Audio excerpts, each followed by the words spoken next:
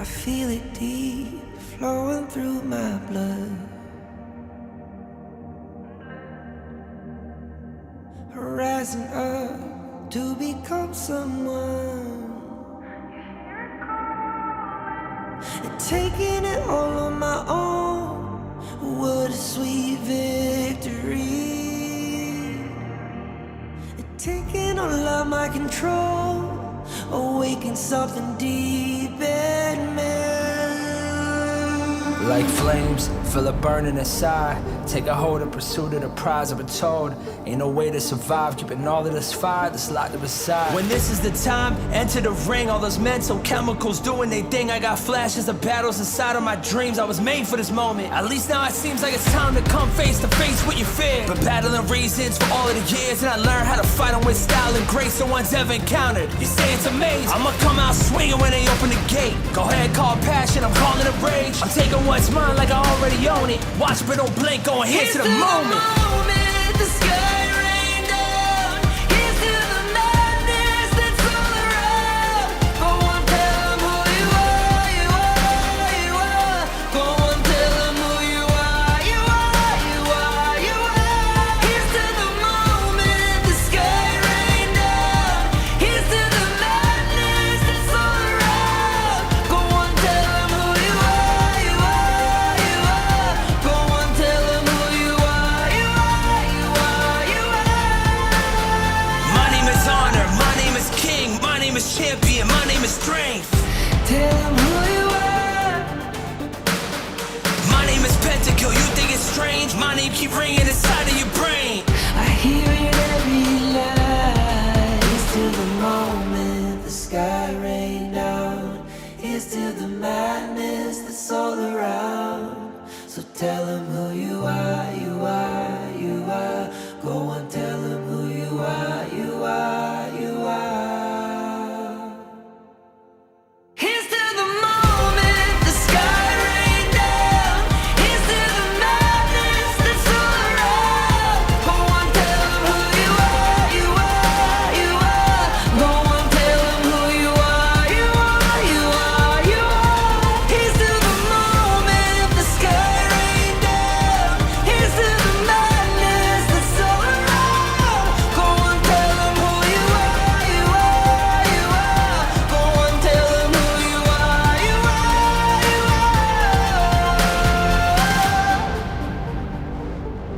Go on, tell them who you are, you are, you are.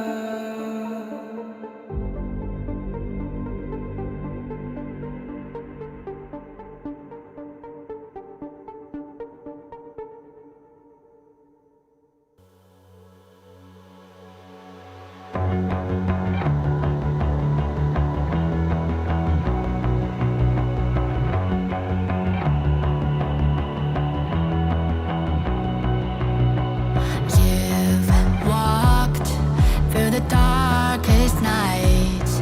You've heard the crowd, felt the blinding light. You were standing there when your heart comes alive. It's a dream of a hat, and it never dies. Right here, right now, give it all to get it out. Never surrender, I fight and never fail. I am a contender, a challenge I can feel. The smallest lies become the brightest enemies, relentlessly. And even if you fall, you gave it everything to be a king.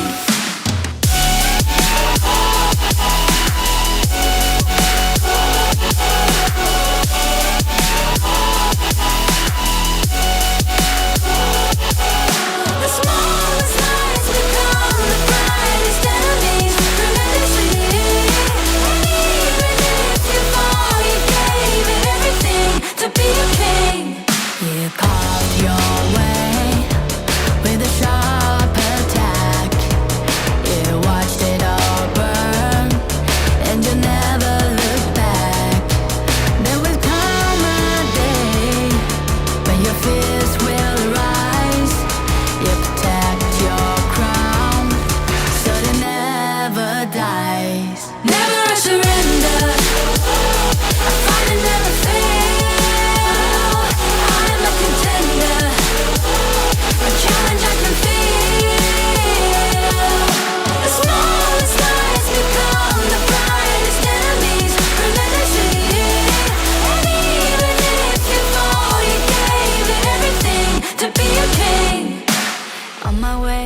On my way, find my way, find my way. On my way, on my way. Dream my way, dream my way. Never a surrender. I find it never fail. I'm a contender. And try can feel. The smallest lies become the brightest enemies. Grenadity. And even if you fall, you gave it everything to be a king.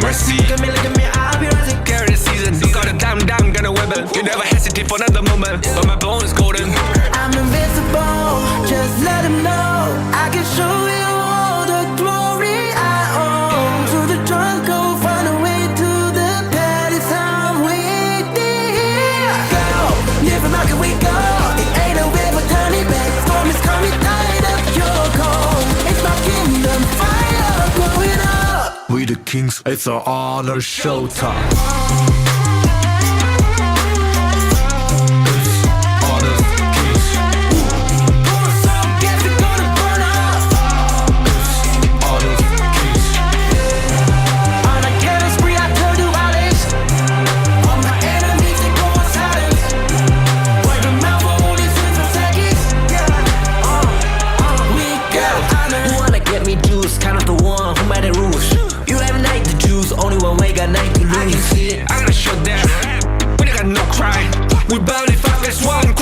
You can G. First blood, double trouble, then I take a pen, I kill.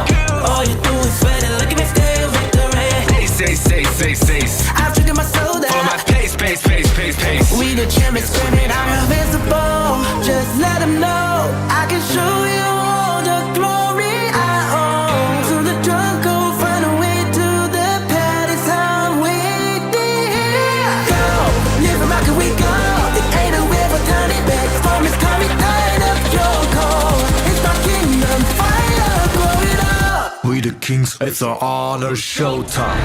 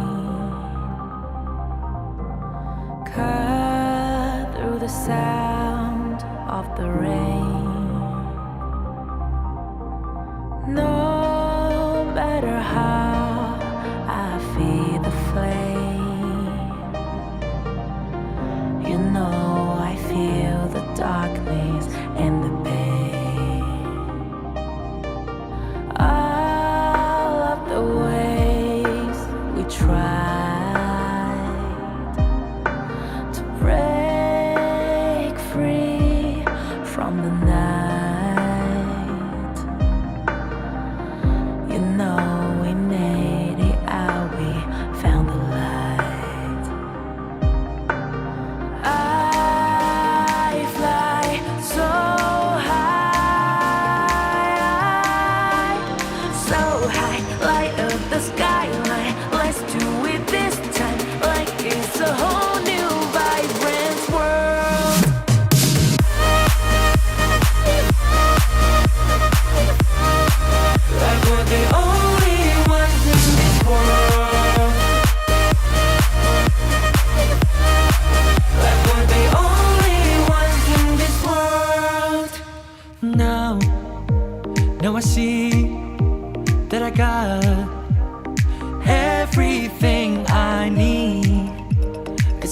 light. I'm on fire, I'm alive, 'cause now I fly so high, so high. Light up the skyline, let's do it this time, like it's a whole new colorful world.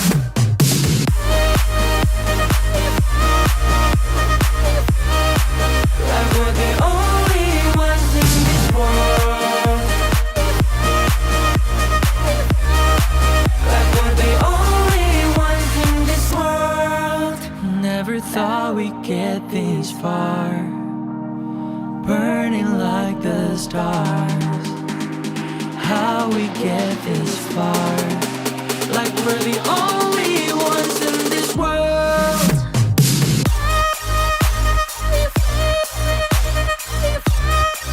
Like we're the only ones in this world. Like we're the only ones in this world.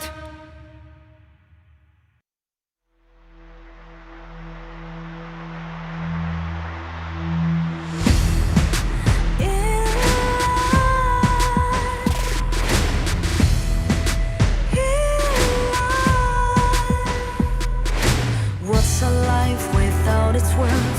Compromising with what hurts inside. When you let fear decide your fate, you don't choose which path to take. And love.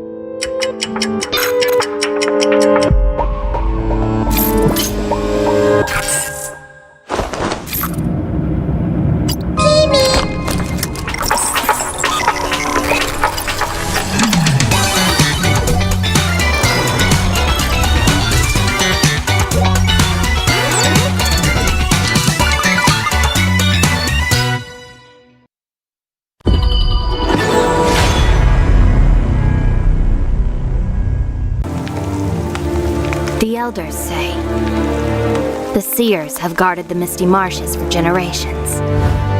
We are the forest's future. For families to gather in joy. For dear friends to stay together. For the peace of the bird tribe and the forest. Even if my feathers burn away, I will never fear. Even if the sky falls and the earth shatters, as long as we stand together, as long as we endure, we will surely, losing everything. Just as I did. Sinking into darkness. My old self is already buried. How amusing. This eternal, blissful heaven. What a beautiful little bubble. I can't wait to pop it with my own hands.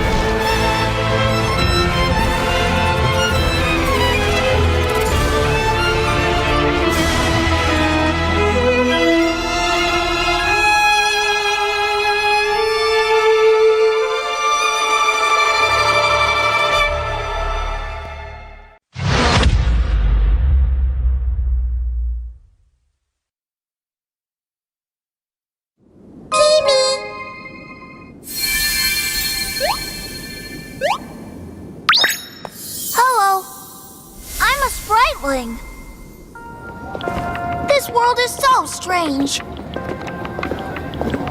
Happy people are colorful. So beautiful.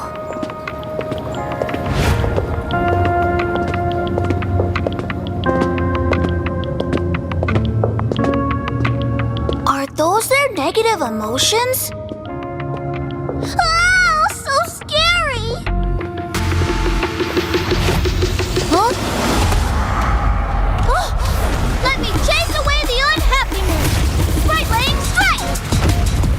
Ha!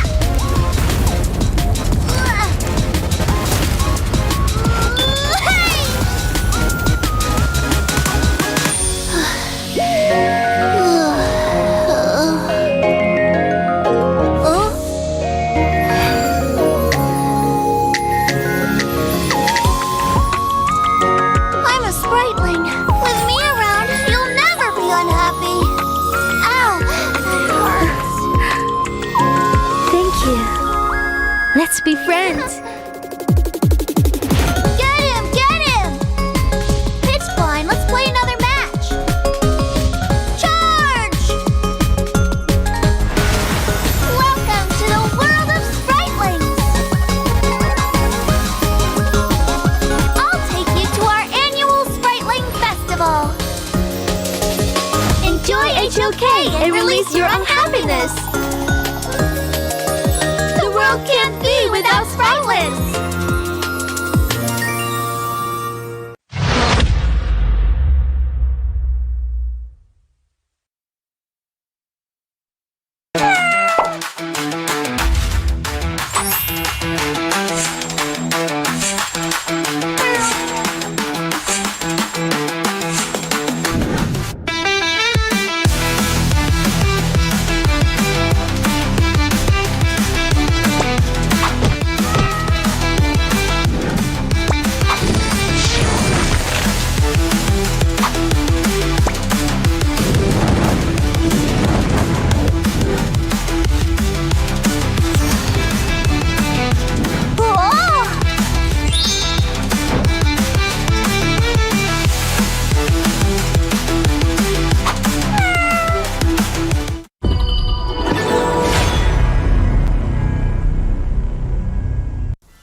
Life's growth has always been bound to conflict.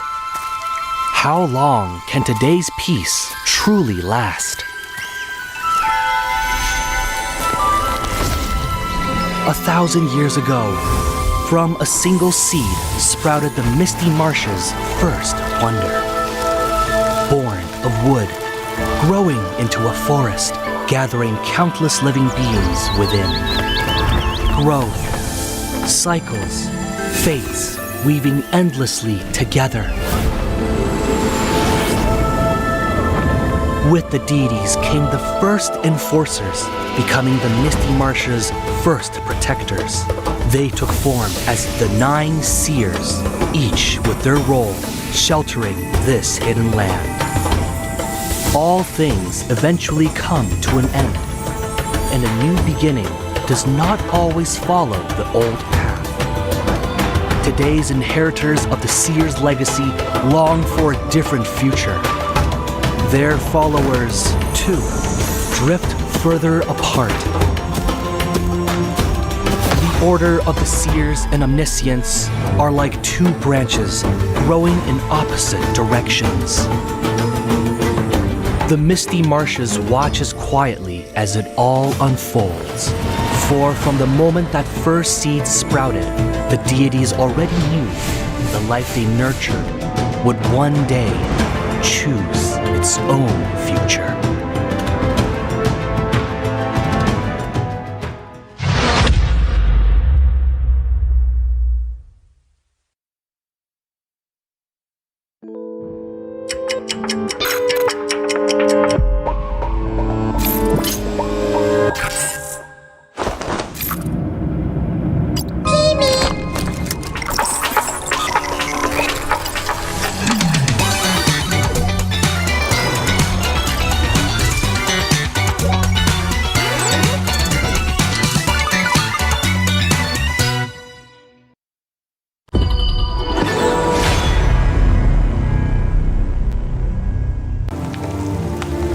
The elders say the seers have guarded the Misty Marshes for generations.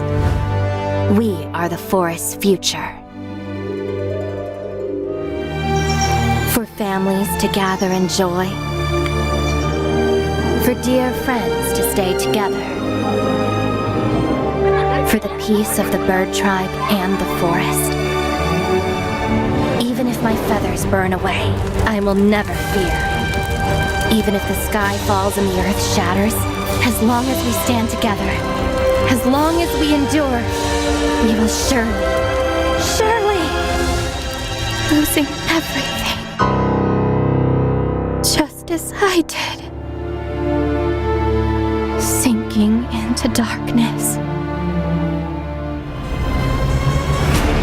My old self is already buried. How amusing. This eternal, blissful heaven. What a beautiful little bubble. I can't wait to pop it with my own hands.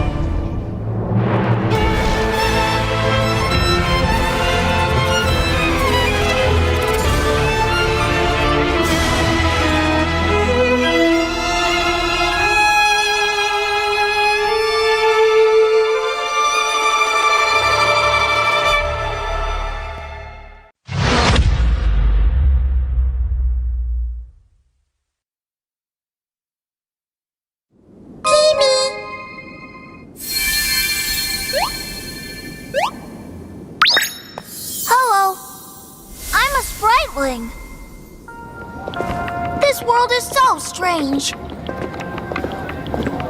Happy people are colorful. So beautiful.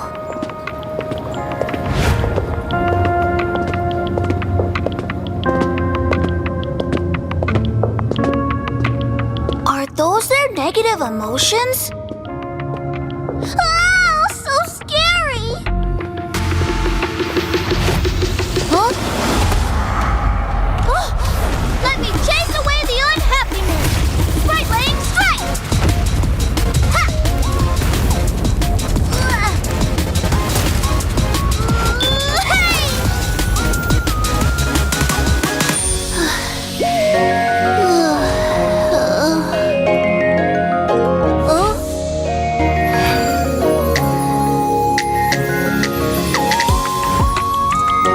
I'm a spriteling. With me around, you'll never be unhappy.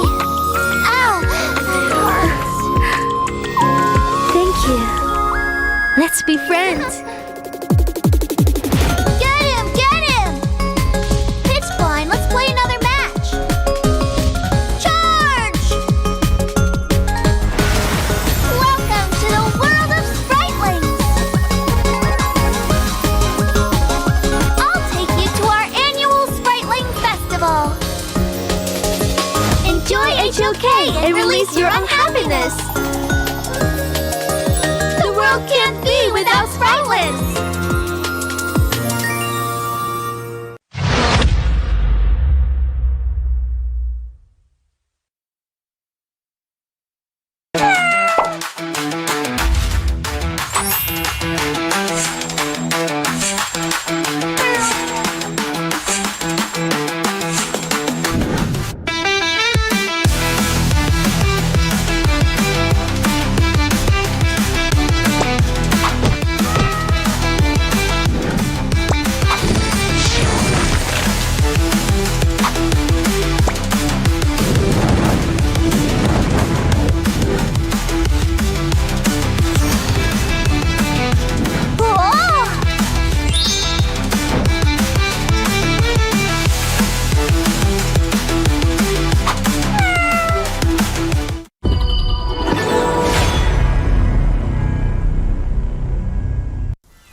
Life's growth has always been bound to conflict.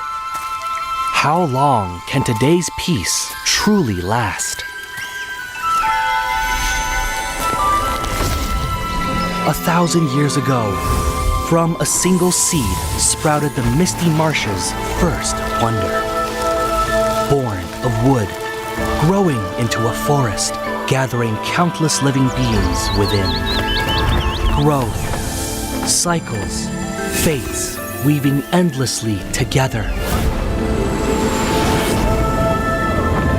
With the deities came the first enforcers, becoming the Misty Marsh's first protectors. They took form as the 9 seers, each with their role sheltering this hidden land. All things eventually come to an end, and a new beginning does not always follow the old path. Today's inheritors of the seers' legacy long for a different future. Their followers, too, drift further apart. The Order of the Seers and Omniscients are like 2 branches growing in opposite directions. The Misty Marshes watches quietly as it all unfolds. For from the moment that first seed sprouted, the deities already knew the life they nurtured would one day choose its own future.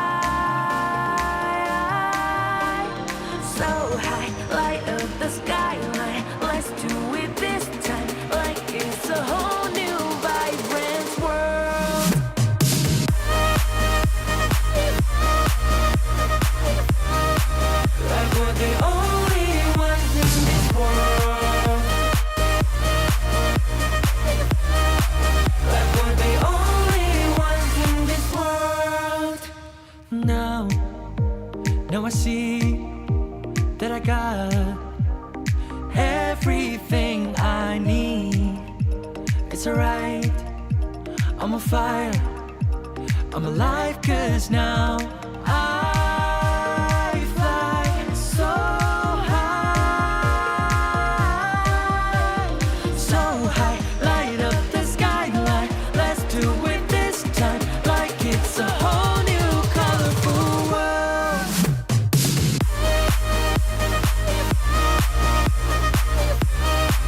Like we're the only ones in this world.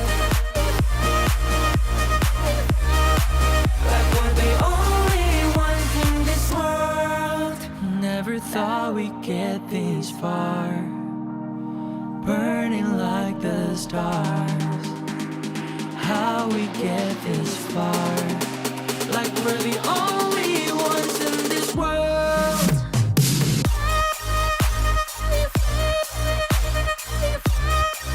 Like we're the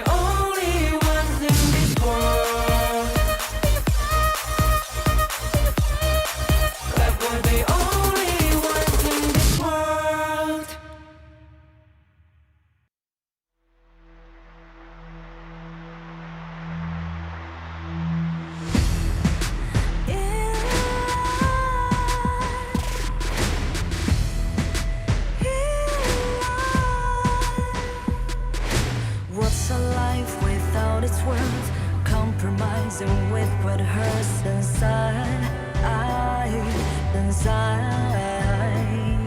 When you let fear decide your fate, you don't choose which path to take in life. In life, I'm finally letting go of everything that still holds me. I'm against all odds, but I won't give up, 'cause it's my time to shine. Standing in the spotlight, can't no one back me down. Destiny is calling high. I'm not afraid to fight for everything I love. Victory is on my side.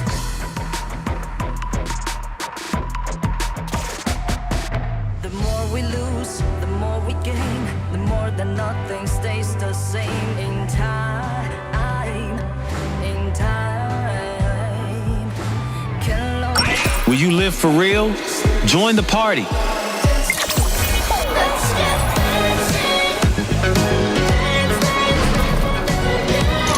Make the whole street a party and add disco balls.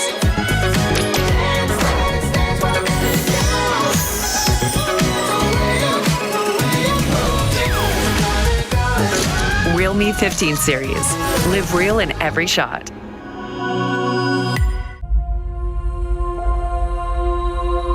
어떤 이들은 침묵 속을 걷고 또 다른 이들은 천둥을 뒤에 이끌며 걷는다. Ma una volta entrati, conta solo una cosa.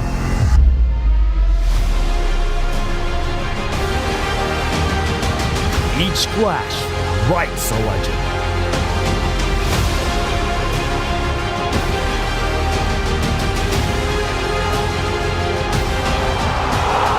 Each step takes them higher. And only the worthy remain. 그리고 모든 시선이 한 곳으로 향할 때 Dove il cammino dell'onore conduce i valloranti alla vittoria.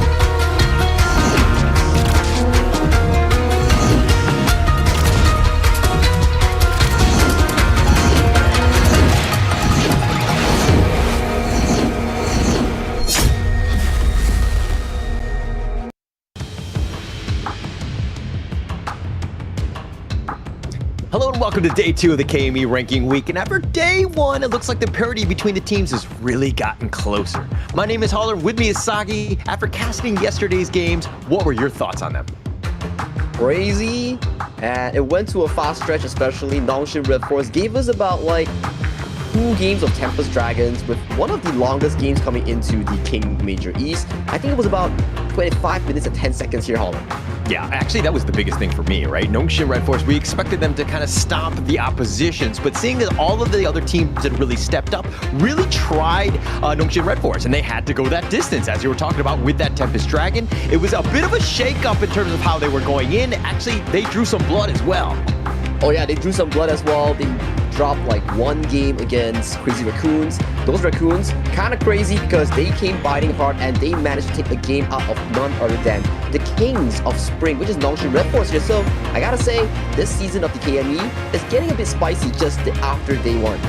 Yeah, all of the teams have really leveled up. I mean, this is what they're all fighting for. Of course, it's going to be the prize pool, 50,000 USD in total prize pool, but only 10,000. Mind you, 10,000 is the lion's share of this prize pool. We'll be going to the champion, 8,500 for second place, 7,000 for third place. Fourth place will be 6,500, as well as 5th through 7th will be going home with at least 6,000 USD. If you have at least 6,000 USD, what would you do with that, Holler? It's like so interesting.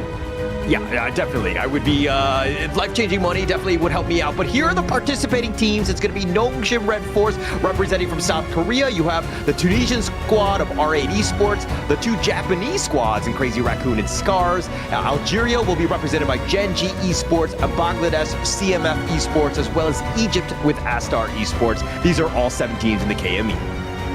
And so far, I think coming into today's match, we are having absolute banger of a series. We start things off with SCARZ, who have not yet played a single series against anyone in the KME. They'll be going against Gen.G.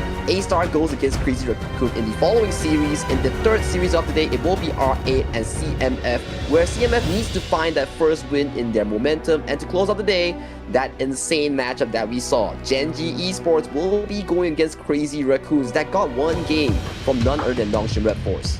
Yeah, those are actually going to be super exciting. All of those are, of course, going to be on broadcast, so we'll be bringing them to you. They're all going to be best of 3s, and we're going to be going banger after banger, as you saw with that schedule. But the one that's going to be a little bit off stream, that one's going to be the final one, will be SCARZ versus Astar Esports. That will be the one that we potentially will see where SCARZ is going to be at. I mean, they didn't play in day 1, and going into day 2, they have a lot of expectations going in, but here, of course, will be the standings thus far. Yeah, the standing thus far does put R8 back on track because off stream, they managed to beat Astar Esports in a 2-1 fashion, thus bringing them to that 4th spot. So looking at the current rankings, you have Nongshim Red Force, Crazy Raccoon, and Gen.G all within that top 3 spot that can locate themselves closer to that Group S. But going over to 6 and 7, CMF and Astar still desperately looking for that first series win. Yeah, it's just 1 day, though. I don't want to overreact. We have a long way to go. We have 3 more days in terms of the ranking week to see exactly where these teams stand. Obviously, you don't want to be on the bottom, especially after day 1. It seems to be a bit of an uphill battle for some of these teams, but I do expect that with what we've seen in terms of the levels, it could really be there. But let's check out, of course, the first team here. So you should never give up. You gotta fight for it. Whoa, let's go. I know you want it. I see the fire in your eyes. You gotta fight for it. Let's go. The battle's calling. You better give it all you got. You gotta fight for it. The time is right for you to raise a bar. Yeah. Cause you could be the greatest of them all. Yeah. Let's go. The battle's calling. You better give it all you got. You gotta fight for it.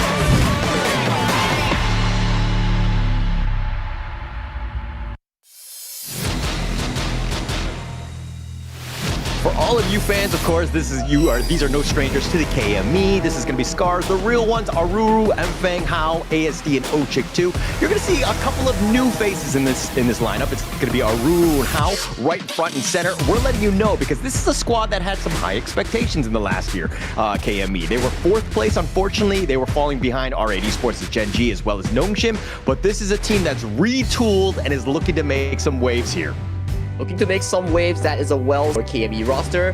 But on the opposite end, let's check out their opponents, which is Gen.G Esports. Let's go. So you should never give up. You gotta fight for it. Whoa, let's go. I know you want it. I see the fire in your eyes. You gotta fight for it. Let's go.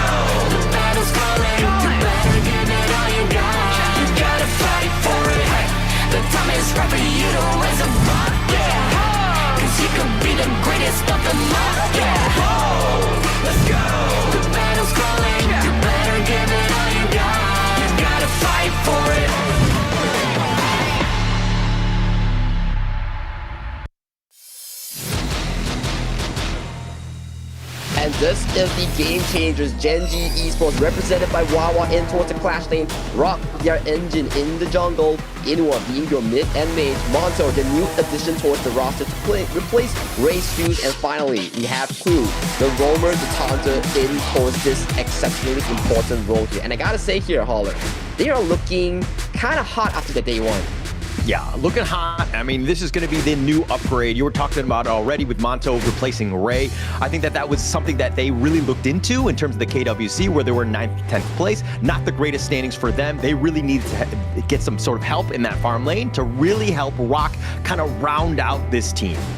Yeah, you can't be having a single carry team composition coming in, overly relying on certain players. So improving certain roles will be the game changers here for our Gen.G squad here. But they are facing also SCARZ, the 4th place of the KME last season. And this will be the head-to-head for ASD and Inua. Yeah, going into the mid lane right here, Inua, we've kind of seen the rise of him. He's gotten way better in the past 6 months. This is a guy that's really starting to hit his stride, but he's going up against ASD, who's also a monster on the SCARZ side. He's been replacing Glow in that mid lane, and so we expect big things out of ASD here. Yeah, expecting big things out of ASD here, maybe taking over that shot call charge here, unite the whole team as one focal point where they can always rotate together here. So both teams having a bit of a shake-up here for their rosters here, but today's game we have SCARZ on towards the blue side and also Gen.G picking up the red side. Yeah, it'll be interesting to see how these teams go in. I mean, SCARZ, I think that there's going to be a lot of pressure on this team. They had a bit of a break in terms of not having to play any games yesterday, but that's time for them to be doing some research. Gen.G played yesterday, and going into this one, we can kind of get a little bit of an advantage because you can see what these teams are looking to draft. Yeah, talking about draft, we just instantly go into that first game pick and bans. SCARZ will be on the blue side and Gen.G will be taking on that red side here. What will the first ban be so far here, Holler? We've been seeing crazy stuff here coming into day number 1. We've seen Yang, we've seen Yao. We even see multiple fades towards the jungle here. And you see that Liang. Maybe we're getting some assassin picks here for Mfeng. Yeah, it could be. I mean, he's the one you really want to get going. Mfeng is the guy. He's going to definitely be the playmaker. He needs that space. Any sort of CC on him, and that Liang has it in spades, you definitely want to kind of keep this guy free and let him do his damage. So if anything, they really want to prioritize him. He's the guy to watch in the jungle. He is indeed the guy to watch in the jungle here, allowing Mfeng to get that early game path against none other than Rock. These two, I'm gonna tell you, in towards the jungle matchup will be an interesting thing to see here, especially Gen.G banning out that Pei. We might just see a Luna here, but it might not be the case as Yuhuan has been hovering. Yeah, and Yuhuan was kind of been the hero of the KWC. This is definitely kind of tapered into this, the KME as well. Hasn't had any serious nerfs going into this one. But the amount of sustain plus the flexibility in terms of draft of where you want to put it, you have a lot of different options. So it's a really great first pick. A very good first pick. It can go to the mid, it can go to the roam, it can also go to the jungle as shown by another Japanese squad, which is Crazy Raccoon's Kong here. So maybe in towards their practice matches or scrims, we might see Yuhuan being flexed here. But we lock in some of these counters here for the long, which will be the Dharma and Channel here. Monto, he will have to put in a lot bit of work here because this is kind of dangerous for this long. Can be dangerous. I mean, there's decent amount of CC that's available to the SCARZ lineup, and they can actually lock him down. Obviously, you have that Dragon, you have that get out of jail free card, but the potential for him to get locked down with that Truth could be a serious detriment to his, again, farm and in the team fights. Team fights, ooh, locking in the Majin. So a lot of these bounce house combos here from these clash lanes. Like from yesterday, we saw back in the KME, clash lanes come up on top of the junglers as the key difference makers, right? They have the clutch factors, they find these crucial engages on towards the backline. So coming into today, it seems to me that SCARZ and Gen.G want to put a lot of these focuses on towards their clash lane. Yeah, I think that clash lane, and I mean, for me, it's going to be the jungle. I know we talked about the head-to-head being in the mid lane with ASD and, of course, Inua, but for me, it's all about Rock going up against Mfeng here. What is going to be the matchup? And seeing is that they're trying to save it for the later picks of who they will end up picking in the jungle, it's going to be key because it really sets the tone for the entire game. And I feel like Gen.G like you mentioned, the jungle matchup, they ban away the monkey here. So it signifies something that they actually want to put rock on something like a Musashi coming to this game number 1. It may do decently well against the Channel and Yuhuan. Yeah, but look at that. SCARZ are like, we're going to ban the Luna as well, not letting rock fly on some of these high-flying, crazy junglers, and just being able to potentially play something a little bit more standard. But again, there are just so many options. Yes, we're in global ban pick, but this is just game 1. Yeah, game number 1, so many of these picks up and available. Still no restrictions of the global ban pick like you mentioned, which if you pick that thing in game number 1, you can bid goodbye to it in game number 2 and game number 3 because it's global ban pick. It's banned forever. Yeah, but I mean, look, these teams are definitely going to have that hero pool, right? I mean, they're going to have more than 1 or 2. They're not me at the end of the day, so they're not going to have, you know, a main, so to speak. But it looks like they're going to go with the Musashi. I kind of like it. A lot of flexibility, ways to get onto the potential backline Chano. Yeah, it goes towards the backline channel. It also removes healing from the Yuhuan. So if SCARZ wants to flex this Yuhuan towards the jungle, it is a decent counter here that Gen.G has already prepared for this jungle matchup. Okay, Nakaruru is going to be the pickup. That's going to be the reveal. Going up against the Musashi, though, is that going to be enough in this 1-to-1? Let's just, okay, no, they're not going to, they're going to pivot off of it. They're going to go with the Jing instead. They pump faked everyone here.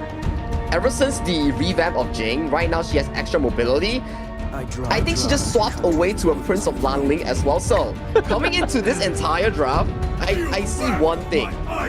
Monto's gonna be tested right now because that's so much crowd control targeted on towards his lone. Okay, as long as to kind of round out this draft, a little bit of a, you know, CC removal. I mean, keep Loon alive. I think that you're going to have the best time when he's going to get able to get going. Plus, you have the Musashi. You definitely want to protect him as well. So a lot of good options going in. But look, if we're looking at both of these teams, let's take the player element out of this, Sagi. Who do you give the edge to when we're just looking at the heroes alone? Oh, who do I give the edge to? That's a tough question here. In terms of laning, I do want to give it towards SCARZ, but outside of laning, pathing towards that late game, it's such a 50-50. But one thing for sure, the marksman players are not going to have a fun time.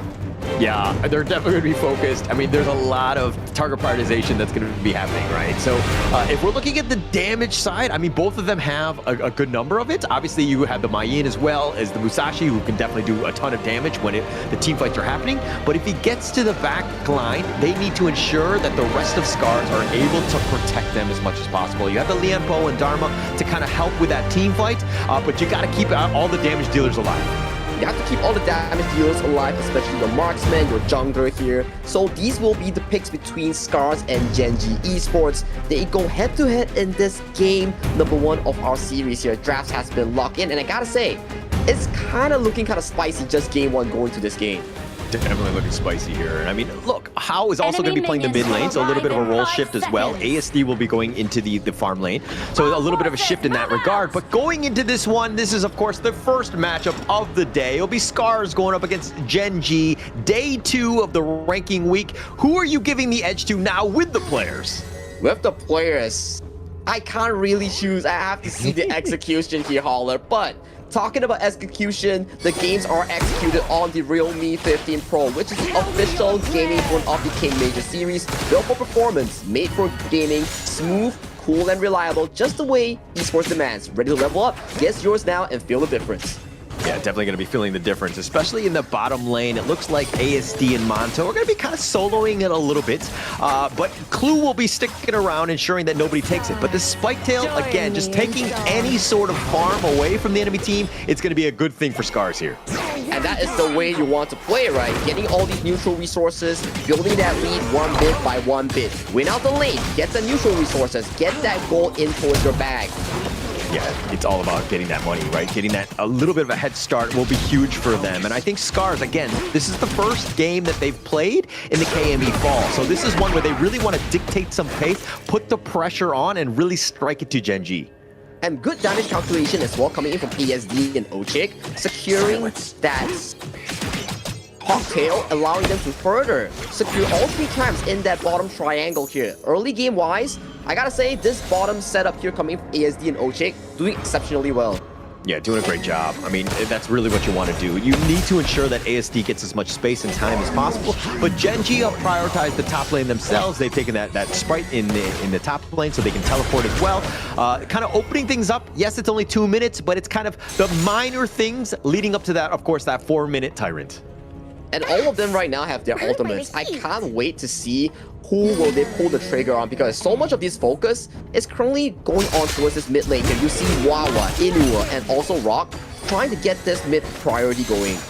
Yeah, it's going to be definitely important for them to kind of start things off. But okay, if we're going to talk late game, do any of these teams, are they playing on some sort of timing where they kind of fall off compared to the other team? I think so far for these two team compositions, it's more 50-50, whereby right side is more burst damage heavy, and left side you have the insurance of ASD on towards this channel. If this channel does fall behind, then the mid-game insurance will cease to exist coming in from SCARZ.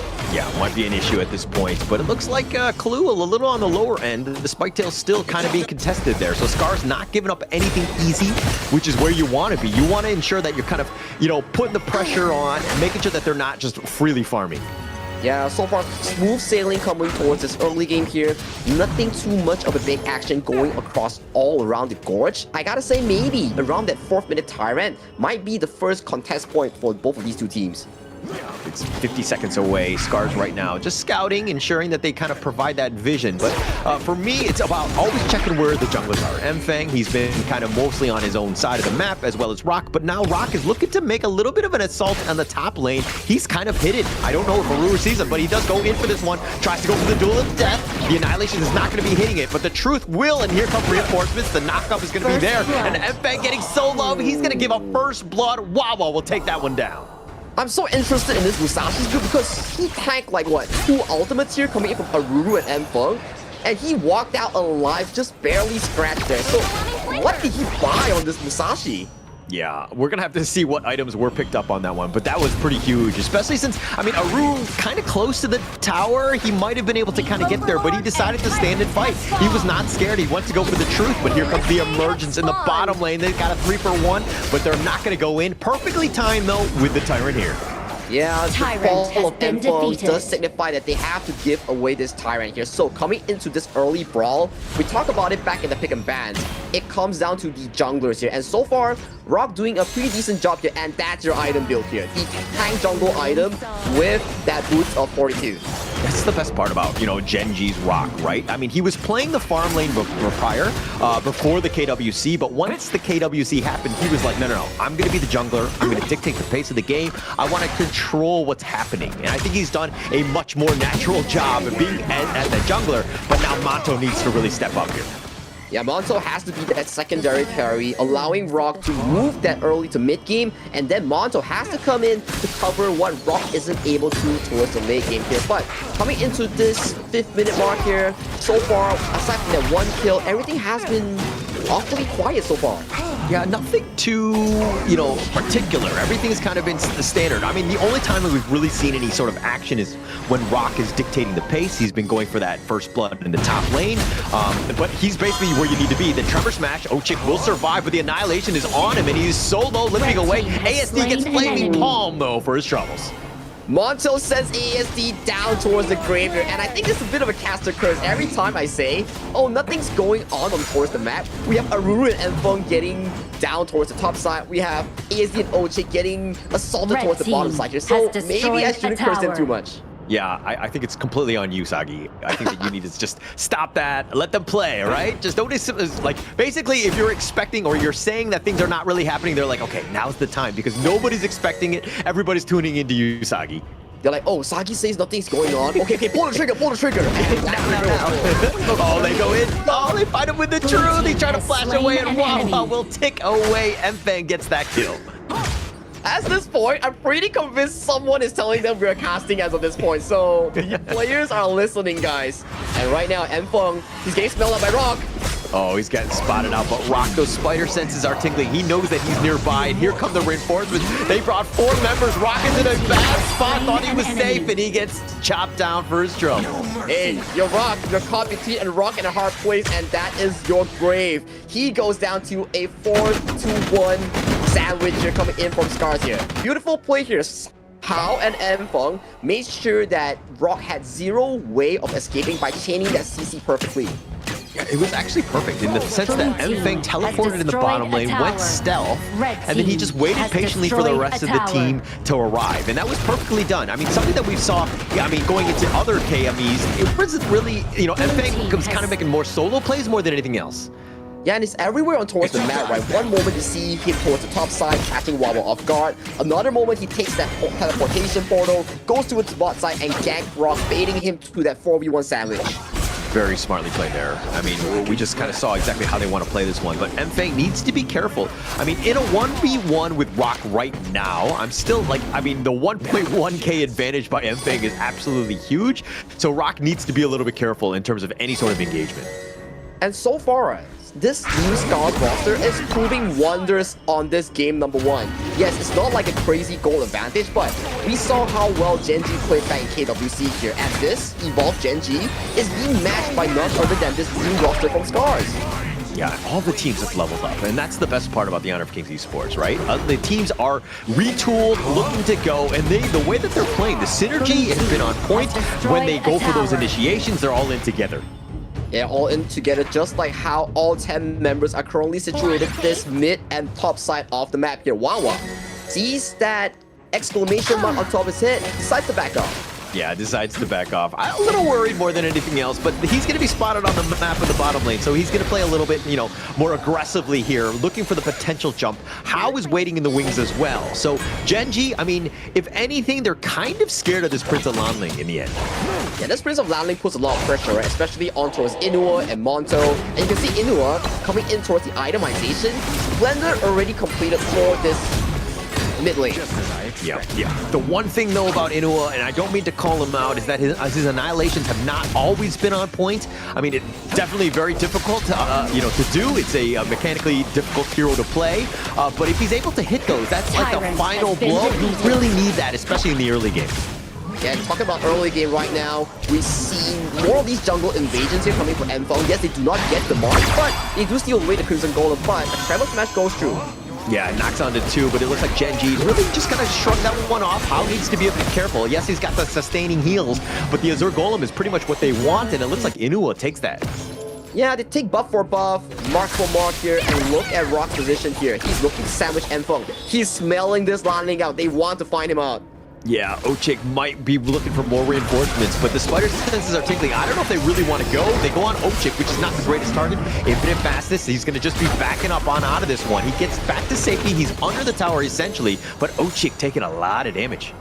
But Monto, that's an infinite fastness you just burned here. So the next time Enfeng does that in the next 60 seconds, Monto might be in danger here. So prior to 10-minute mark, here are all the items here. And so far, Enfeng is kind of rich on towards the Gorge. Yeah, very rich man. All the gold diggers are looking for him, Enfeng, in the end. But I think the 10-minute mark is going to be pretty key. The Shadow Tyrant will be spawning, but you're talking about infinite vastness being on cooldown. That's a long cooldown to be having, especially when this potential fight for that Shadow Tyrant could be had. And Enfeng is positioned very far away from this Shadow Tyrant as Gen.G has already pulled the trigger to start this Shadow Tyrant. What is the take here, SCARZ? Are you guys looking to contest this fight? They need to. They know that Monto doesn't have the infinite fastness. Now's the time. Ochik is time to go for this one, but Inua takes the Tyrant. Ochik is going to get back. Hao and Enfeng have already been killed. This is looking to be a disaster for SCARZ, and Gen.G are running it down as they take 4 members of SCARZ. 4 members with the Tyrant, and they are not stopping yet. Aruru is spotted out by the Butterfly. He gets an engage on, but it is not enough. What Rich has been pumped for the side of Rock. Yeah, Aruru might have been able to do it, but just Rock with just too much damage, and that's a team ace going the way of Gen.G at the 11-minute mark. That is a beautiful team fight being escalated by Gen.G. They neutralize Enfeng's approach towards Monto and Inua, making sure that the moment they come in for the steal, Butterfly comes in from Clue's ultimate immediately, making sure that they are on the offense instead of SCARZ. Perfectly played there by Gen.G. That was exactly what you wanted to have done. Just being able to set that out. Monto looked like a juicy target, but in the end, it looked like it was just more bait more than anything else, because Gen.G had all of the right answers, ensuring that Monto did survive as well as the rest of the team. Then you had Rock on cleanup, and it was pretty much all she wrote, at least in that team fight for SCARZ. like very well said, right? Like the fact that, okay, you drop this Lan Ling is to mark Monto on towards this low. So how do you mark? You want to use the Shuriken, mark him, stun him, and chain CC him before he dies. But chain CC is a strong word against Clue's Zhuangzi here. Once the Zhuangzi pops the ultimate, you immediately get that bailout. And this is the moment that we saw. Immediately, Inuo annihilates Hao and Enfeng. And after this point, it's a 3v fight in towards the middle side. You have no damage, no tank, and Gen.G picks up all easy kills. Yeah, very easy kills. I mean, but the target prioritization of Gen.G was on point. Like, Enfeng, yes, he's, does a lot of damage, but he's so squishy. Once we take him out, then how? Then it's pretty much like, how can you fight, right? Yeah, how can you fight, right, when you have no how? So, interestingly enough, coming into this game with 4,000 gold and also the Shadow Vanguard, Gen.G is in such a commanding spot right now. Yeah, definitely so, right? I mean, it's a 4K at this point. I mean, the lead is starting to grow, and now Gen.G are looking to put the shackles on in the sense of just being very controlling, taking over the map. But Rock is in a bad spot. They really need to force this one down. He goes to build that, tries to fight it out, but I guess that space created elsewhere. That is a beautiful catcher coming in from SCARZ here, as if they get this kill, it somewhat limits all three of their high grounds being forcefully taken down by SCARZ. So the pusher coming to Shadow Vanguard, it might be mitigated, but look at Enfeng's position. He's looking for a grand play. Oh, if he gets the pick off, but no, he's actually going to back off and just decides to go. Goes instead, finds Wawa, who's looking to just cartwheel over this one, tries to dash. He's got the speed. He does get under the tower. He will be fine. Yeah, fancy feat here coming in for Wawa. He's utilizing the Pure Sky and the immobility here to escape towards safety here. So, that kill onto Enfeng towards Rock, exceptionally crucial in stopping this Tyrant fight. Because look at all these wave states. If Rock were to stay alive, that could have been more turret here, but Enfeng... Yeah, this is kind of what we've seen from Enfeng in past KMEs, where sometimes he tries to force the issue a bit, tried to go for that pick off, but I mean, when you're fighting 1 versus 4, it's a pretty much all in play. Like, do you get the kill or not? I don't know if it's the greatest trade. He needs to stay alive more than anything else, and he does trade his life away for nothing. And when you remember we talk about scalability coming in towards this game, now when you're Enfeng, you are more like a living ward running around the board, scouting vision for a team. Yes, you can look for assassinations, but if Clue is sticking to Monto and Inuo, I don't think it's that easy of a job. Yeah, that last pick Zhuangzi has been amazing, right? Exactly what they wanted to have done, just ensuring that, nobody controls them. They are definitely some squishier guys on the back line, but the way that the team has been playing, you're talking about Clue being that big brother, the babysitter, if you will, ensuring that everyone's safe. He's done a great job. He's done an exceptional job, but we see a small poke here coming in from Rock as they want to target down this turret here. But Duel of Death goes right in. Blood Rage right out of the tower, but Rock is in a bad spot. He's going to be picked off. How? He's going to take that one, and it looks like they will trade away Ochik. It's a 2-for-1 in favor of SCARZ, and SCARZ looking for more. And that is under the influence of the Shadow Tyrant here. Rock diving too deep over to the crystal from that high ground here. There was no backup coming in for Gen.G, but look at Enfeng. He gets an assassination onto his Monto. All the emergence on 4. They want the revenge, and they do. Inuo will slice him down, but man, he did get Monto, so that's a bit of a win for him. But just like blink, and he will be killed. Yeah, blink and he will be killed. You have no Clue next to you. You have no ultimates here. That's why you get caught out. But look at Wawa. Oh, with that annihilation as well. He's being bounced around. Aruru, though, the emergence on forward. They're going to find him. They're looking to chase him. They're not able to get him. He has a sliver of life, and he will survive. I mean, the first few kills were pretty good. As you see the replay, Rock goes in for the assassination onto ASD. ASD manages to get away. Rock overtakes the damage. As of this point, the front end packs too much damage towards the turret here. Without Clue, your carries are under broad daylight. They're exposed to zone. I kind of feel like Rock should have just, you gotta hold your horses. They didn't even take the mid T3. Why are we diving this? If anything, you want to kind of push them back more than anything else. You want towers at the end of the day, and it seemed like he got a little too bloodthirsty, diving the crystal, and he didn't even take the mid T3, and that was, a bit of an issue for that Gen.G lineup there. I have to agree with you. If he was just a bit more patient, maybe he could have got that mid tower. Maybe the entire rotation would be more smooth here, but people make mistakes here, and they are here to cover up for it. As right now, Gen.G, they secure the Tyrant and Shadow Vanguard. They are looking to march down yet another high ground. You're very forgiving. Like in my ranked games, if I saw my teammates doing that, I would not be so, eloquent as you are and as compassionate to that teammate, because that's a bit of an issue. But they find Wawa, who's getting bounced around. He has to flash the Annihilation, and here's the rest of Gen.G grouping up, and it looks like SCARZ don't want any of this. But SCARZ positioning is kind of bad right now, as 5 men coming in from Gen.G. They are looking towards this mid tower. What can M4 accomplish here? It's going to be tough trying to find something. If anything, you look to cut the creeps. Maybe you deal with the Vanguard that's coming in. But this Shadow Vanguard is a bit of a problem. SCARZ need to deal with that quickly, but it looks like the mid T3 already down. Mid tier 3 already down. That means the last tier 3 will be that bottom tier 3 that will be standing as the final one here. But they don't seem to be like they want to go for the end tier, as we see Infinite Blast already been cast. Yeah, already been used. He was very deep in the enemy team. I'm not sure what he was doing, but nice little Tremor Smash onto 2. Monto needs to be a bit careful. He is definitely vulnerable, but they're going to take out Aru instead. Yeah, Aru has been already taken down here, and M4 also falls in as well. So that's a 2-for-1 exchange in favor of Gen.G. But without the marksman, can they realistically continue this push?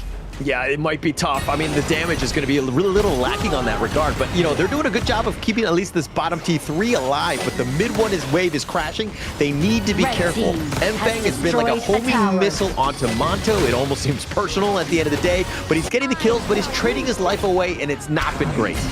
Yeah, it's not been great. You treat his life as a jungler. Right now, the Tyrant is exposed. You're living or doing all so much, but this much that you have done, how much can it accomplish to your team's success here? Because so far, it's still in favor of Gen.G Esports. Yeah, they're still in the driver's seat. I mean, they probably could have closed this game out if they didn't, die the crystal, so to speak.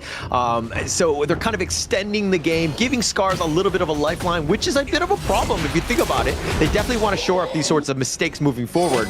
But, I mean, they're still, again, in the driver's seat here.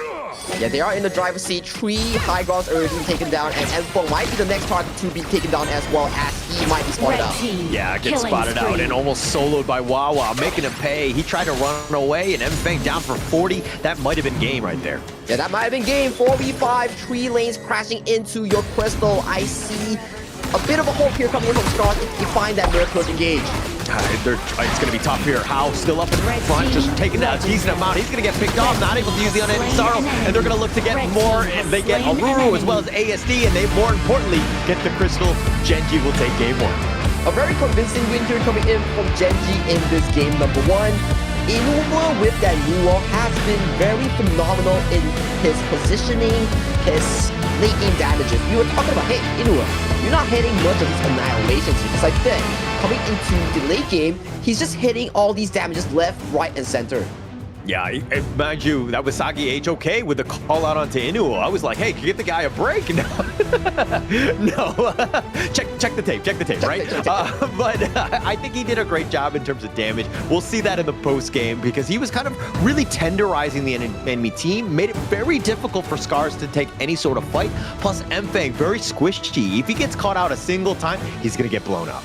Yeah, that's the fact, right? Because M-Fang went for the full damage build on towards the Lan lane. His job is to assassinate either Inua or Monto prior to a fight, making it a 5v4 situation, right? Even if you sacrifice M-Fang, it's still a worthy trade here. But the presence of Inua with the Splendor and also with the key Zhuangzi pick here, it neutralizes so many of these threats here coming in for the side of Gen.G's opponent, which is SCARZ, right? You have the Dharma, you have the M-Fang's Lan Ling. So it all neutralizes from that one single pick, which is the Zhuangzi. Yeah, I mean, do you think it's more of a draft issue, execution one? Like, what are your things, like what did SCARZ have to do better here? Okay, first things first, their early game was pretty decent, but the fall-off point was that Tyrant fight where they had to swallow a difficult 0 to 5 exchange, including that Tyrant here. So for SCARZ, maybe the 10-minute mark, they need to prioritize their team fight and how they formulate around that Tyrant secure. Yeah, but it was so hard to team fight when you have Inua like barreling down on you with all of that damage. I mean, his later annihilations were starting to hit, but he was 7-0 and 8. The guy was an absolute beast in terms of just like overall presence. That's exactly what you wanted and why this team first picked this Nua for him. Yeah, first pick the new one for him, allowing him to snipe the enemy from afar. And one thing he does so well, he always singles out one target coming in from SCARZ, be it POW or ASD, prior to the fight here, eliminating one major damage threat coming in for side of SCARZ. So that's what Inua does so well with on this new one. Yeah, very smart.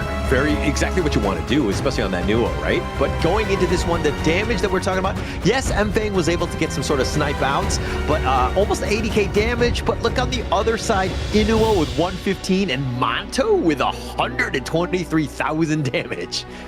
God damn, Monto. And I think I remember one play coming in from Monto, the one he flashed forward trying to assassinate ASD, but the Flaming Pulse just didn't have enough attack speed to come out. Bit of a misplay here, but he had an overall pretty good performance on towards this long because one thing's for sure, he did what he had to do, survive against Enfeng. Look, he had a great game, and you're going all Asian dead on him. He got like an A-, and you're like, why didn't he get an A+? Why did he make that one mistake? You know, but they won at the end of the day, and the gold graphs speaks volumes about this, right? You're seeing it's all in favor of Gen.G, completely shifted because they knew how to close the game out. And don't get me wrong, I did see some of those mistakes. Rock was making them as well. This is not a flawless, a perfect game by Gen.G. There are definitely things that they can kind of, you know, hone in on and tune up a bit as they go to the other squads. But again, I think that we're finding minute issues in a larger, greater game that they played. That is true, and that is facts. I apologize, Monto, for being so harsh onto you. It's still game number one. He's still getting his engines going as he is warming up for that game number 2. But potentially, maybe it's just a 2-0 game here. But before that, we will have to give the MVP title to none other than Inua on that new one. Yeah, I mean, it's like KDA isn't everything, but 7-0-8, pretty darn good, right? And especially with that damage, he had like 30% of the teams. I mean, he was just supplying so much, like, you know, artillery support in terms of damage and what you want to do. Just a really well-played game by Inua. And this guy has just gotten so much better as the leagues have gone on. I have to agree, he definitely grew from that KWC performance, and this was the key play here coming in for that first minute, right? We were looking at Rock. Damn, he's so tanky. And what's going on? And this is one of those few plays that Inua just single-handedly destroys Hao from any of the team fight's presence, right? No Hao, no Yuhuan, means no healing, no poking, and that is the case. Yeah, that was huge for them. That probably was the biggest tipping point in terms of just favoring Gen.G. This is a little bit of a dive. They did make a mistake. Mfang, again, some of the highlights that you'll see just blowing up Monto. He'll do his thing, but I mean, Mfang just doing Mfang things. Yeah, blow for blow, kill for kill, right? So that is what you need to do. I think this clip as well, you will see Mfang coming in right behind Monto, and goodbye.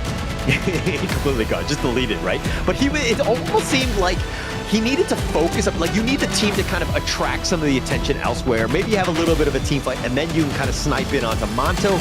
It really seemed like they weren't on the same page with what they were trying to do in terms of execution here. Yeah, execution is difficult, right? Because you pick a Lianpo and also a Dharma against a Zhuangzi. So the Zhuangzi coming in as a 5th pick for the side of Gen.G was a pretty masterclass pick here. But grab your drinks, grab your snacks. We'll go for a little break here before we jump to game number 2 between SCARZ and Gen.G.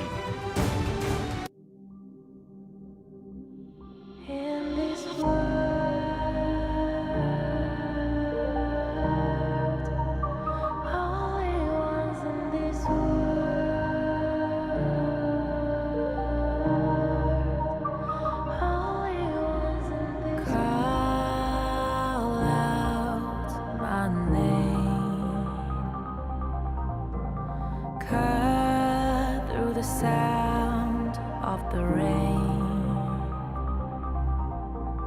No matter how I feed the flame, you know I feel the darkness and the pain. All of the ways we try to break free from the night.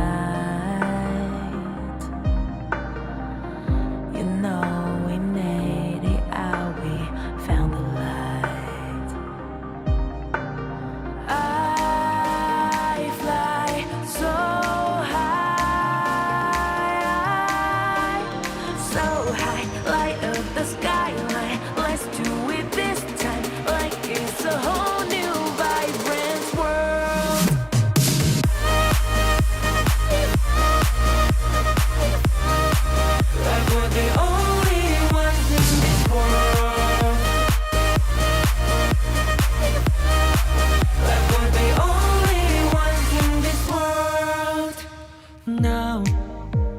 Now I see that I got everything I need.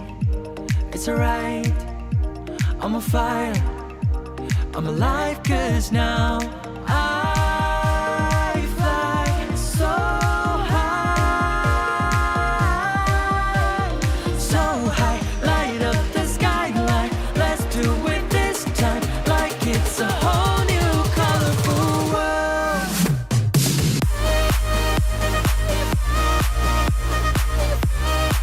Like we're the only ones in this world. Like we're the only ones in this world. Never thought we'd get this far, burning like the stars. How we get this far, like we're the only ones in this world.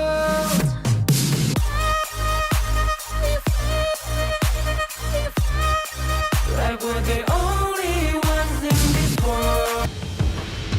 Gen.G Esports strikes first. They take them. Gen.G Esports strikes first, takes down the first game over SCARZ. Sagi, I mean, we were talking a little bit this during the break here, but does SCARZ have enough to really bounce back in game 2? I think they actually have, because coming into the early game, I think they did pretty well to match up the tempo. Even though that they lost that first blood, lost that first tyrant, they were still finding ways in punishing the Gorge, right? So coming into game number 2, I think if they do shake up their draft, they don't get counterpicked too hard in the 5th pick, we might see a better SCARZ performance coming into this game number 2. Yeah, for me though, it was kind of like the Prince of Landing. I understand, yes, it has that moments. He had those moments on Demonto being able to be, you know, the squishy backliners, getting those pickoffs, but trading away your life, it really didn't seem like the team fights were happening. It was a very solo play at times. Yeah, solo play at times, but that's what you need to do as a Landling, right? You need to run around the map, open up the vision, scare the enemy a bit, make them back off from you, right? So that is what you need to do as a Landling. But that's last game here, Holler. Let's focus on the present, as this is game number 2 with blue side SCARZ and red side Gen.G. You look, I just want to be like an ex-girlfriend here and just dwell on the past, man. Like, let's just talk about game... No, okay, fine. We'll talk about game 2. This is the new draft going in. Obviously, a little bit of a, you know, in terms of draft, there are like all of the heroes that SCARZ pick, we're going to ban them so that you can't be used against us. I think it's going to be smart, especially with the Yuhan and the Dharma. Yeah, Yuhan and Dharma so far coming into day number 2 and across multiple pro leagues, these two picks have had high priority here. But talking about high priority, it will be that Mai Shiranui being locked in for the side of Hao in towards the mid lane. Yeah, it's going to be huge for him. I think that this is one where he can kind of dictate the pace, let the man kind of fly. It looked like he was kind of on the defensive side, very reactive to the Inua Anua. So I think that this is going to be key for him to really set the tone here. Yeah, to set the tone, you will have to first see what you have to offer here. And so far, what these two teams have been offering is insane early game. On the SCARZ side, you have Mai Shiranui and Byron. Very strong early game. On Gen.G, Hei and Zhang Fei. So it's a battle between tempo. Yeah, it's going to be huge. I think tempo is going to be the biggest thing. I love it going into this. I mean, the pay sets it up so well, but now you've got it rounded out with the Guan Yu and the Zhang Fei. You've got team fight for days. Yeah, team fight for days, and especially when you have a Guan Yu and Zhang Fei, your lady soon on ASD or the hands of Hao will be in a bit of a pickle here, because when you see these two picks, it's not a fun day for the marksman. Yeah, not a fun day at all. I mean, going into this one. But, I mean, the Lady Soon being picked up and the Mai, very squishy. If Pei were to ever, you know, get on top, plus the Razor Cavalries from the Guan Yu, from Wawa to kind of set those team fights up, it could be huge for them. So they need to ensure that they have some sort of either vision control or some way to kind of outduel the Guan Yu. Yeah, to outdo the Guan Yu, Byron does seems to be fitting in that position. In this game, not just laning, Aruru has a job of spotting this Guan Yu prior to team fights. If you have no prior vision of where Wawa is on this pick, you're gonna be in for a insane flank. Yeah, I think that would be huge. I mean, we've seen just the power of the Guan Yu not only from, you know, the MKL, but the KPL. I mean, all of the leagues really utilize this at the top tier, right? The ability to kind of shift people or to move them where you want and to kind of isolate them, it's key. And doing that from the Clash lane, also great.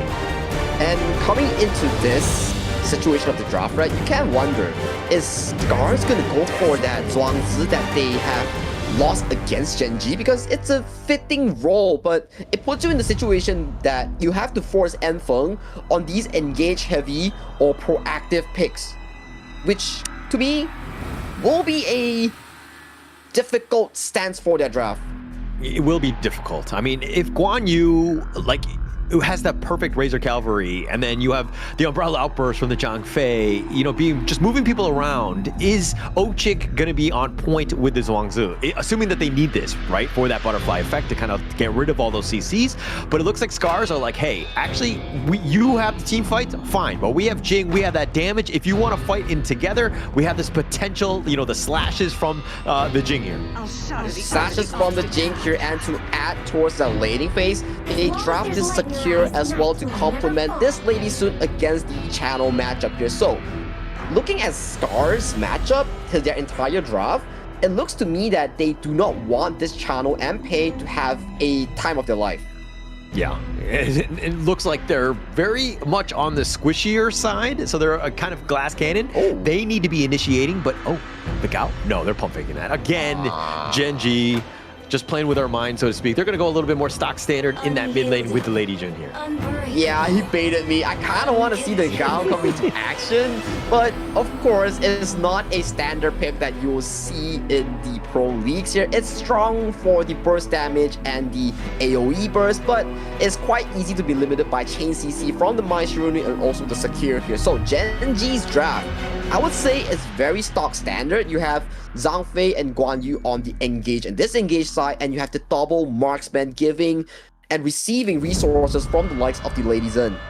For me, it's all about this Pei, right? Just how much, you know, impact is he going to have in the early game? Is he able to just control the game? Because they have a nice, like, lineup that can kind of death ball, right? And once they have a bit of a lead, it's going to be hard to kind of crack into this the lineup, so to speak. So it really comes back to the early game. How is it going to be in terms of the other side of, like, you know, how on that Mai is he able to kind of outpace, create some sort of kills? Because Rock, you know, this guy is going to be a menace on the Pei. It comes down to this Pei, like you mentioned, right? It's a double-edged sword. If it wins the early, fantastic. If he loses the early, it's just like you're protecting two marksmen from danger, you know? It's like, on left hand, I have Monto, on right hand, I have Rock, and also you're like, kids, don't go too far, I'm only a Zhang Fei. Zhang Fei's the dad in this story, okay, on the team. I get it. He's gonna keep him leashed, obviously, as he should, right? I think it's gonna be key for Clue to really ensure that everyone stays alive. You need to create that space for Rock and, of course, Monto here. And we see a bit of a cheese here coming in from Rock here, but it's not a cheese. He's just here to collect his tax, and he's going to the jungle for that boss clear here.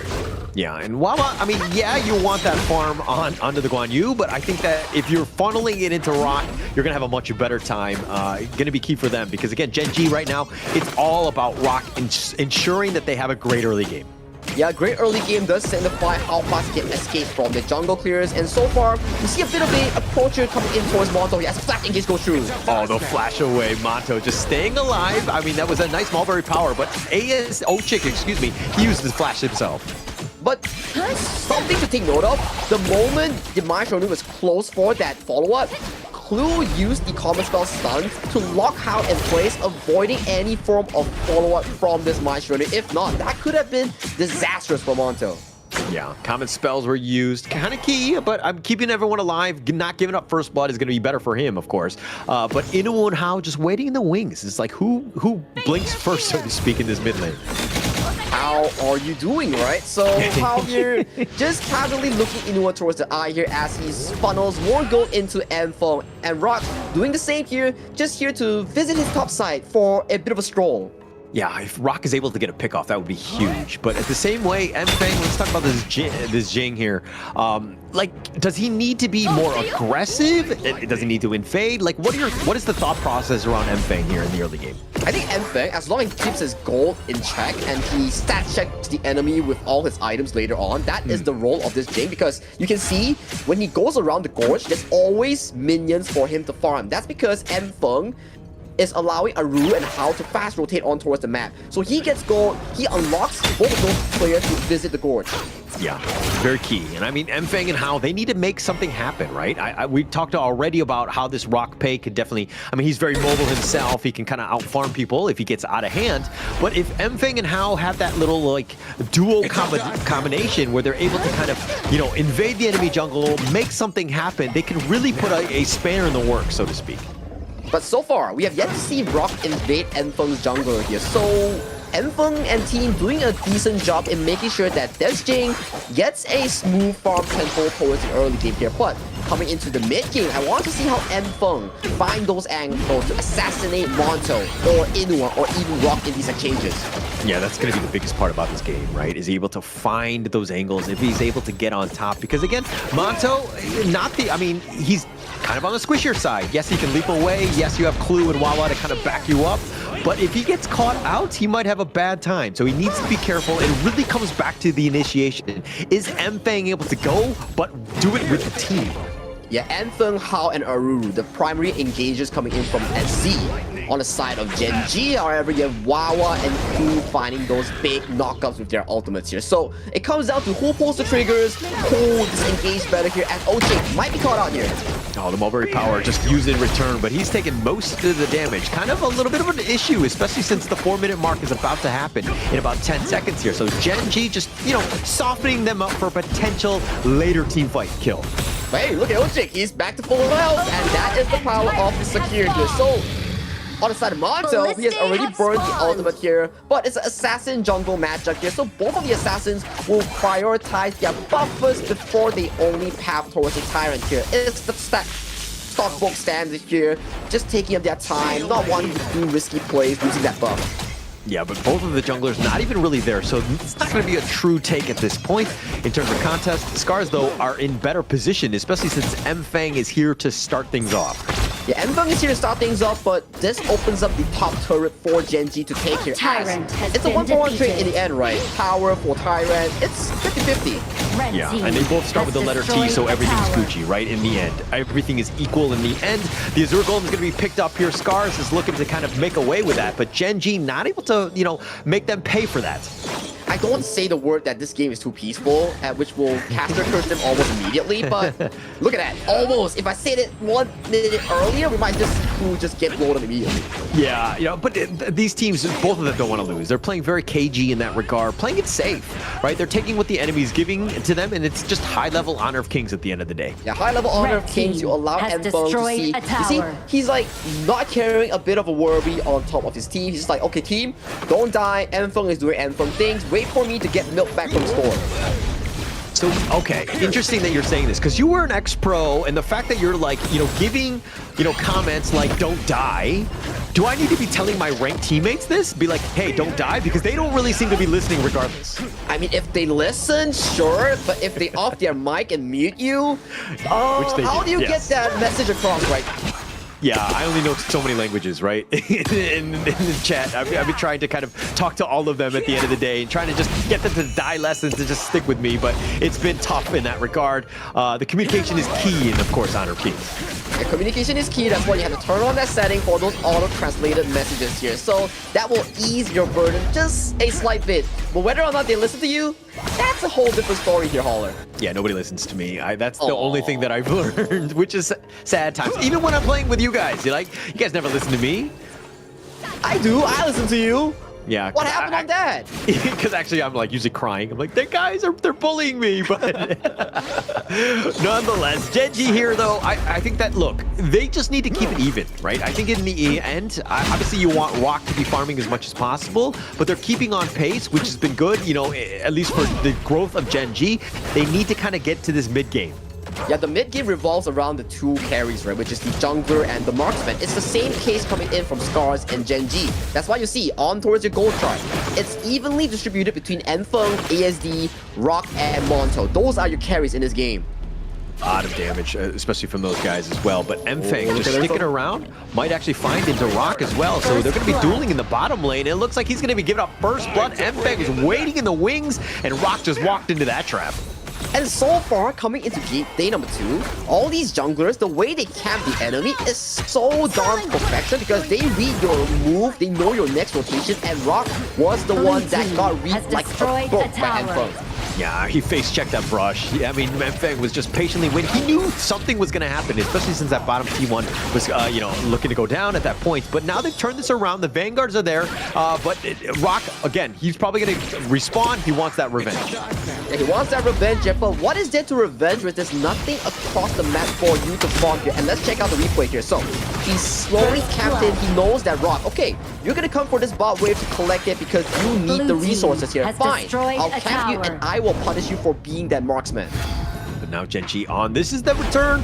They might get revenge here. ASD's actually going in. This one goes to the rolling raider. Rock gets blown up. Mfeng with that damage to follow up. The flash away. ASD is looking to stay alive. The passive keeping Inu alive as well. He's going to flash. He's going to get gone on. No, he's going to be given up at this point.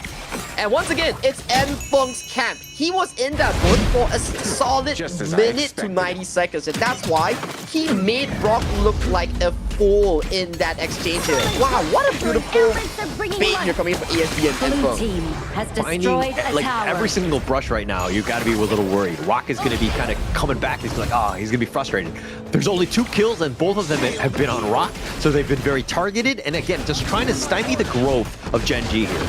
And you see from that 2 kills, you can already see 7.1k onto his Mfeng, and losing at 1,000 already onto his K. That's not what you want to happen, especially K is one of those heroes, but Engage goes through! Oh, they have their nice revenge, and they find 2. Gen.G, Monto, and Clue just a little too far out, and SCARZ makes them pay for getting out of position.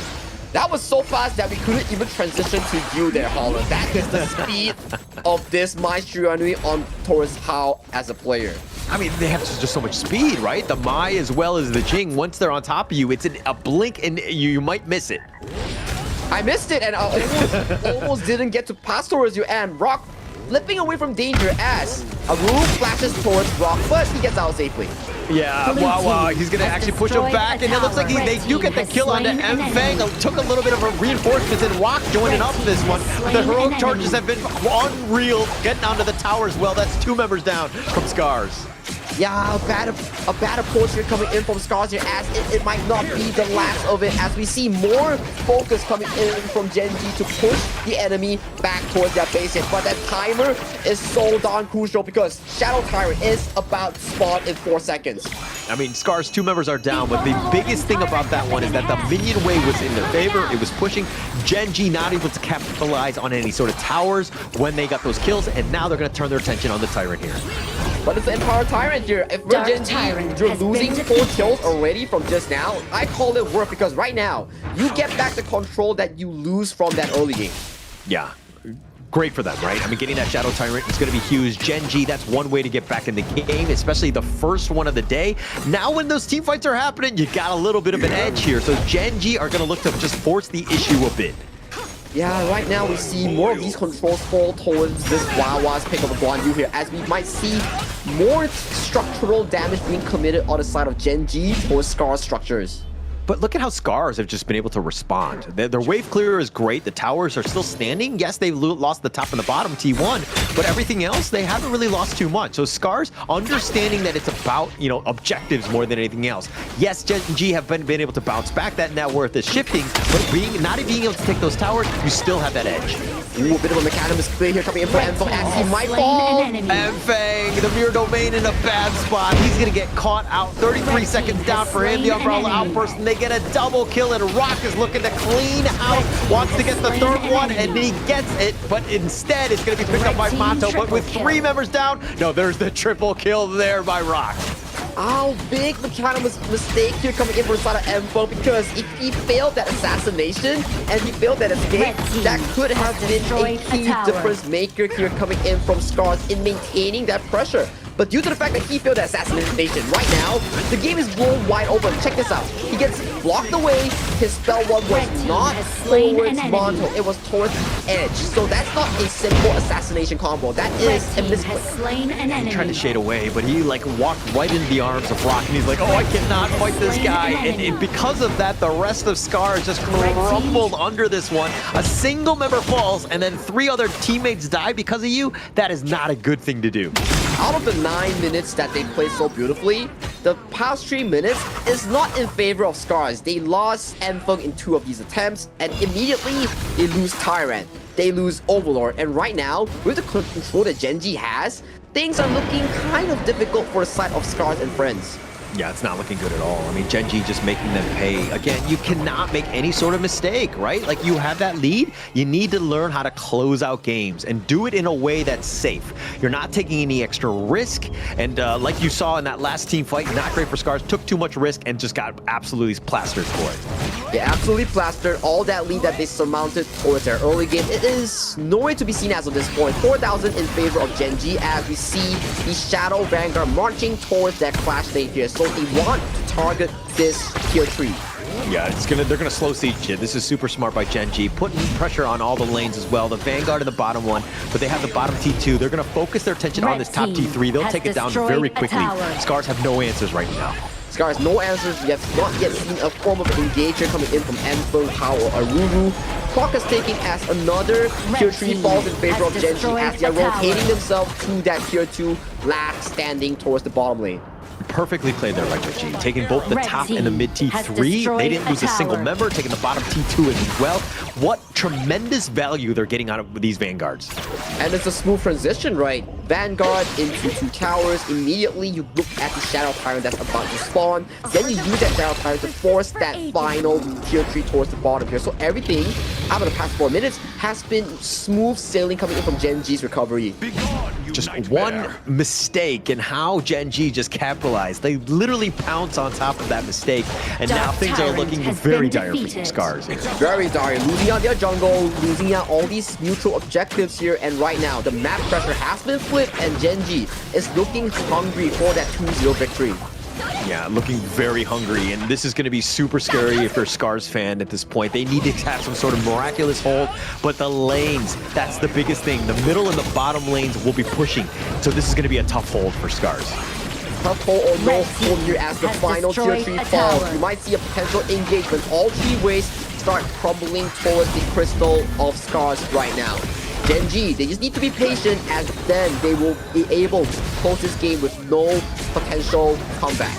Yeah, you just need to just like hold it down. You need to be patient. Maybe somebody gets caught out. You don't need to go super ham. I mean, Aruru is getting focused in. He has to flash away, but that crystal's still vulnerable. They just don't have the minions to continue on. Oh, that's painful. Aruru not having the flash on Byron. Who's going to access towards all the brawl outbursts? He ends time. The force suppression, and he gets caught out. No flash, as you were just talking about. Aruru's down, but the crystal, they're going to focus it down, and it looks like Gen.G will take game 2 in the series. Clean execution for Gen.G towards the late game stages there. They recover from that big loss that they have suffered towards the early game here. Yes, Rock did lose out on that early game. He did get assassinated twice, but when it matters the most, Wawa and the team was there to cover for their jungle here. It's no longer Rock and the world, it's Rock and the world. Yeah, actually, very much a team play, right? Being down 0-2, and you're kind of, some junglers will be like, pressure to force the issue a bit, but the rest of the team are like, no, just calm down. We just get to the mid game, we will be fine. And again, they just made some mistakes from SCARZ, and they really paid with their lives on that one. But also to put into consideration, because SCARZ also did some form of mistakes here coming in towards the mid game, especially dying right before Shadow Tyrant. That gave Gen.G an avenue to make a big comeback towards the game. And after the Tyrant, Enfeng unfortunately misplayed in towards that mid lane assassination on towards Monto. That related into another Shadow objective, so not so lucky coming into SCARZ on that misposition and miss mechanic. Yeah. Actually, that one play is probably the tipping point for me and Fang, because they were in the lead, right? SCARZ that were, and then trying to force the issue in that mid lane, that was very, very aggressive. Too much risk for me. Again, I'm a very conservative guy in that regard. So seeing that sort of action, it seemed a little too much for me. And again, when you die, it's one thing for you to die, but to take 3 of your teammates down with you, you know that's a terrible play. Yeah, terrible play. You bring down 3 teammates with you and you give over the Shadow Tyrant there. Not the best approach here coming in from SCARZ, but hey, that's their first series, that's their first loss. They still have more time to recuperate and find those big dubs that they need for the coming days here. But 0-2 in terms of scoreline as Gen.G takes this series clean. Yeah, very clean here. I mean, KDA, the only one that really sticks out is probably Rock here, the 5-2-4. Definitely made an impact, especially since he was 0-2-0 starting the game out, but then he converted it into a 5-2-4 KDA. Really well played of just being able to bounce back. But the rest of Gen.G, really helped support him. You were talking about this team is on the rise, starting to play well together, and they're really showing that here.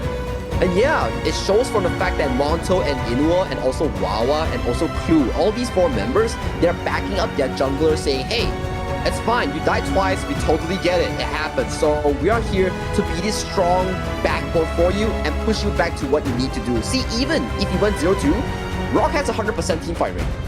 Yeah, he was always there. I mean, it was like, if Rock's not there, we're not fighting, right? And I think that was the biggest thing, the call that they made, because they needed his damage. But we were talking about how SCARZ, definitely at that 10-minute mark, they were in the lead, right? Yes, there were some dips in that regard, but that one fight in that mid lane, everything shifted in favor of Gen.G. Yeah, this goes into show that discipline and timing is actually a very important factor coming in for these pro teams here. It may be game jitters, it may be like adrenaline pumping you, but you have to take note of these important timers, especially that 10th minute mark. Yeah, actually, that's the biggest thing, right? Like, why are we trying to fight? Why are we forcing it right before a huge milestone, a huge marker in the game is about to happen? Just a little bit of an issue there, but the MVP is going to be, of course, it will be Wawa here. 0-0-4, not the greatest KDA, but man, he had some impact. Hey, impact is what makes the game work for him, right? Because he was always there zoning out these big targets here, making sure that he saved Rock in that bot lane engage. That's why they had such a smooth 10th minute mark, because Wawa was always in front with the likes of Clue, making sure that all these members were safe and getting spoon-fed with kills. Yeah, and going into this one, I think Wawa, not to say that, this is 100% true, but I think that he saw a little bit of Nova's Chuan playing the Guan Yu at the KWC and was very inspired, because he's picked up this hero and he played it almost the same way, always setting it up. Look at these heroic charges, pushing him back right under the tower, and he stays alive, which is the biggest thing. Yeah, taking notes from Strand's stream, right? Just making sure that, okay, he plays like that, he did that, I'm gonna copy it, and this is the homework value here. He made it work, and at this point, saving from that 3,000 gold deficit, Gen.G found kill after kill after kill, getting a 0-4 exchange. After this point, it has already tumbled back towards Gen.G. Whatever engage that they have, it's so easy for them to close out the game. Yeah, SCARZ right now, I mean, that lineup, it's like very, very, it's like a cream-filled lineup, right? They're very squishy. If they get to that back line and they take you out one by one, there's really no way you can fight, right? You only had Aru with a Byron on the top, but once he was down, it was pretty much like, who's gonna just stand in front? Who can take any sort of blows? And it really kind of, we're going back to the draft, I felt like there were definitely some deficiencies here. But still, you have to give props to SCARZ, right? Because one thing's for sure, even though maybe in terms of like the 10th minute mark or like the pick and bans, it wasn't the cleanest out of all these teams, but they did have an amazing early game challenging Gen.G and was always in the driving seat. But that is SCARZ versus Gen.G, with Gen.G closing the series 2-0. We'll catch you right after this break with the next series of the day.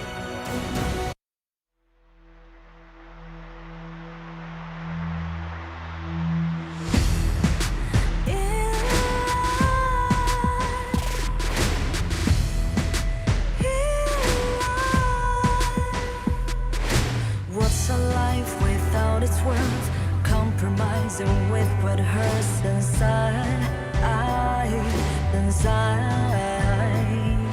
When you let fear decide your fate, you don't choose which path to take in life. In life, I'm finally letting go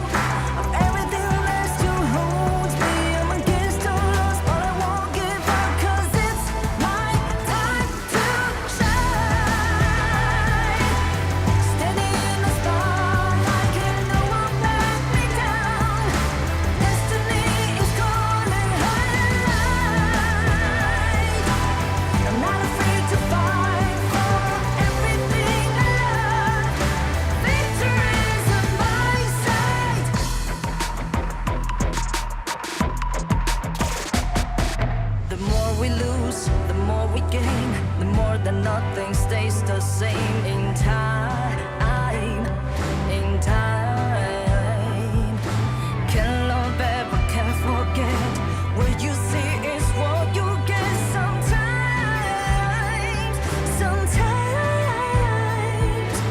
gonna show the world tonight. The light that shines inside us. We're against the odds, but we won't give up, 'cause it's our time to shine. Standing in the spotlight, can no one back us down. Destiny is calling high and light. We're not afraid to fight for everything we love. Victory's on our side. Takiki takiki takitao. Takiki takiki takitao. Takiki takiki takitao. Takiki takiki takitao.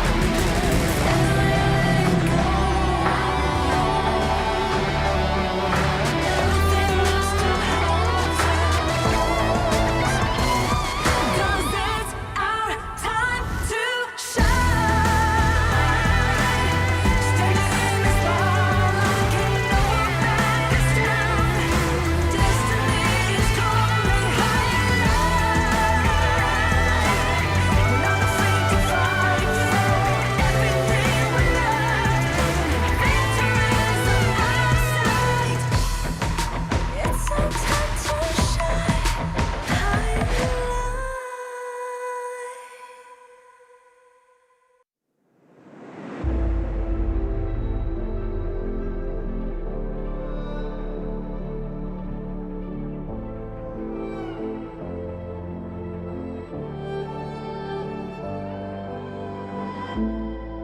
We're no strangers to the fallout.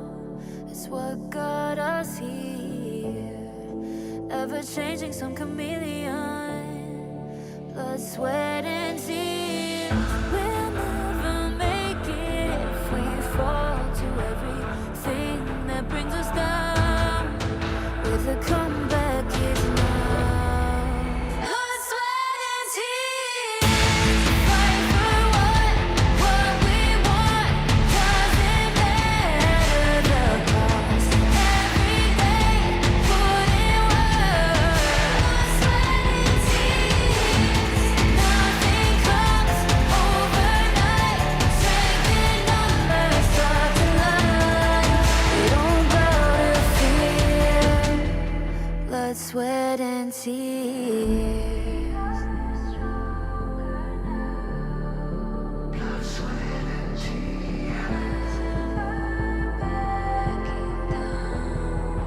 Blood, sweat, and tears. Honor of the crowd. Oh no, we don't bow to fear. Blood, sweat, and tears. Fight for what we want. Doesn't matter the cost. Every day, put in work. Blood, sweat, and tears. Nothing comes overnight. Strength in numbers, stars in light. Hello and welcome back to the second series of the day. My name is Holler. With me is Sagi, and we have another great series. Crazy Raccoon going up against Astar Esports. Your thoughts on this series, Sagi? Astar needs to find that first victory towards KME, and Crazy Raccoon, they had a crazy performance coming into day number 1. They 2-0 CMF, they took one game off the KME Spring Champions Longshin Red Force. So coming to this series, Astar has a lot to prove against the likes of Crazy Raccoons. Yeah, I was not really expecting that. I mean, we knew that the teams were definitely going to level up, but to Crazy Raccoons, for them to take that first game against Nongshim, that was a bit of a shocker in that sense. I don't think anyone really had that on their bingo card, but Crazy Raccoons are looking to kind of really shake things up in the KME here. That's why they have crazy in their names, right? These bunch of raccoons, they are looking to tear up the entire KME here, but can Astar put a stop to it? I'm looking at the Clash Lane matchup here because, again, we keep talking about all these Clash Laners like Wawa, like Kill9. When we talk about Crazy Raccoon against Astar, we kind of have to put our focus against Abdo and Kai. But Astar will be coming right shortly as we look who is in their eventual lineup for this matchup. Let's go. So you should never give up. You gotta fight for it. Whoa, let's go. I know you want it. I see the fire in your eyes. You gotta fight for it. Let's go. The battle's calling. You better give it all you got. You gotta fight for it. The time is right for you to raise a bar. Yeah. Cause you could be the greatest of them all. Yeah. Whoa, let's go. The battle's calling. You better give it all you got. You gotta fight for it.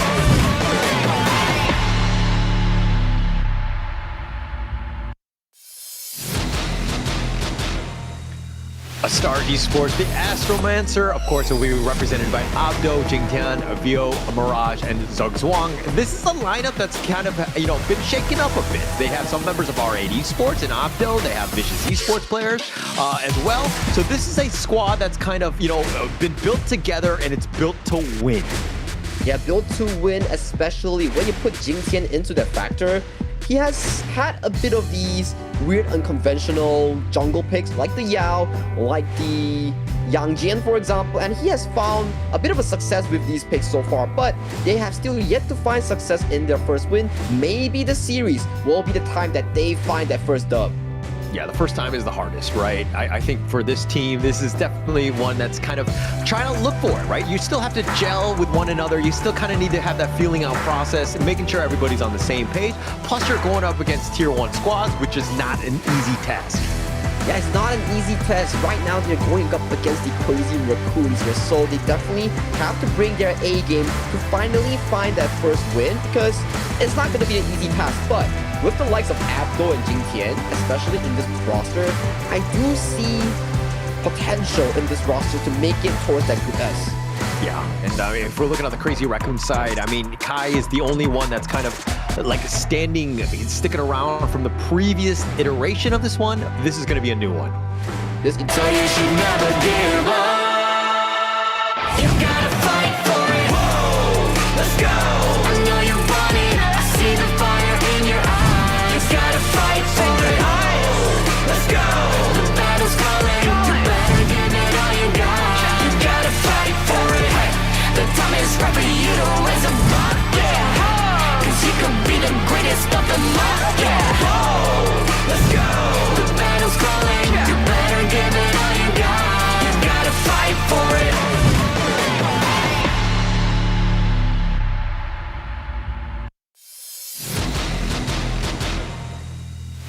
And these is your crazy Raccoons, the CR Nation. Kai in the Clash lane, Kong, your carry in the jungle, Bishay, Nanohana, and Nia, comprising of the CR Nation here. What are your thoughts on this roster here, Holder? I think that we see definitely some growth, right? I think being able to kind of take off a game even off Notion was something that was unheard of in the spring, right? Where they ended up 6th place in that KME. But going into this one, they had, again, a roster shakeup. Kai is still there. He's kind of spearheading this new team here and from the Clash lane. But the rest of these guys kind of really stepping up. I think that this is a squad that's really like when you're looking to kind of shake things up and to kind of have that new roster, the revamped one, this is one that could potentially make some waves here. Yeah, potentially making some waves here will be crazy Raccoons here. And especially when we talk about this roster, we can't move our focus away from Kong. So far, he has had back-to-back MVPs from yesterday, even though that they lost against Nongshim Red Force in that final series, but they still did exceptionally well, dominating the game, and he was always there. His presence was always felt. Yeah, and that's the scariest part, right? Again, the jungler, super key in ensuring that the team really has a great time. That's going to be a lane matchup to watch, Kong versus Jingtian, for both of these ones. But Astar Esports, again, you were talking about the fact that they're still trying to find their first win. They have, had not had the greatest of times. I mean, it's not easy to do, especially since you played against Gen.G Esports and R8 Esports, top 3 of the last KME. Yeah, that is a rough part, right? Yet to meet Nongshim, but already losing out so many of these games. Also, Astar, they just recently lost to R8 yesterday off stream in the 1-2 fashion here. So, if it's a 1-2 scoreline, maybe they're about like 50 or 40, 60 sort of like challenge. So maybe Astar has what it takes as well to hit that top 3 marker. Yeah, that's what you want to be aiming for, especially going into this one. But it looks like, Crazy Raccoons did a little bit of research themselves, right? They know that Abdo really likes the Dharma. He definitely is something that they'll look to pick almost all the time for him. They take it away, and Kai's like, give me that edge in the clash lane. I want the Dharma. Yeah, I want the Dharma. I will show you what it means to show us the truth mantra here. And Kong once again showing us that Ukkyo Tachibana counter towards that Pei here. He did this yesterday and he found a lot of success against none other than Nongshim Red Force jungler. Yeah, but the biggest thing is going up against that Pei in that lineup. You know that he's going to be looking to invade. You know that he's going to be kind of always lurking about, so to speak. But now that you have the Ukkyo, he was able to counter that, do that damage. But Astar Esports going with the Zhuangzi very early, right? Yeah, they saw the Zhangfei, they saw the Dharma. They're like, okay, it's for us to show you what we learned from Gen.G Esports. We lock in that Zhuangzi here. But Zhuangzi is a special pick, right? Because on paper, yes, it's very good to counteract against crowd control, but you sacrifice one thing that roamers like to do, which is the engage factor here. Losing out that engage factor won't be something crucial for Astar that they need to cover from their other picks here. It covers a lot, right? But this lineup is still squishy. They still need to figure out ways to kind of, like how do they want to proceed going up in this lineup? Yes, you're going to have the Jingtian Pei with that damage, and that's ideally where you want to be in the early game. But you still need to get through the Dharma and the Zhangfei. You need to figure out a way to out-team fight this team. They need to figure out how to out-team fight, and the early game as well, coming in from this Ukkyo Tachibana against Pei matchup. That will be a key focal point here coming in from both these two teams, especially when they rely so much on their junglers to bring out that tempo for the team. I think it's going to be interesting, but the Mayan ban, the Nua as well, for both from Crazy Raccoon, Astar, Ganen Mo, and the Gen.G. So it's funny that they picked the ban of the Gen.G. I think that this might be more because Nanohana really likes to play that one. It is a very very versatile farm laner, but in a one-on-one matchup against Lung, I'm still giving the edge to Lung though. Yeah, but it's Gen.G, right? He's one of those like marksmen that can go to tank build, that semi-tank build, so he's like innately tanky here. But judging from these bans, I kind of wonder, is Nanohana trying to pivot towards a consort U that is proven to be good against the Pei and the Long here? But he's proving me wrong. He wants to go for that Lady Sun. So it's because the consort U are just like more of the physical, right? There's still a decent amount of magical that you need to deal with. I don't think it's the greatest pick. And Lady Sun is more like well-rounded, definitely late game monster if you're able to get there. So kind of really setting it up, and plus you have that nice little backup of the Zhangfei. But yeah, it looks like they're going to pivot. They're going to go with a Flowborn Marksman. I'm going to wait for them to lock it in before we continue on with that. Yeah, they're just baiting us, just like that Gao pick that they showed us last set. So it will be the Flowborn Marksman and Yixing here. So there is the combination of the Yixing into the Dharma ultimate combination. So we'll have to see how Astar plays around that Zhuangzi's disengage. Yeah, and Astar, they're going to go with the Guan Yu, the Abdo. This is going to be an interesting one. Just how much space, how much, is he able to kind of get those flanks and just really set them up? Because, this team fight from Crazy Raccoons is real. But if they're able to kind of isolate it, and it looks like they're going to pump fake me again, and they're going to go with a Fatih. He goes in for that dribble, and he breaks your leg with that cross. So right now, he locks in that Fatih here. So Fatih makes a lot of sense as well, because you want to solo out targets like Kong and Kai, and Fatih brings that side lane tempo with the likes of the Pei to formulate this insane 2v2 matchup here. So coming in for Astar's draft, it's very well-rounded, but the damage department is very singular, very singular. Oh, sorry, on which side is singular? Astar. Astar? I mean, I think that you still have a decent number, like the Lung Pei, Fatih can, in a certain way with those slashes, right? The amount of sustain, you could have that potential burst. But Crazy Raccoons, their lineup is all about this team fight. Is Zugzwang able to hit those perfect butterfly effects and ensuring that all of them stay alive? That's going to be key going into these team fights. That's indeed going to be key. What is he going to butterfly effect? Is it going to be the Unbridled Outburst? Is it going to be the Truth Mantra? It's kind of a cat and mouse game whereby who gets that big engage first and who gets that pivotal CC cleanse coming in for Zugzwang. Yeah, it's going to be important to set up, and that's why this is going to be probably an interesting game. I mean, going into this draft here, I mean, I really like how Kong played the Yukio yesterday, and to continue on with that, you know, that momentum of that win against Nongshim, and to kind of pull it out into this one where they're like, hey, we're comfortable on this hero. Most teams do not pick this as their first pick jungler for them, but Crazy Raccoon's looking to go crazy again. Yeah, looking to go crazy again will be the Crazy Raccoons. Will the Astromancers be able to bounce back and get that first series victory? Or will the Raccoons show their craziness and stop them and once again push forwards in the ranking? Yeah, second series of the day. I mean, going into this one, game one, super key, especially in a best of 3. It's all about that momentum. Yeah, we've seen some 2-1s and teams being able to fight back, but you definitely want to be in the driver's seat going into game 2. So they needed to really set themselves up for success here. And this is what Kong always like to do, right? He always like to wait a bit. If Mirage or Apto goes for that insane trade, then he comes in with that cheese to catch you off guard. That is the style of Crazy Raccoon's jungle starting tempo. Yeah, he actually, Kong is just in the bottom lane, right? He'll get to his own buffs and the Azure Golem, Crimson Golems later. I mean, he just wants to set it up, ensure that they get the Firehawk. Again, that was only spawns once in the game, and to kind of get that lead could be key in the early game. Yeah, it could be key in the early game since that is one of the neutral objectives that you need to secure for that AoE goal towards the whole team. Yeah, but look at this top lane here. It looks like Astar looking to take this Sprite. Yeah, we'll spot this one out. So, again, just a little bit of rotations. We're going to see a one-on-one in the farm lane, and the roamers are going to live up to their name, and they're going to roam early. Yeah, roam early, secured yet another neutral objective coming in from Crazy Raccoons here. So far this early game, favoring the Raccoons much more than the Astromancers.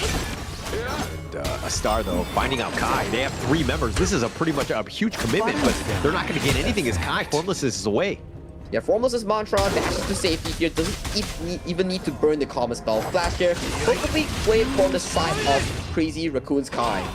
Yeah, Kong is joined, and Zugzwang is like, okay, well, they got the numbers advantage. Let's respect that. Let's back off here. And he's going to make his way bottom now. But look at how Nya is sticking around in that mid lane. And again, Crazy Raccoons contesting almost everything.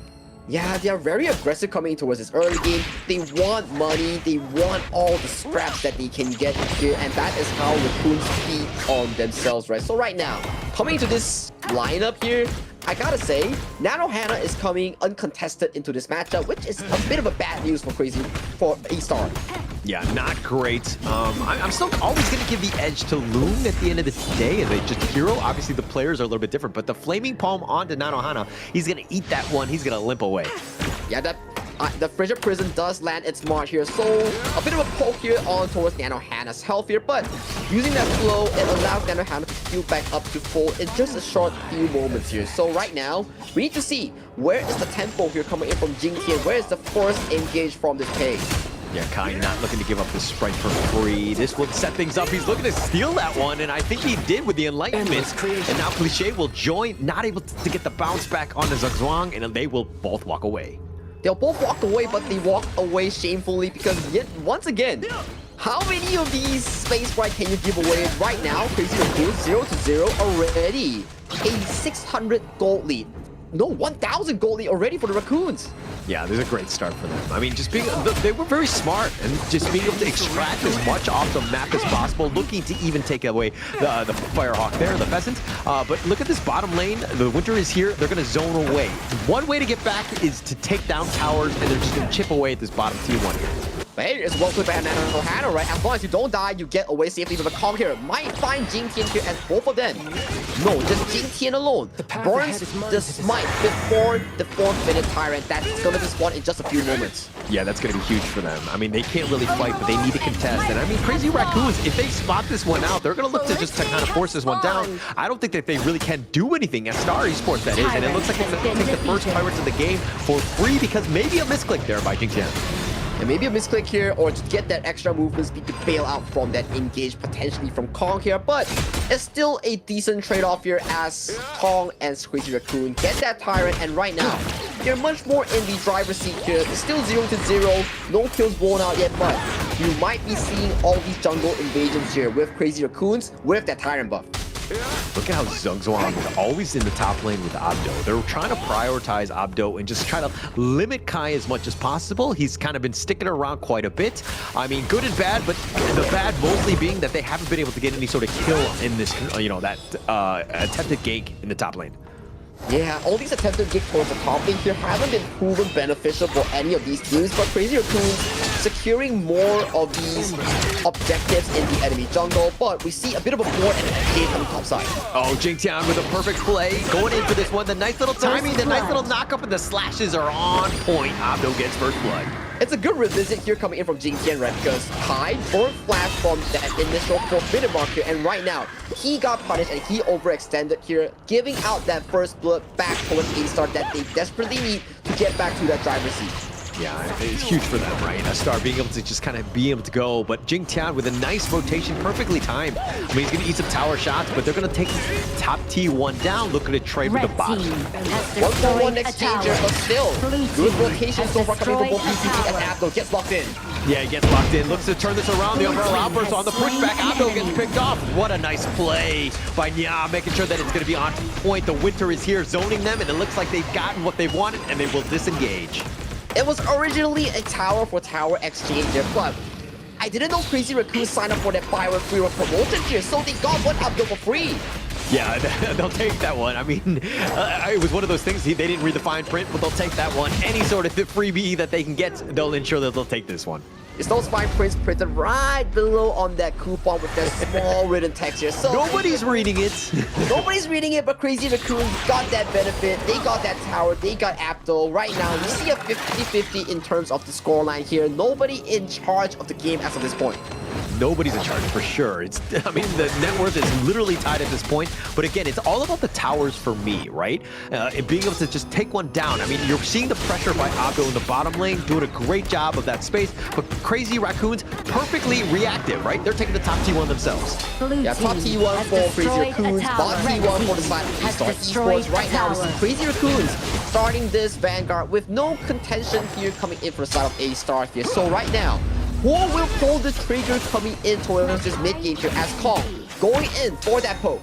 Going in for the poke, but not really. Oh, he decides to go back in with that Umbrella Outburst. Is going to be right on point with the World is my board, setting it up. The Flaming Palm is going to do some work. Not able to get the pick, though, and it looks like they're going to get Abdo. He's going to be down for the count. Jingtian, these slashes are starting to hurt. They're taking liberties, pushing back Jingtian, but they're not going to get anything in return. But very crucial play here coming in from Kong, right? Because he went in, he went for the poke, and when he bailed out, Butterfly Effect has been baited from the side of Zugzwang. And when you know that spell is off cooldown, who's gonna come in? It's gonna be Kai on that Dharma. That's why Abdo got sent to the grave. Yeah, just really well played there. I mean, Astar, they're going to kind of force the issue a bit, put the pressure on. But with these Vanguards kind of crashing in, that was definitely in favor of Crazy Raccoon. So far, it seems to be the case. 1,000 gold lead in favor of the side of the Raccoons. So far, jungle control is still 50-50 between both these two teams here. I do want to see how they formulate around that Shadow Tyrant fight. That may be the breaking point of both of these two teams. Might be, especially since the next Tyrant is going to be up in about 5 seconds, so they can make a push with that. The mid T1 potentially vulnerable. They need to deal with that Vanguard from Astar. So Astar here, they are looking for a backup potential here as they do not want to contest for this Tyrant because they know at this point, has been defeated. EQ Tachibana is so darn strong here, but the board goes through and locks in the Zhuangzi. Oh, they've got two actually in this one. Zugzwang is in a bad spot, but they're not going to go for this one. Jingtian is going to join the Umbrella Outburst, used it defensively. They've got the pickup on the cliche. Hana gets picked off as well, and Jingtian is doing the damage. He's got a double kill. They're going to just continue on, maybe go for Kai. That's the biggest target. Yeah, it's going to be left for dead. He gets killed, but the triple kill going the way of Jingtian, and they get the ace. Perfect ace coming in for the side of Astar Esports. The Astro Masters comes in clutch. Jingtian with a triple kill and Mirage with that double kill. If you keep these two marksmen unchecked, they will tear a hole towards your team, and that is what happened here. Check out this replay here. Even though the board catches on 2, this beautiful engage coming from Astar, immediately slicing Cliche and Nanohana, serving them on a silver platter for Gen.G. And at this point, no damage units available, Kong was left to burn and no further follow-up. Everyone was just waiting for Gen.G's Kong to bear onto them. Way too much damage. And I mean, I hate to point out what you were saying earlier in the pregame, but you're like, you know, the very focused damage. But man, everybody's got damage on this team from Astar, right? This is a lineup that if you know, Jingtian, Vio, and Mirage are able to stay alive and just kind of constantly cycle their spells, they're going to do quite a bit. And Crazy Raccoon need to respect that damage. So far, they're not respecting the damage, that's why they got horribly aced in that point here. But the Raccoons are crazy, they might find a potential engage as Jing gets caught out. Oh, they find him with that umbrella outburst. They're stacking it. It's a stampede right on top, but he pounces back to safety. He's going to be fine. And now they're going to look to turn. The board is not going to be hitting. The world, the Winter is here is going to be used, but just more zoning. And Kai looking to join the fight. Tries to go for the Formlessness. He's going to be backing off as well. So Kai here will be a pivotal effect here, right? So right now, there's no butterfly effect here coming in from Zugzwang here. So this is the perfect timer. Kai's splash is almost off cooldown, probably in about 15 seconds here. So if he can find that backlight engage, this will be big for Crazy Raccoons. That would be perfect. I mean, the Tyrant is still going to be there. Kong is looking to just wrap around, but he's going to find Jingtian in the bottom part of the barrage. They're going to look to just duel. Jingtian is taking a lot of damage. He's going to get shut down. Nanohana makes him pay. The world is my board, locking in the rest of them. So they isolate Abdo. They're trying to force it down. The infinite fastness has to be used aggressively. Finds the pick off on the Cliche. Kong is down for the count as well as Nia. And they've got 4 members and Nanohana. Fight first life. They've got 3 members, but nobody wants any of this action. Nanohana is going to be left alone. Yeah, he's left alone because he's still so strong. He single-handedly forced Mirage, VO, and Zugzwang away from this contention here. And he has to tread the needle carefully as all these spells are landing on towards this Soul Marksman coming in from Crazy Raccoons. No jungler of Jangtown was looked to just join the fight as quickly as possible, but they're going to try to force down this Tyrant as quickly as possible. Nanohana looking to wrap around, spots it out. It's all the way on the edge, but Nanohana decided to go in for this. Trying to fight this 1 versus 4, doesn't get the pick off. And Mirage will get the Tyrant, and he pays with his life, just playing with fire. Playing with fire, and you get burned here. Nanohana with the over-optimistic play here on towards Astar Esports. It looks so good until it looks so bad. But check out this replay here as we see. Jing was the first one to get off here, but Kai here once again finding the marker onto Abdo. That is not the target you want to be focusing. Even though Zugzwang has no ultimate in this team fight, you have to find VO and Mirage. That's a difference maker here, but look at Kai here, might be caught up. Yeah, might be cut out. He's just trying to run for his life. But the Leaping Savior keeping him alive. Oh, he's done such a great job. He will survive. No, but the Winter is here right on top. Now the Umbrella Outburst is going to be used, and they're continuing to chase him down. Cliche is somehow still alive, and Jingtian tried to play with fire on that one. Yet again, he gets burned. Yeah, he gets burned, and right now it's still a 1-for-1 exchange here. Mind you, I do think it's a worthy trade coming in for the Raccoons because this is under the influence of the Shadow Tyrant here. Without the jungler, this gives Crazy Raccoons a B route straight towards this Shadow Vanguard. This is an opening. This is not where you want to be if you're an Astar Esports fan. Jingtian down for about 13 seconds, but they're going to just push them away. The Overlord continuing on. Mirage is looking to go for the steal, but Kong's got that smite. There's no way you outsmite him. No way you outsmite him, but Invisible Fast comes back down. Yeah, Abdo's still up in front. Got the slashes. The Leaping Savior onto Nanohana, who's barely surviving. No, he gets picked off. Mirage with the final shot. Gets him as well as Cliche. Red team has taken down, 3 men down already, coming in for Crazy Raccoons. They Kong final redemption kill. He goes in for the kill, he goes in for the slashes, but he gets taken down as well on the hands of Abdo. Okay, so if there's any small condolence to Crazy Raccoon, is that they haven't been giving up any sort of aces. They've only given up 4 members when they lose in a team fight. So I guess that's a silver lining at the end of the day. But again, Star Esports really outplaying them. They're doing a great job at just picking people off. The target prioritization has been on point. On-point target prioritization here. Even though Jing was nowhere to be seen here, that's why we prize Abdo for being one of these top-tier class mainers coming into KME. He always finds these angles to single-handedly slice Nanohana or to mimic Kong from these team fights. That's what makes him such a good player. Yeah, he's so good. I mean, all eyes on him in terms of just setting up the play. But Kai looking to go in, gets the truth right onto him. And it looks like the Formless is away. Or sorry, the pounce away by Jingtian. He somehow survives with that Blood Rage. That was super close. 1 HP escape here coming from Jing. Like you mentioned, that clutch blood rage saved him from disaster here. That could have been a 4v5 situation in favor of Crazy Raccoons here. But thanks to some fast fingers here coming from Jing, he bails himself out from that situation. Oh man, my butts were clenched on that one. It was just like, that was so close. I thought he was going to be killed there. And Crazy Raccoon, I mean, if they get that pick off, they change the dynamic of this game quite a bit. But now they need to find a way to get back in. They need some sort of pick off. Finding Jingtian would have been gravy, but they need something else at this point. They indeed need something else. And look at Kai right now, securing this priority against Abdul here. But in a 1v1 scenario, I don't think Kai can win this. I don't think he can as well. I mean, he's going to be ganged up on. VO was potentially going in for that gank as well, but they're going to back off at this point. But now, this is the moment. Crazy Raccoon finding Zugzwang, not really the target you want. Not really a target you want, but it will be great if you can force out that butterfly effect against this Zhuangzi here. But the focus will fall onto this Shadow Tyrant that has just freshly spawned towards the spot side of the river.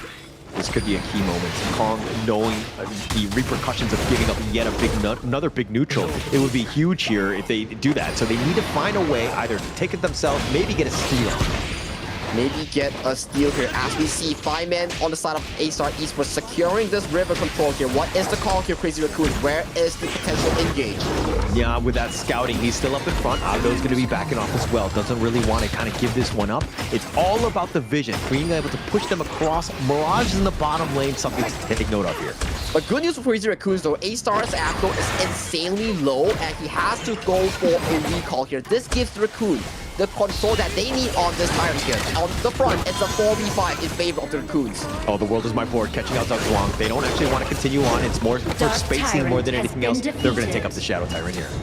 Well played by the Raccoons. They force out Abdo. Abdo had like what, 30% HP. He is no longer relevant in the team fight here. That gives all the space for the Raccoons here, as it might not just be the end as they want to look for a fight onto Abdo. Oh, Abdo and Kong and the rest of them. The flash away, Abdo, but here come the reinforcements, and they're looking to go in for this. The pounce away, keeping Jingtian alive. The Umbrella Outburst on to 2. Not able to find him, but Jingtian is actually looking to go in. Sage's Sanctuary on top of this one. With that Enlightenment, doing some serious work. Kai has been killed, but 3 members down from Astar, and Crazy Raccoon find yet another. The only one standing is Abdo. Though was the first one to get engaged on, but the 4th cavalry members here get taken down one after another and the other here. The Crazy Raccoons are proven to be crazy here, and I love that engager coming in from Nia. 3 men of Bridal Outburst seal the fate of the Astar Esports Club. Right now, we're seeing potential Hail Mary push on this last play. I mean, they might decide to go for this one. They're looking to do that damage. The board has been set up. Kong is actually getting a little bit low. They want to go for this one because Abdo is trying to cut the creeps, but Abdo gets focused, and it looks like Crazy Raccoons with an amazing comeback will take game 1. That was an insane coming in for the Crazy Raccoons here. For that 5 last minions here, Abdo went for assassination mission on these last minions here. The last one had like what, 5% HP, and they still managed to make that insane comeback. What a great game there by Crazy Raccoon. The never say die attitude, just being able to bounce back. Oh, that's all it took. What a great game, and to set things off for this, of course, the second series of today. That's gonna be painful for the side of Astar Esports. They had such an amazing early to mid game just to lose out on those final few moments.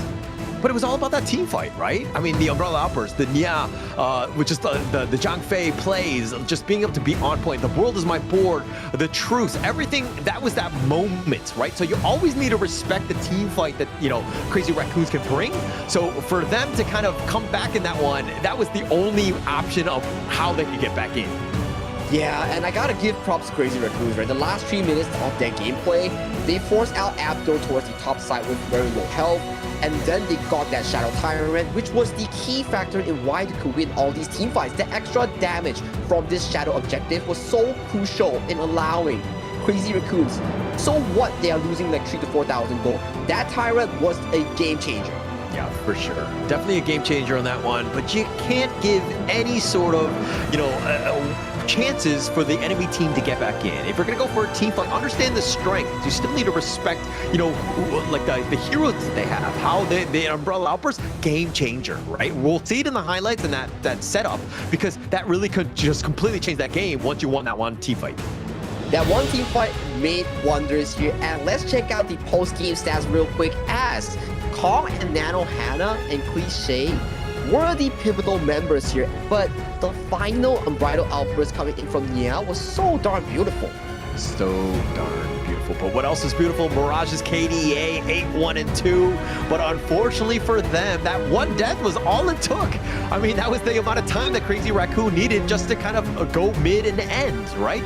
And being able to do it, that was the perfect team play. And then, again, the never say die attitude from this Crazy Raccoon squad. Yeah, they are not fearful. Every death just makes them stronger here. And just look at the damage department coming in from Crazy Raccoons here. Kong being on the aggressive end, finding those pokes, forcing out these key spells here. And Nano Hannah, gotta give props to this young guy. He's been finding all these long-range damage consistently with the good positioning. Yeah, great positioning. And there was just a lot of respect from Astar. They were not able to fight him, to like pin him down. I mean, Kong was kind of focused because he was definitely very aggressive, but this is a weird goal graph. You're thinking, that's a lot of red, but actually it's about that one team fight at the very end, and then you have a little bit of blue, and that's all you need for Crazy Raccoon. But still manageable, right? It's about like what, 3 to 4k gold lead. It's still manageable due to the fact that Crazy Raccoons secured that one Shadow Tyrant. That gave them about what, 3,000 combat buff in terms of gold, which allowed them to do wonders in their last team fight. And that showed that little peak of that blue mountain for the side of the CR Nation. It really wasn't a mountain, it was more of like an anthill more than anything else, but that's all you need to kind of pull that one out, because again, it was very close, but the MVP, of course, it's going to be Kong here. He was an absolute menace on the Yukio with his 5.36 KDA. He was an absolute menace, like you mentioned. He did all these plays so well, and he was the anchor of the team, right? He was at the front, he was looking for assassinations, getting all these early game objectives. He was all around the gorge. Yeah, he was definitely having that impact. And wherever he was going, and this is kind of why they like to kind of prioritize him on this Yukio. It was like one of the first picks that they wanted to go.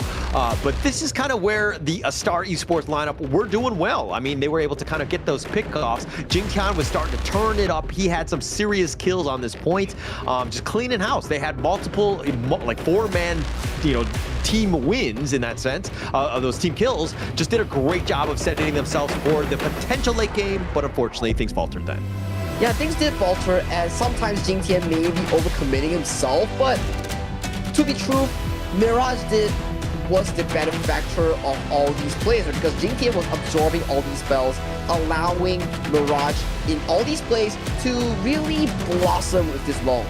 Yeah, did a great job. I mean, Mirage was literally trying to carry them as much as possible, but I mean, Astar just finding it out. But check out this unbridled outburst. It was absolutely insane. The disengage is right about to happen, and then you see Nia, boom, push back, and then Kong with that damage, and then it's pretty much all she wrote once Jing-Tian was down. Sage's Sanctuary, it takes forever to come back and win this one. And towards the backline, I think Mirage was trying to find like that crucial backline assassination. He got bursted down even before he could press that infinite vastness here. So a bit of a shake-up here. Yes, he had the 8-1-2 KDA, but dying at the final moment, not the best outcome. Yeah, but nobody chooses to die at that moment. I think it was more of like unlucky for them, but just a really great game by Crazy Raccoon being able to bounce back. But let's see how they bounce back in game 2, but after this break.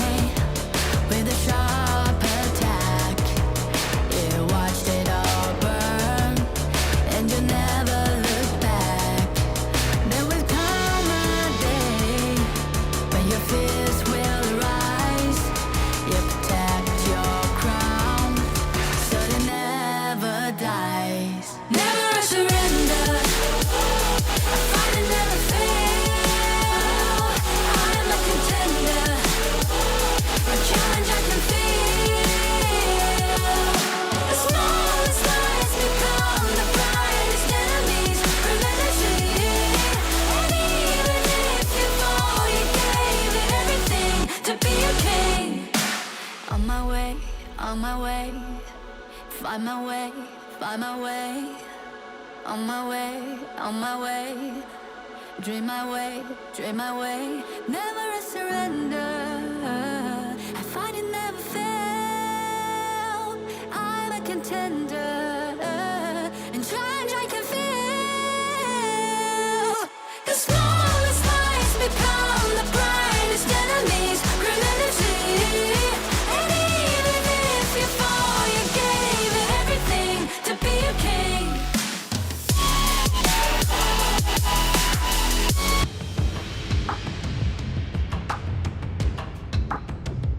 Crazy Raccoons pulling out the comeback, the ultimate, dare I say, disrespectful win on that one, because it seemed like Astar Esports had everything in the bag, everything was going their way, but just that one-time final team fight, and Crazy Raccoons being able to bounce back here.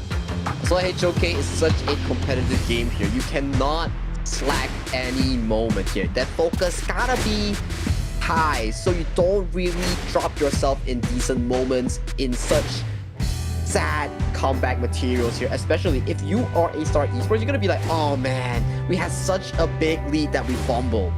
Yeah, it's got to be a feels bad man, right? But look, it is unfortunate to be in that situation when everything was going well, and yes, we're gonna have to check the replay as how do we bounce back from a loss like that. But now is not the time, right? Right now is about just focusing on game 2, putting your best foot forward, get yourself in the same position. Hopefully you'll be able to close things out. But closing out games, not easy to do, especially against a top tier team like Crazy Raccoons here.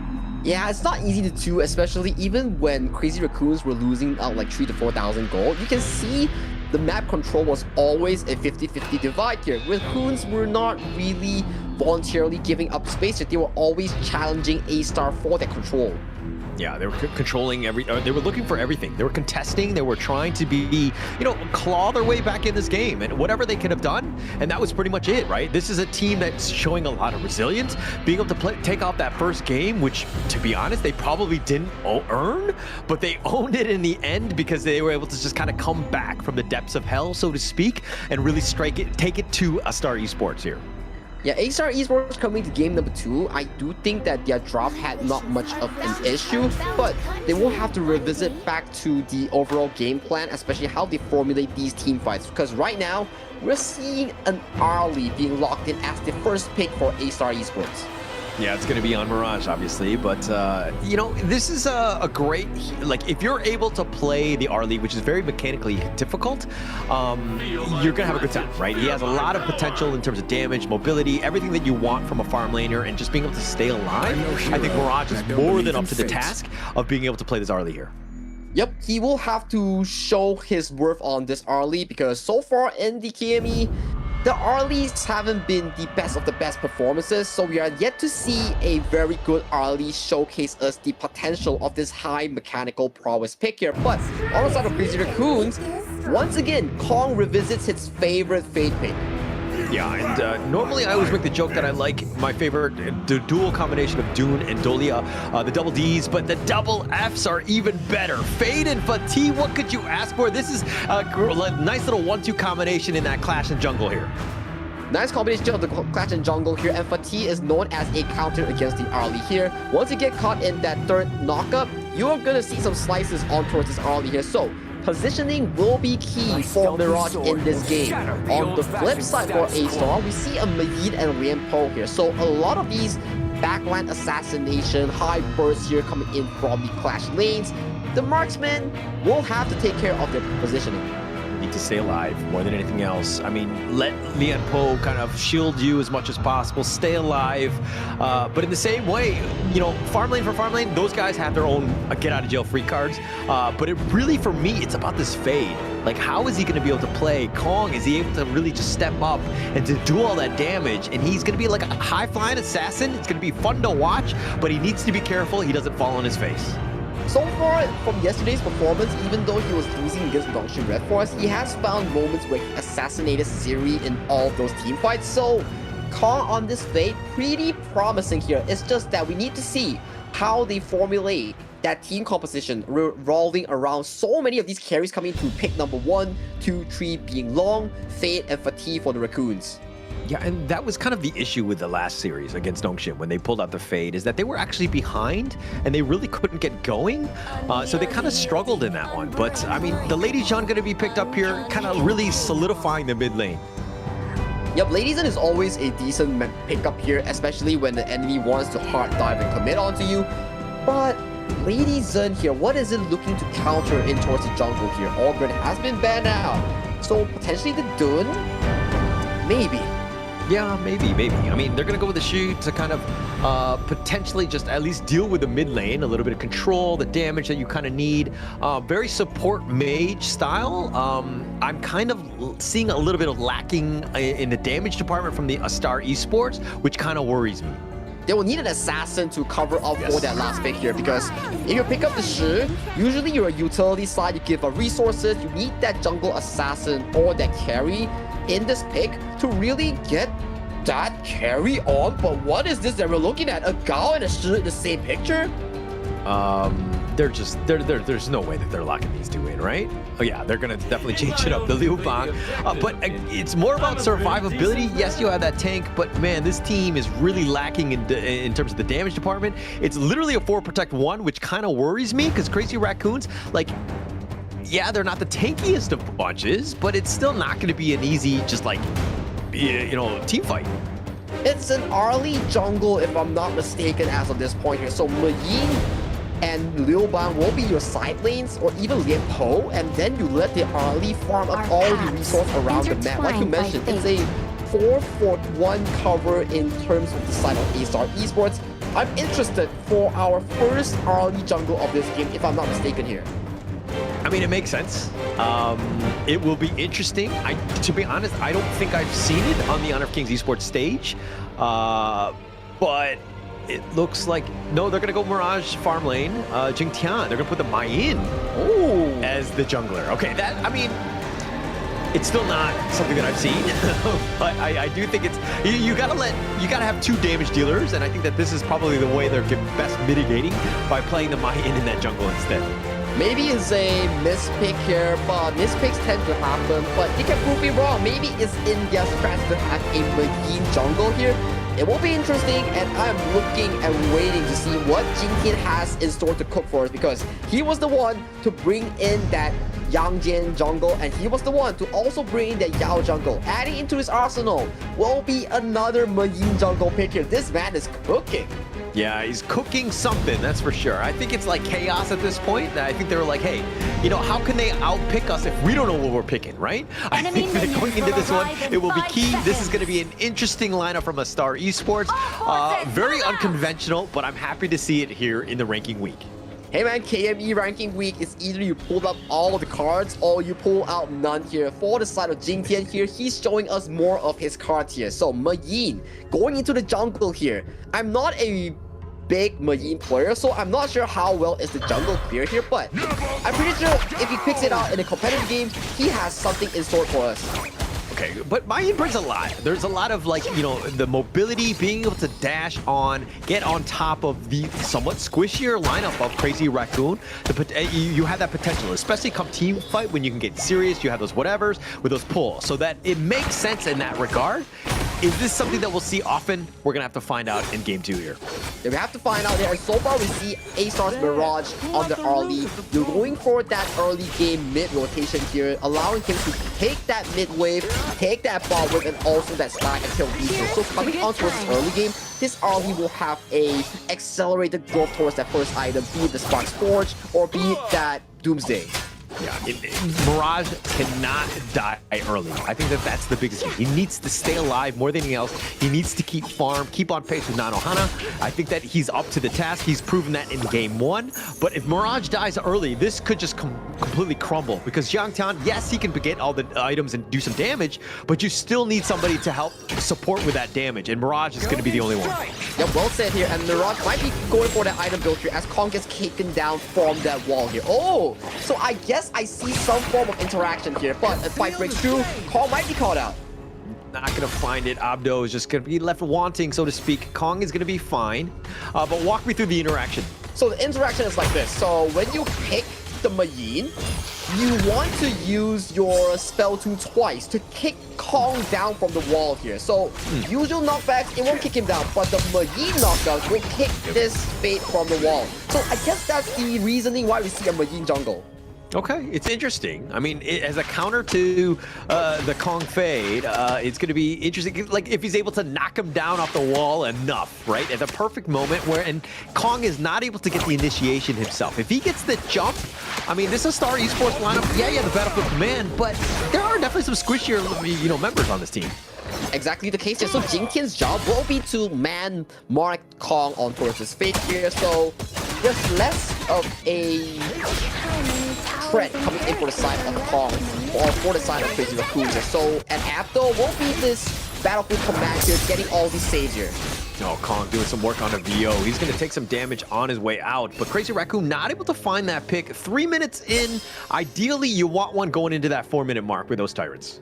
But hey, that's a flash being 3% of VO here. 2 minutes down on that flash. If it's a 4th-minute Tyrant, he will not have that flash for the next fight here. He might be the next target for the upcoming team fight.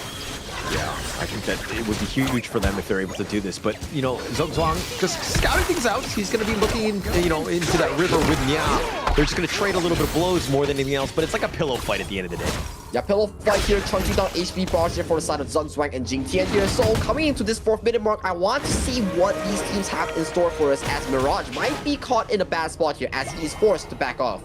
He's going to be backing off because he knows that the rotation was looking to go bottom, but Zhuang, look at his positioning. He's going to get scouted out. He's going to be given up first blood, walked into that ambush. Yeah, walk into that ambush here, and 4th-minute mark is the designated timer for that Shadow Tyrant here. But Jingtian goes to Battlefield Command. He's going to use his passive, but it looks like Nia's going to be picked off. Abdo just has to flash away. He's going to get to safety, but they did get a return kill in a row. On a roll indeed, and bot side almost Nanohana gets taken down. Almost just a pinch of health here as he escapes, soaring to the sky. Oh my gosh, you breathe on Nanohana and he dies. He was so close. That was the absolute limit. And they're going to go golden. But okay, this is something that we need to take note of, is every time Kong, he has that Jade, the Hardened Jade seal, he can almost take every big neutral, assuming he's within the vicinity. So they need to be careful, and Astar Esports need to play around this, understanding that, they're not going to be getting these, potential Devil's Dragons maybe. But Kai here getting forced out of his flash already by the Silk Imprint here. So good roam here coming in from VO here, and I like to point out the fact of the Hardened Seal Jade here. It's more of a cheat code per se that he can really secure these buffs, objectives, or even kills if it goes into the execution mark like this. Yeah, he's going to take all the buffs, almost everything that you want, whenever it's off cooldown. So he needs to be smart, play around that more than anything else. But Kong, this is the guy. Like, we saw this, he played it against the Nongshim yesterday, but he wasn't able to get going because they're so far behind. But here we go, Astar Esports looking to get the jump. They get the pull back. They find Nya, who actually gets the bitter farewell on top, knocking them back. But now Kong, with a heroic recovery, shows up, gets that pick off. Jingtian has been killed, and now Astar Esports on the run. Crazy Raccoons want more, and they find him. They get the pick off on the Zhuang as well. 2 for none exchange coming in from the Raccoons as they are also knocking on towards that mid-lane tower here. Utilizing this rotation here, they come out huge with a 2,300 gold here. Mid-tower, bot tower, and they are looking hella hungry. Yeah, they're taking all the towers at that point. Kai wasn't even in the fight, but Kong, that perfect timing of being able to just be there at the right time, getting that pick off, and then again, converting it into towers, absolutely huge for Crazy Raccoon as they've grown this lead to about 2.5k. Yeah, 2.5k lead already at 6-minute mark here. We might see VO here pull up something against Nanohana, but it is not the case here. On the cross mat, however, Mirage takes a kill on towards a flashless Kai. Okay, I think I complimented Kai, so that was like why he died, but I mean, Kai got caught out. They get the revenge kill Astar Esports. That's a good way of ensuring that they kind of come back into this. You want to take away space. You want to be putting the pressure on to Crazy Raccoon where they don't really have much space to farm. But so far, the Raccoons have a decent control all towards the game here as we see a bit of a pull here all towards Nya here. But Nya has the boost of resistance here, gets the bail out safely. Yeah, gets baited out, but the Battlefield Command on top of Zugzwang, and then Abdo's gonna show up. He's gonna take some shots from Kong, but this Overlord getting in on the action as well. Astar Esports, yes, they're kind of grouping around, but Zugzwang is actually gonna recall back. And Zug's not going to be called back here, but that means there's no Battlefield Command coming in for the next 30 to 40 seconds here. That is a major cooldown here. Look at Kong. He has that Hardy Sujin already for the next engage. Potential, the infinite vastness. The orb was going to be sent out. He's going to just dodge that one. Nanohana stays alive, which is key. He's baiting spells out as well and creating space in the bottom lane. Kai looking to take this bottom T2, and here's from the rest of Crazy Raccoon looking to go, but they're looking to turn this one, and now all-night Tremor Smash on the 2. Kai has to flash back. Kong, though, he might actually be picked off. He does trade his life away for Abdo.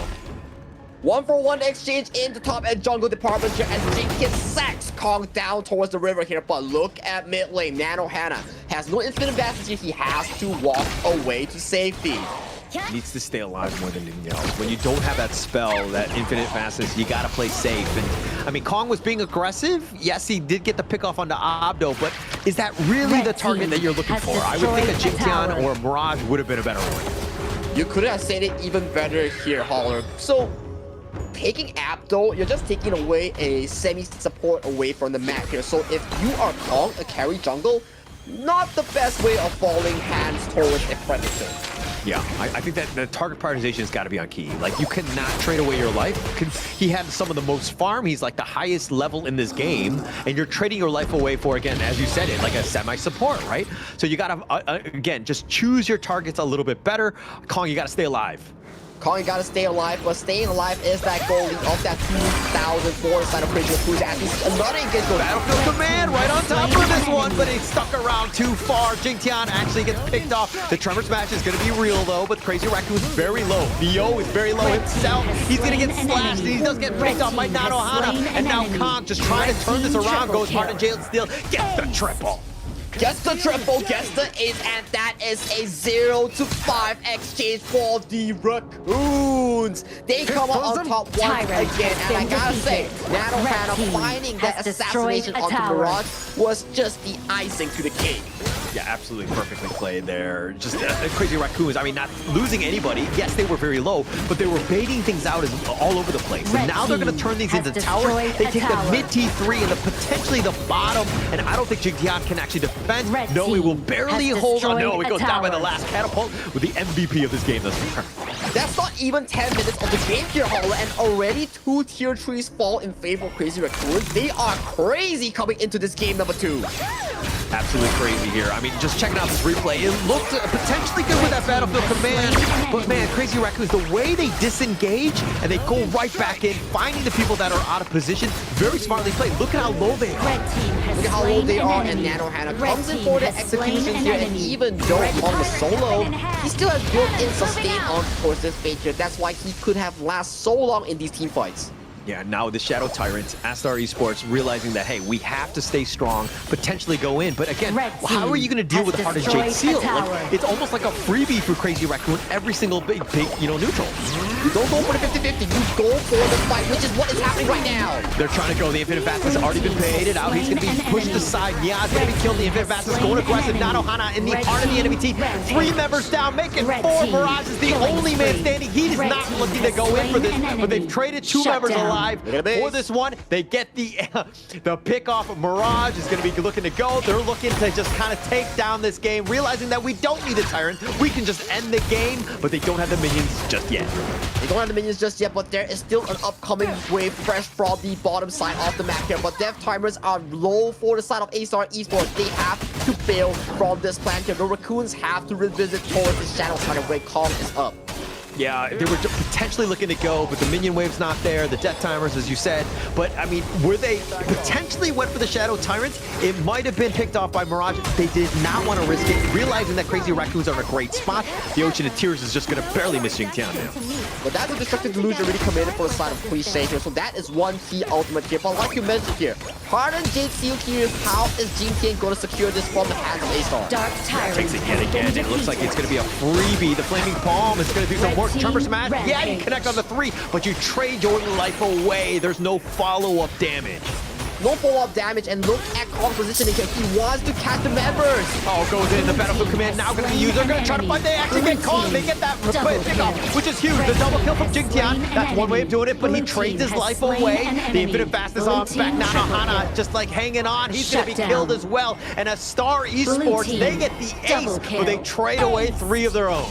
They trade with 3 of their own, and right now they have this minion wave fresh towards the crystal of the enemy team here. 15 seconds death timer on towards the Kong here. So maybe they can get a high ground and bail out before the revival of this jungle player. Yeah, they're going to try to. Abdo is solo, needs to be careful. Yes, the super minions are going to be crashing in the bottom lane, but Mirage wants that T3. If they're able to take that one away, that would be huge. But break down this replay here. So we see like an overextension here coming from Kong, not expecting the burst damage here coming from Abdo's Battlefield Command. As of this point, Mirage is just free hitting, getting all of these kills, and we were saying that, wait, Jinkin on the Marine jungle, what is he doing? He got a triple kill!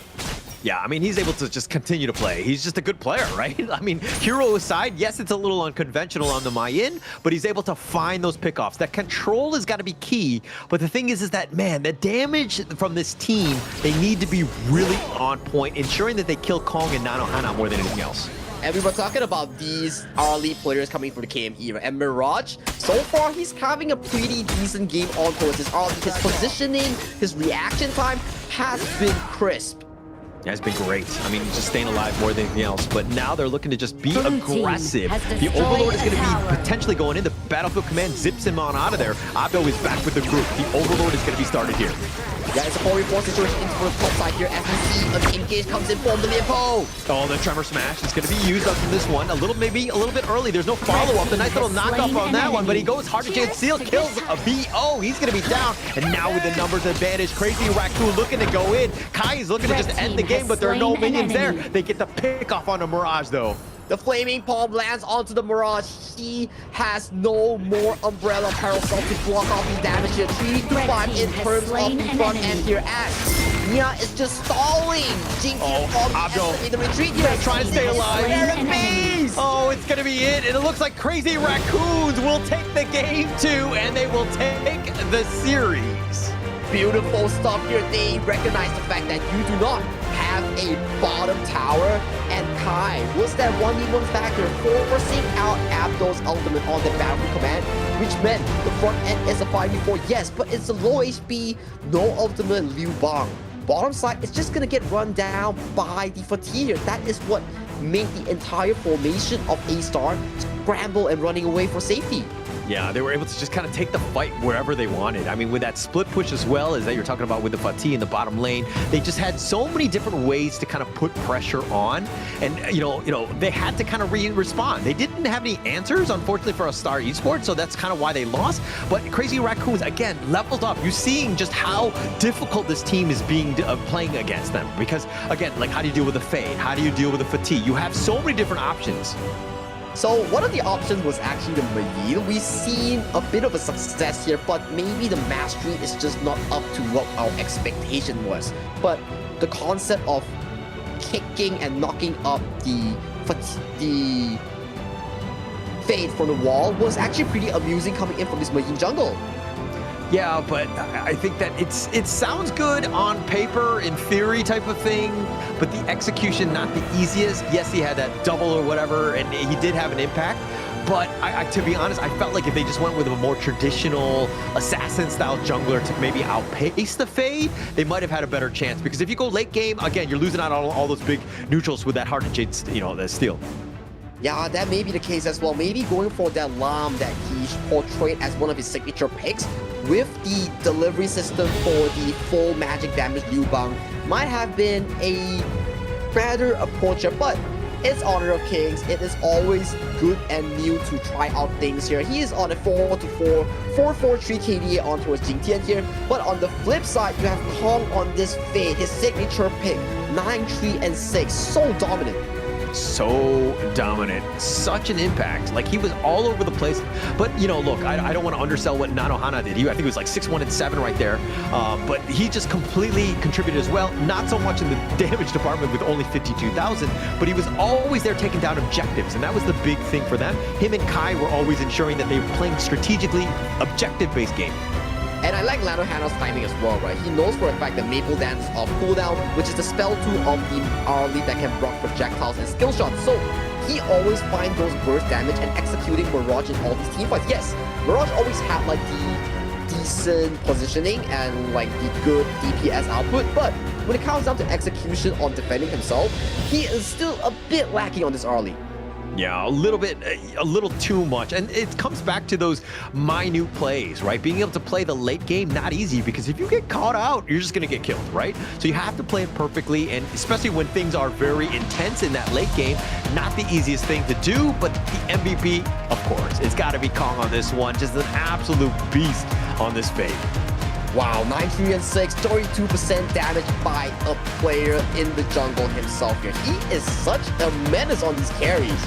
Yeah, he's just an absolute beast, right? And we're seeing just the rise of Kong, and this guy is very, scary. He's starting to hit his points, and once you give him space, time, farm, all the good things that you want as a jungler, and you're able to close out games like this, Kong did such a great job on this one. He did an insanely good job, and he is in a zone called Kong here. And let's see the replay as the early game. It was not so great for both teams, but Kong here, looking for the assassination onto Jing Tian, gets it before the Jade Seal even proc. Yeah, and it almost seemed like personal. He was going right to Jing Tian, just ensuring that the control, all that damage is being taken away, which was huge for them. And then once you have that numbers advantage, Astar Esports really can't fight. I mean, this is one where Kong actually stuck around a little bit too long. He tried to fight this one. Again, got the Jade Seal on to Abdo. Again, not a great start here. Yeah, and this was the other one, right? So Jing Tian goes in, expecting his ability to tank here. As of this point, all the members coming in for the side of Astar's area too low. Look at Nano Hana here. He goes in, goes for the flash knockup and executing Mirage from any further DPS here. So removing Mirage and Jing Tian, your whole team composition has no more damage here. And this is the fight that Astar actually failed to man-mark Mirage, and that led to this ace that Astar actually received on their end. Good team fight coming in from Astar, knowing the fact that they have to allow the early, but it's just one team fight. They need to repeat this success to many more team fights if they want to repeat the same success with this draft. Yeah, there are moments, right, where Astar Esports is able to bounce in. I think it's one of those things where you go back to game one, and coming back from that game into game two, your mental, your psyche has been shook, right? You're definitely not 100%. And going into this one where you're kind of like a little bit more on the losing side, but if they took game one, lost game two, I'm sure they would have been in a much better spot. But unfortunately, this is Honor of Kings Esports. Anything can happen. Crazy Raccoons, you saw them with that comeback and being able to just close out games, and this is why they have that 2-0 well-deserved win by Crazy Raccoon. Well, it's the comeback that matters, right? It's not just about bulldozing through one game in a very smooth fashion. Being able to play from behind and under pressure situations is a trait that you need as a Honor of Kings pro team. But that is for this series. Let's catch the next series in just a short break.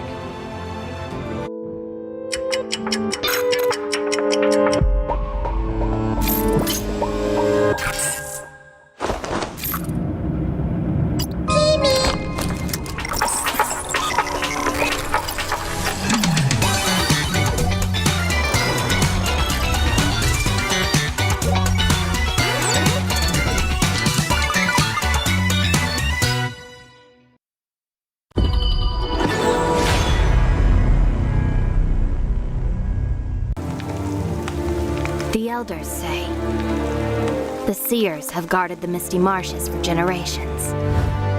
We are the forest's future. For families to gather in joy. For dear friends to stay together.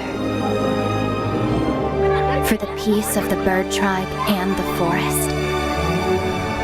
Even if my feathers burn away, I will never fear.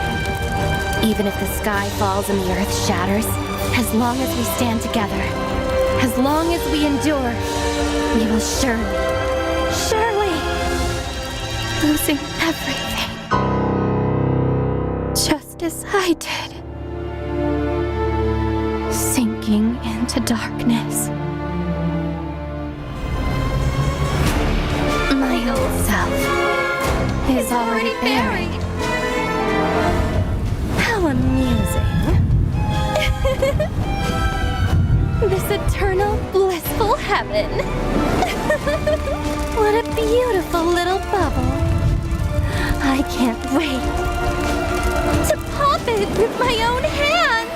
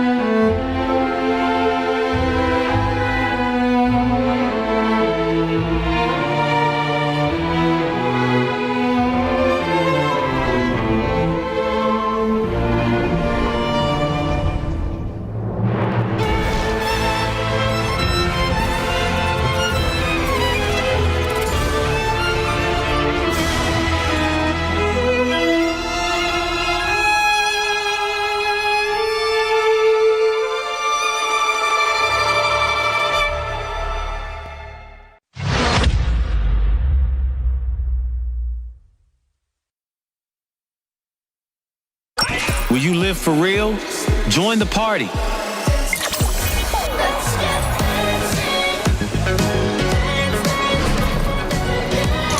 Make the whole street a party and add disco balls.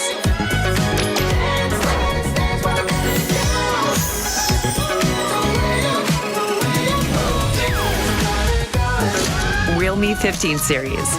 Live real in every shot. Life's growth has always been bound to conflict. How long can today's peace truly last? 1,000 years ago, from a single seed sprouted the misty marshes' first wonder. Born of wood, growing into a forest, gathering countless living beings within. Growth, cycles, fates weaving endlessly together. With the deities came the first enforcers, becoming the Misty Marsh's first protectors. They took form as the 9 seers, each with their role sheltering this hidden land. All things eventually come to an end, and a new beginning does not always follow the old path. Today's inheritors of the Seer's legacy long for a different future. Their followers, too, drift further apart. The Order of the Seers and Omniscience are like 2 branches growing in opposite directions. The Misty Marshes watches quietly as it all unfolds. For from the moment that first seed sprouted, the deities already knew the life they nurtured would one day choose its own future.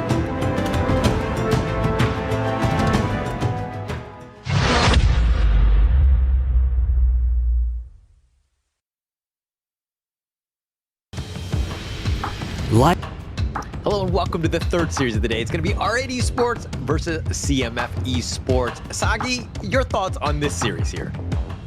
Ooh, CMF needs that first win, and I gotta say R8, they beat Astar yesterday, so they're currently in much more of a comfortable spot compared to before. They're right now 1-1, losing that series against Nongshin, but winning that series against Astar yesterday off stream. So if you're CMF, this is the time that you need to get back that win if you want to get going for that Group S contention.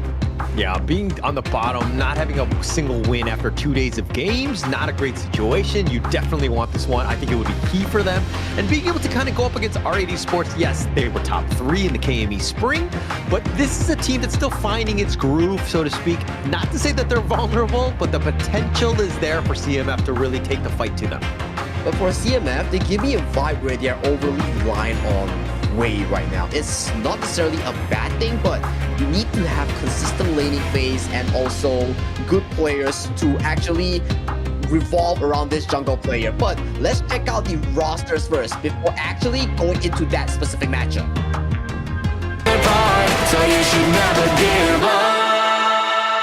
You gotta fight for it. Whoa, let's go. I know you want it. I see the fire in your eyes. You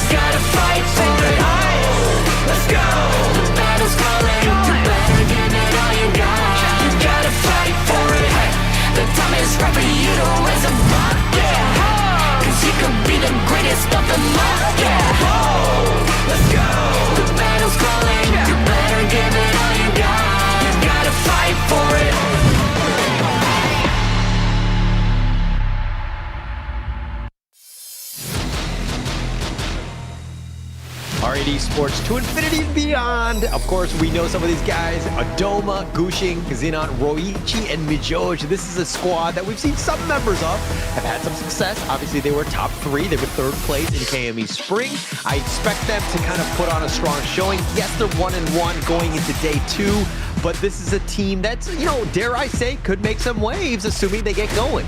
Yeah, assuming that they get going will be the definite question that they have to answer. Swapping out BX for a new jungler from Team Secret, which has previously played for the KPL region, is Gushing himself. So with the addition of such a jungler, we just have to wonder how well this jungler actually blends into this team. Let's check out their opponent, CMF Esports.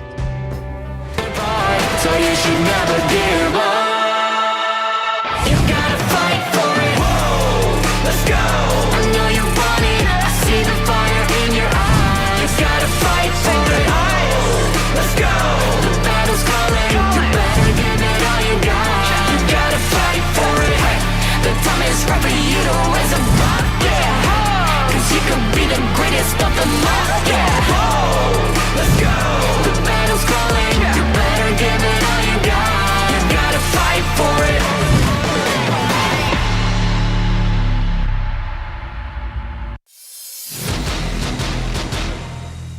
And on the opposite end, CMF Esports, the Undertakers, referring to Saiken Oya in the Clash lane, Wade, their import in the jungle, Ashir, Anton, and Tamid covering the mid and bottom side of the map here. So, this lineup, what are your thoughts?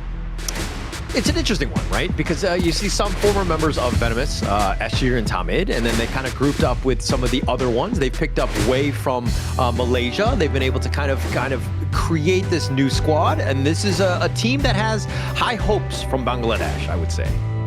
Yeah, and the key matchup that we will be highlighting today will be in the jungle department here. R8 Esports Gushing versus CMF Wei here. Whoever wants to take control of the game, it starts from objectives. And what better way of securing objectives than the junglers themselves? Yeah, it's going to be huge to kind of set things up. I mean, in Honor of Kings, the jungler is so key because not only does it have an impact in terms of the laning phase, but also just being able to take out the big neutrals, as well as just dictating how these team fights are going to go. Sometimes you can go tankier style, you can go initiation, assassin style. Like, there's so many different, you know, choices. But going into this one, R8 versus CMF here, I think that it's all about that early game, right? I think that we've seen that in the game. Yes, for sure. For sure. And talking about early game, Liang has already been banned from the side of R8 and CMF. Same thing like I mentioned, early game, and what better way of doing it than the mines you're doing here. But that leaves onto the table. Pay is up for grabs. The early game that you mentioned about might just be shown from the side of R8 Esports. The teams have been kind of like, dare I say, using it like a crutch, but I mean, that's the meta. It is what it is, in the sense that Pei is very strong, and you're seeing it right now, because of the early game impact of being able to outfarm them and then just kind of dictate the pace. If I'm going to use like the chess analogy, it's like having an amazing early game. Yes, the mid game and late game might be key, but if you just have an amazing early, you just might close out the game. Yeah, closing out is one of the teams' ability to actually dictate themselves as one of these strong teams here. For the side of CMF, they lock in the Yuhuan and Dia here. So a lot of the healing, a lot of the single target heavy CC focus that is provided by the Dia. Yeah, it gives you a lot of options too. The Yuhan is definitely one of the most picked in like the KWC, so it has a lot of you know, play, right? A lot of people, like a lot of teams like it. It creates so much in terms of like healing, sustain, it stays alive. I mean, it has everything that you want. And it doesn't actually give away your draft, which is also key here. But realistically, Yuhuan going towards the jungle, it has been nerfed, but of course, Crazy Raccoon's call has played in the jungle on day number 1, so there is still a potential of this Yuhuan pivoting between the mage, mid, and the jungle role here. So for the side of CMF, they have locked in that Gen.G to match up that early game tempo against this Pei. It's got the Pei, but it also has the Byron, right? This combination is rough, right? It's early game dominance. If they want to invade, they can kind of exert their will. So CMF right now, you don't have the top laners. The second phase of the draft got to be key. You got to figure out some way to stymie the growth of the Pei at the same time as giving yourselves a chance against a formidable opponent in the Clash lane with this Byron here. Yeah, this Byron and Pei combo, like you mentioned here, strong laning from the Byron here, ability to actually crush the lane, allowing this Pei to free roam from that one laning phase, securing that space point. So that will be an angle being formulated around our esports draft here. Also, to put on a bit of a focus onto the Nuwa, it secures this late game potential of the long range annihilation, which proves to be pretty decent for this first 3 picks off the side of R8. Has a lot of potential, right? And I mean, not only with the steal, but also with that damage. Just these are squishier guys on the CMF side, right? So they need to stay alive. The IBC, they have the sustain, but if they're insta-bursted, what is their healing going to do when you're dead, right? So it's going to be key in terms of how they want to draft around this, but they need to figure out a way to get on top. If they wanted to go with the Yuan mid, is that a good laner against the Nuwa? Is decent. You clear wave extremely fast because Nuwa, although have this insanely strong mid to late game, their early game lane clearing speed is not as expected here. And you point out a good fact. You want to get on top that the enemy, and what better way is to ban away the Lian Po, Zhang Fei, Guan Yu, Dharma. All these heavy engage is no longer to be seen in the Gorge for game number 1. Yeah, they were like, no team fight for you. No, I mean, the roam is definitely something they need to pick up. So they were very targeted on that one. And, you know, again, if they let either of those two, the Lian Po, Zhang Fei, they provide quite a bit. So you need to work around that. They did not want to deal with that going into this one.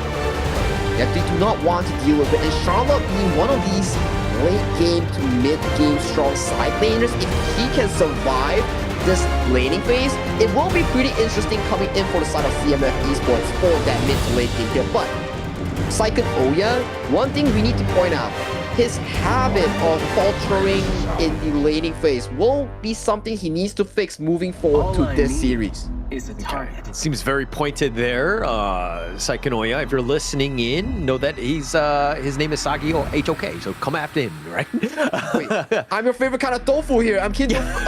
Kidding. But of course, I take accountability of my own words here. We just want players to improve and show us the betterment of the KME region here. But for the side of RA Esports, they add even more arsenal and artillery into that draft.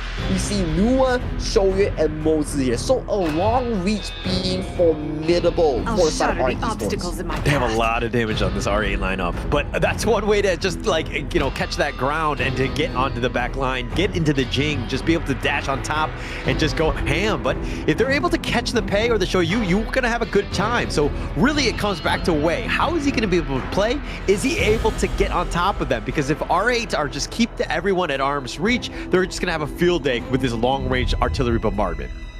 But the long-range artillery also need them to scale into perfection here. So the Gen.G, Yuan, and Jing combination, this tree will put a bit of a stopper for this R8 Esports lineup here. We need to see the execution in the early game here, which comes down to whoever's jungle gets to dictate this tempo. Yeah, it's all about tempo here, and I think it's going to be key. I mean, I would always give the edge to a Pei, just because it has such a huge advantage, right? And there's a reason why teams are first picking it, because they understand how strong it is. Plus, you have that Byron to help support. That early game is going to be a monster from R8. It's going to be up to CMF to just stymie the growth. They have to figure out a way to take out or kind of, you know, counter move whatever Gushing is looking to do and to take away from them.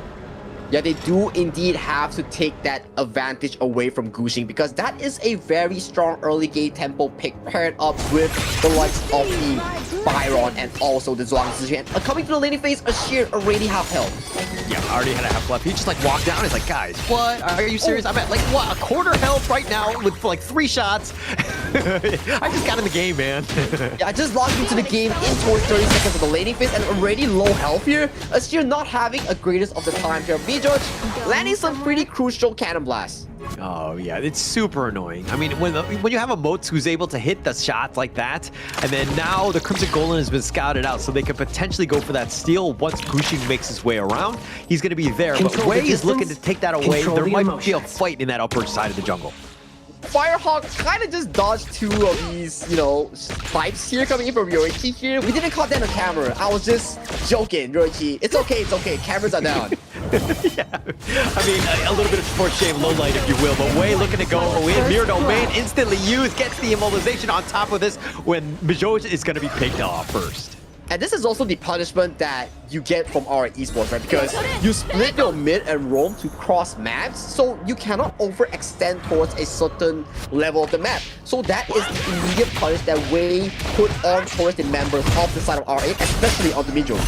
Yeah, and being able to do that, I mean, Midjoge has been like, you know, just constantly bombarding us here, made it super annoying, and it like, Wei was like, I got you, fam. I'm gonna go in for this one, make sure they would get that pick, and instantly done. And that's a huge turn of events for CMF Esports, getting that like snowball going. Getting that snowball going, but in goes that two-man walk up.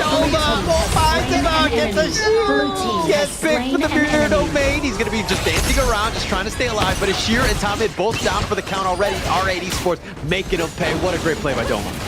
And that's not just it. They're also going for that jungle invasion towards Wei's Rube up here. This is a disaster coming in from CMF as they lose the Crimson. They lose the Azure. Yeah, they're going to lose this one. No chance at this point. And R8 Esports doing a great job of mitigating, giving up first blood, but taking it away here. Wow, what a beautiful cannon blast here coming in from Midjoge, just to be followed by Doma's smooth and sailing Storm Strike. Immediately two-man knockup, collecting 2 kills from the side of CMF Esports. Yeah, that was like, this is that combination that you're looking for. Cannon Blast, he can be fishing all day, but if he hits you, and then you got Doma on top of that, that's going to be pretty much all she wrote, because they have so much damage that can clean up the rest of them. And this is just an early game, right? The moment we hit the late game, when those cannon blasts hit, you're gonna just not just be hitting with these engages. That Annihilation and the snipe coming in from Yurichi, those are gonna hurt extremely hard. Yeah, they have so much long range, right? So they don't have to get on top of you, and this is why those cannon blasts, if Midjoge is able to continue on with those, hit those marks for the rest of the team to just get the damage in, you're gonna have a great time. You're gonna have a great time, but the time for the Tyrant will be in 30 seconds here for the side of CMF and R8 here. What is the call here? Usually, when we see the jungle matchup here, we will want to see buffs first only towards the Tyrant here. So what is the priority here for both of these two junglers? Well, looks like they're going to put pressure on the mid lane more than anything else. R8 are kind of just putting the pressure on and then open it up for that 10 second, in 10 seconds when that Tyrant is back up. R8 are making their way already. Making their way might be towards this Azure Golem here off the hands of Wei here. What is the call here? Wei is only level 7 with 0 mana. Yeah, no chance. Tyrant here going to be started. Cannon Blast connecting onto Anthem. He's going to be backing off, but Gushing continuing on. I don't think CMF are going to contest. Yeah, no contention here because Wei has already committed that smite towards the Azure Golem. So right now, if we were to compare towards the jungle department, Gushing is about 1 level almost up against the enemy jungle, which is a very big achievement towards this early game. It is huge at this stage. I mean, it's like 4 minutes in and being able to level up, especially as a jungler. But again, now look at how he's looking to invade, looking to go for that potential jump off, finds a low top and decides to go and bounces on with that Annihilation. It looks like they're going to get 2 for this one. Yeah, 2 for 1 special here, and they get the tower as a added prize here. Right in that promo code, CMF 2 for 1, and they got it for free. Yeah, where do I put that promo code in? I'm not trying to talk about the name. But the unending sorrow keeping him alive. Ashir's going to flash back, but he gets pounced on. Gushing making him pay. That's a lot of promo codes for just 1 minute here, and right now they're looking for another consolation fight towards the mid lane here. Mid tower goes down, 3-man goes down, 5 for 1 in terms of the scoreline here, as R8 is still on top. Oh, they've got Roichi. He has to flash. He gets killed on this one. Wei makes him pay, but that's going to be a huge one. But now they've been pushed back to create your blocks with that Cannon Blast. They find him, and they get the return kill onto Anthem. And now Gushing continuing on the emergence. Gushing is somehow still alive off with a triple kill. Triple kill for Gushing here as Midjoge with that thing inside the box locks the likes of Psychon's Oya for any potential follow-up kill on towards Gushing here. And right now, the game is going wide open at 5 minutes 40 seconds of the game here. Jungle losing total control. Losing total control. I mean, just the amount of control that they have, that the CC is real from R8. They lock you down, they have that damage. I mean, Gushing and Roichi and Xenon on top of this, it's like they have a lot of burst. So you got to work around that. CMF need to kind of figure out a way to kind of not get jumped on. Obviously, easier said than done when you're losing and you don't really have a whole lot of vision. Yeah, no vision, and you are forced to bundle up into one team together. And look at this replay here. So, Roichi forced out, but he shattered. Mirror destroys him and sends him to the graveyard. But at this point here, we see a very good creation block him and Storm Strike that lands onto the likes of Wei here. And this thing inside the box is very crucial in saving Gushing and his big bounty on top of his head. That was absolutely huge by Majolish, right? That box was just like game-saving almost. If Gushing dies there, that would have been an absolute disaster. You were talking about how he's the highest level, but also net worth-wise, he's the highest there. He's just done so much across the map. He's 1,000 gold per minute, and that is not an easy achievement in especially HOK Pro play here. So right now, KME Esports covering that 4,000 gold deficit already against R8. They need to find a way to put a stop to this. Yeah, they need the wave clear, deal with that, but that T2 is just barely hanging on. It's going to be dead in a second. I mean, the mid one's already looking to go down. No minions required on this one. And CMF, their map just got a lot darker. A lot darker, and more of these Azure dollars are going into the favor of R8 Esports. For Wei, if you're losing out all these key buffs as a jungle assassin, it just shows that you are getting lesser and lesser resource, which is not what you want on a jungle carry. Yeah, I mean, taking away the blue buff from a Jing is actually huge, right? And Wei without that, plus your own jungle is being taken away. Wei trying to make the heroic play, decides to go in for this one, tries to go on top of this one, but the Mirror Domain not able to do enough. Doma just too tanky at this point, and now CMF without getting a single kill, and now Doma is angry. Has the force field suppression, decides to go in. They find Tomid, he's gonna get picked off. Gushing making him pay for going on his brother, and now CMF on the run with only 4 members. And that's so much gold being committed to Doma just to not get any value out of it. You get the flash, you get the pure sky, but it does not convert to a kill here. You're losing waves, you're losing farms. So right now, CMF, you're just getting penetrated and pushed back to their base. Yeah, I want to give them credit for like trying. I mean, Wei is looking to go in. He's doing some serious damage on Roichi, but he gets out of the zone. He will be fine. And Wei tried to go all in, tried to get the pick, but not enough to take down Roichi. Wow, that was so close coming in for the side of Wei. He almost got a kill to Roichi there, but upside though, Gushing making light work off this tier 3 tower as Tomid looks to fall once again. Yeah, Tomid just way too far up front. R8 was like, okay, I'll take this free food. And they take the top T3 as well, and Gushing doing some serious work. The Cannon Blast is slowing him down more than anything else. And with that Wild Wind missing, it looks like R8 are going to look to disengage. The Wild Rounds haven't been connecting much for the side of Ryoichi, but it's okay. Xenon and Midjosh are landing blows after blows here. Just again, before the 10-minute mark, another tier 3 has already fallen for the side of CMF.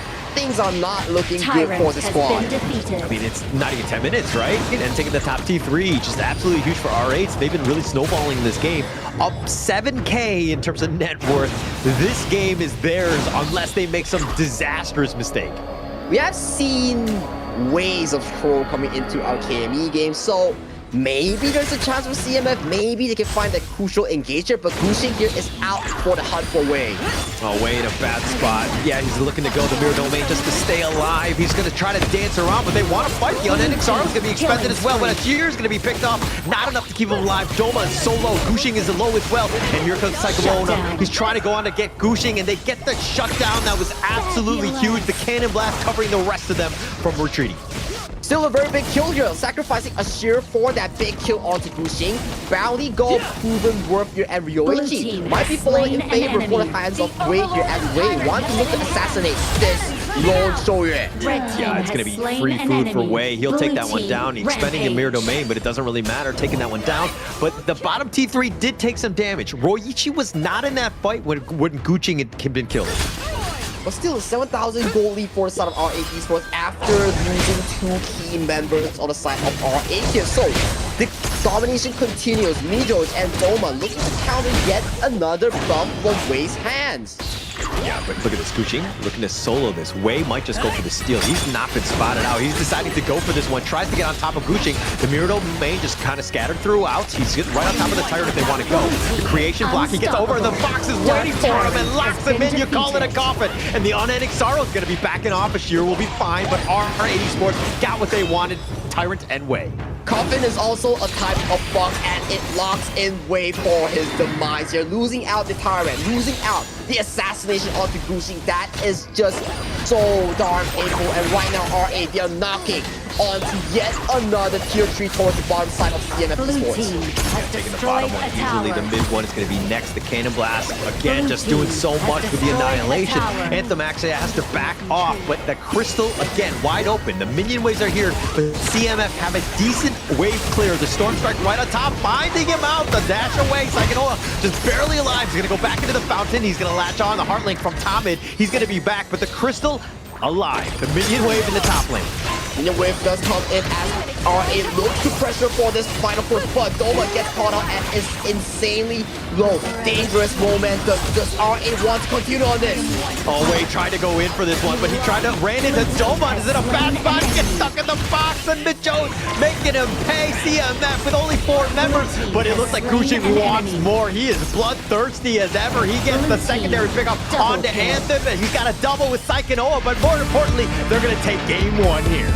Game 1 goes in favor of RA Esports as they showed clean execution from that 4th minute mark, immediately eliminating that bot side threat, destroying the jungle coming in from the side of CMF, making sure that this Jing gets locked down, even though Wei found these key assassinations, but it is still not enough because the weight is just so heavy coming in from this sole jungle player.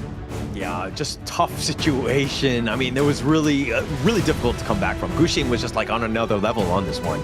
Just being able to kind of just be very aggressive. And this is why the pay is just so good, right? Because once you get going and everybody else is so far behind, you can't out damage him, you can't catch him. It's a really difficult situation. Yeah, if CMF wants to revisit game number 2, I think from a competitive standpoint, they need to fix their early game well, because early game is where you need to protect weak assassin junglers. Assassin junglers are typically weak in the first 4 minutes of the game. If you allow this first 4 minutes to be neutralized against the likes of a Pei, like a Byron, then Wei will have much more of an easy game here. The direction coming in from the Gen.G and also the Diadea is already correct. Maybe the execution is what they need to improve. Yeah, it's all about the execution on this one, right? And you need to kind of counterplay the pay. You need to figure out a way. You can't just play stock standard, right? Your jungle is going to be invaded. You're going to be constantly put pressure on. So you need to figure out a way to kind of just, again, defend your own jungle or look to invade. They did neither on this one. They played it, again, very reactively. Yeah, very reactively, but props to Wei as well. He was finding all these shattered mirrored domains on towards the key members, such as Ryoichi multiple times. He tried to go on also the likes of the mid lane coming from R8. He found pretty decent success, but still, converting that to a bigger lead is so difficult when Gushing and R8 is just terrorizing your jungle, leaving no crumbs. Yeah, no crumbs at all. I mean, Gushing and Doma, like, they're fighting within each other just for all those kills and those crumbs that you're talking about. 5-0 and 5 Doma, Gushing 9-1 and 6. His impact was unreal. Like, we were talking about how, Ryoichi got focused, and yeah, he died twice, but he was kind of like a range creep at the end of the day. He was kind of not like a non-factor because everybody else is just doing so much. When we talk about doing so much, we check the damage dealt department, and look at Gushing here. 12 minutes into the game, 88,000 damage dealt already with an 83% team fight rate. But I want to highlight one point. Mid-Judge on this mode is actually so darn crucial. So many times to think inside the box, it's actually locking away key members like Wei and Saiken Oya from committing more on the likes of Xenon and Gushing. Yeah, he was absolutely perfect for those Cannon Blasts, really setting it up. I mean, it makes it so much easier for everyone else to hit your Wild Winds, your Annihilations, when they're constantly being stun locked. Plus, you had the Byron to kind of just like lock them down even further. This is a really good draft, and they play that one to the T. R8 Esports, full control, as you see in this gold graph here.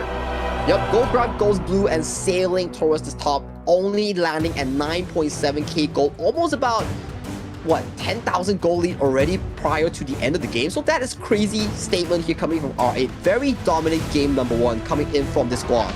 Yeah, just a really well-played game. Statement game, if you will. But Gushing making this statement of all of them. And then a clear MVP, 9-1 and 6, 29% of the damage, but also 26% of the total gold was in his hands because he was farming across the map and getting all those kills. And go for gold, damage for damage. You pay him the bucks, he does the job well done here. That is R8 Gushing, a very well-experienced player from the likes of R8's draft. Yeah, just really well played. I mean, I think that they need to figure out a way. Like, if you have the pay, okay, but you need to, again, just kind of work around it. And this is that moment where R8 gets 2, and this kind of started that snowball, and Gushing, not scared, constantly diving as well. They're constantly diving, finding these angles, accelerating the game here, Wei finding the assassination onto Ryoichi, but using all those cooldowns, as of this point, Wei ran out spells and got caught by that cannon blast here. And look at Midroach here. That thing inside the box, so crucial in saving Gushing. Yeah, I mean, that was an MVP-like play. I mean, Gushing dies there. That changes the dynamic of the game, right? He was just continuing to roll, and they turned the things around. And look at how just barely, this is one where I think Gushing actually died, but it was very close. That was like one of his only deaths. So, like, you know, again, R8 playing to the T almost. Yeah, playing all the heal, but it's not enough if, let's say, you are down about like 9,000 gold towards the end of the game here. As of this point, losing Wei, losing Cyclone Oya and Anthem, you are left with a fair open crystal, which eventually led to the demise of CMF in game number 1 here. But game number 2 will be here shortly, and I want to see what kind of adjustment that CMF has for us. Is it letting Wei play more of a tempo jungle, like the Pei, like the Ukyo Tachibana or Musashi that we've seen that found success against all these jungle assassin players? It's going to be interesting seeing what they want to do. I think in terms of draft, I think they need to kind of, you know, pick something a little bit more high tempo at this point. Just take the fight to them, go all in on this one, and see if you can change that one out. I think it's going to be key, especially for CMF to come back in this game, but we're going to find out shortly, right after this break.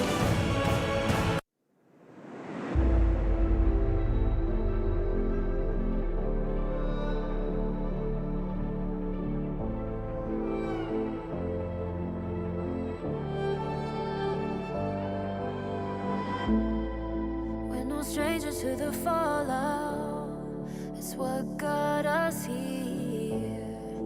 Ever changing, some chameleon, blood, sweat, and tears. We'll never make it if we fall to everything that brings us down. With a comeback is now.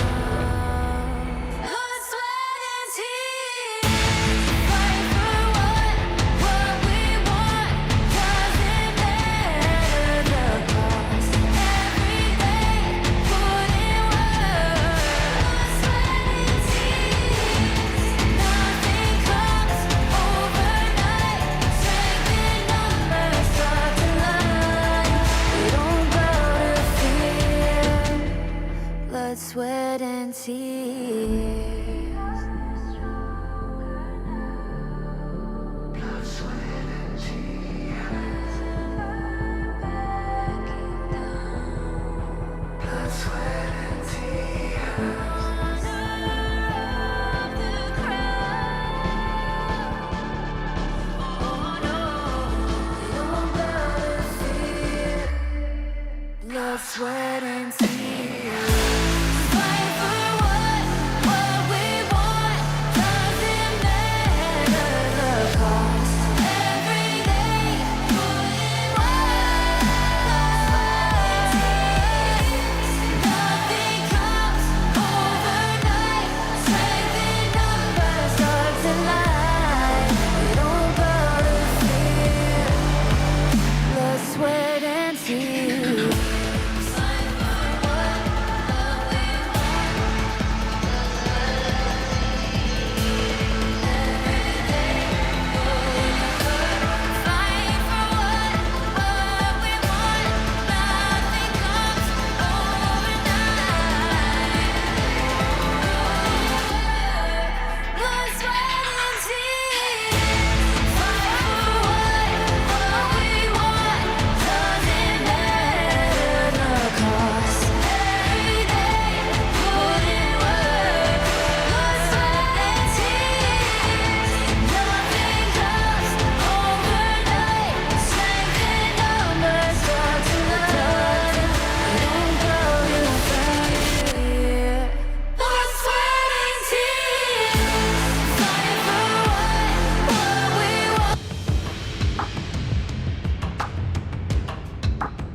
R8 Esports, very convincing win off the back of Gushing. Saki, man, what does CMF Esports need to do here?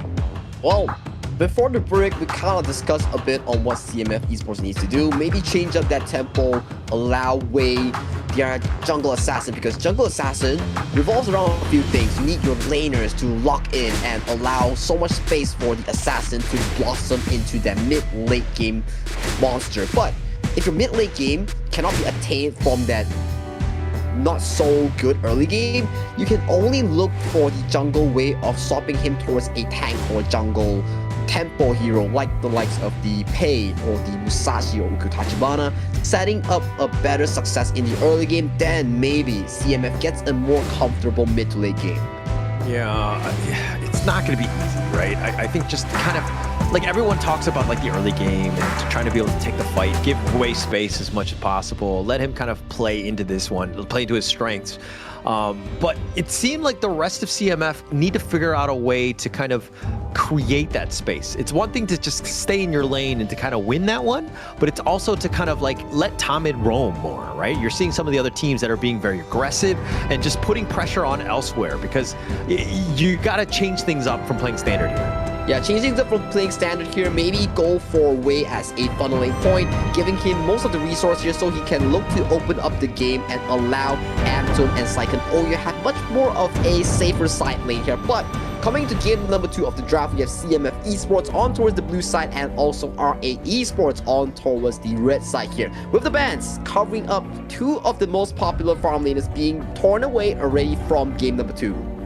And look at that, R8 Esports banning out the Liang as well. They're going to take away some of that control. Maybe they go for a high-flying one themselves, let Gushing cook at the end of the day. But the mine's going to be picked up by CME Esports. Ashir, looking to kind of, is looking to kind of change things up and just be that, aggressor early.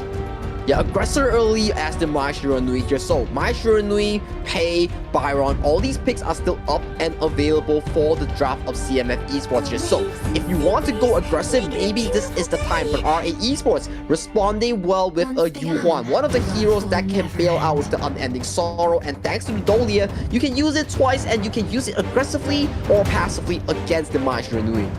Yeah, but pick up the Dolia here, just, obviously they want to pick up anything that has, a good ult, right? You have a lot of potential. You want to use that Celestial Melody as much as possible. You want value more than anything else. CMF Esports are like, okay, we're going to go tempo. We want to get way going in this series. We're going to pick up the Luna for him. And that in the Chano, is that going to be enough, though?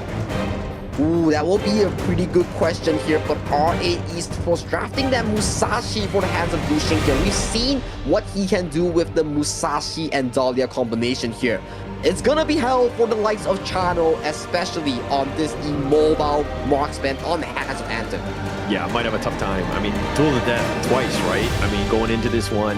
And then plus, if you're looking at the CMF side, very squishy. Yes, they're high-flying assassin style, can do burst damage, but if they get jumped on, they are so squishy. I mean, this is probably very juicy of a target for Gushing, and he's like probably foaming at the mouth looking for these targets here. And R8 Esports, they notice the fact that the enemy team comp is squishy, hence all these tank roamers have been removed from the pool. Zhuangzi, Lianpo, and CMF banning that Zhang Fei here. So there's no more potential tanks here on the side of CMF for their 4th and 5th pick here. What is the call for CMF? Is it to put Sycan Oya on a traditional tank so that Luna gets all the funnel gold?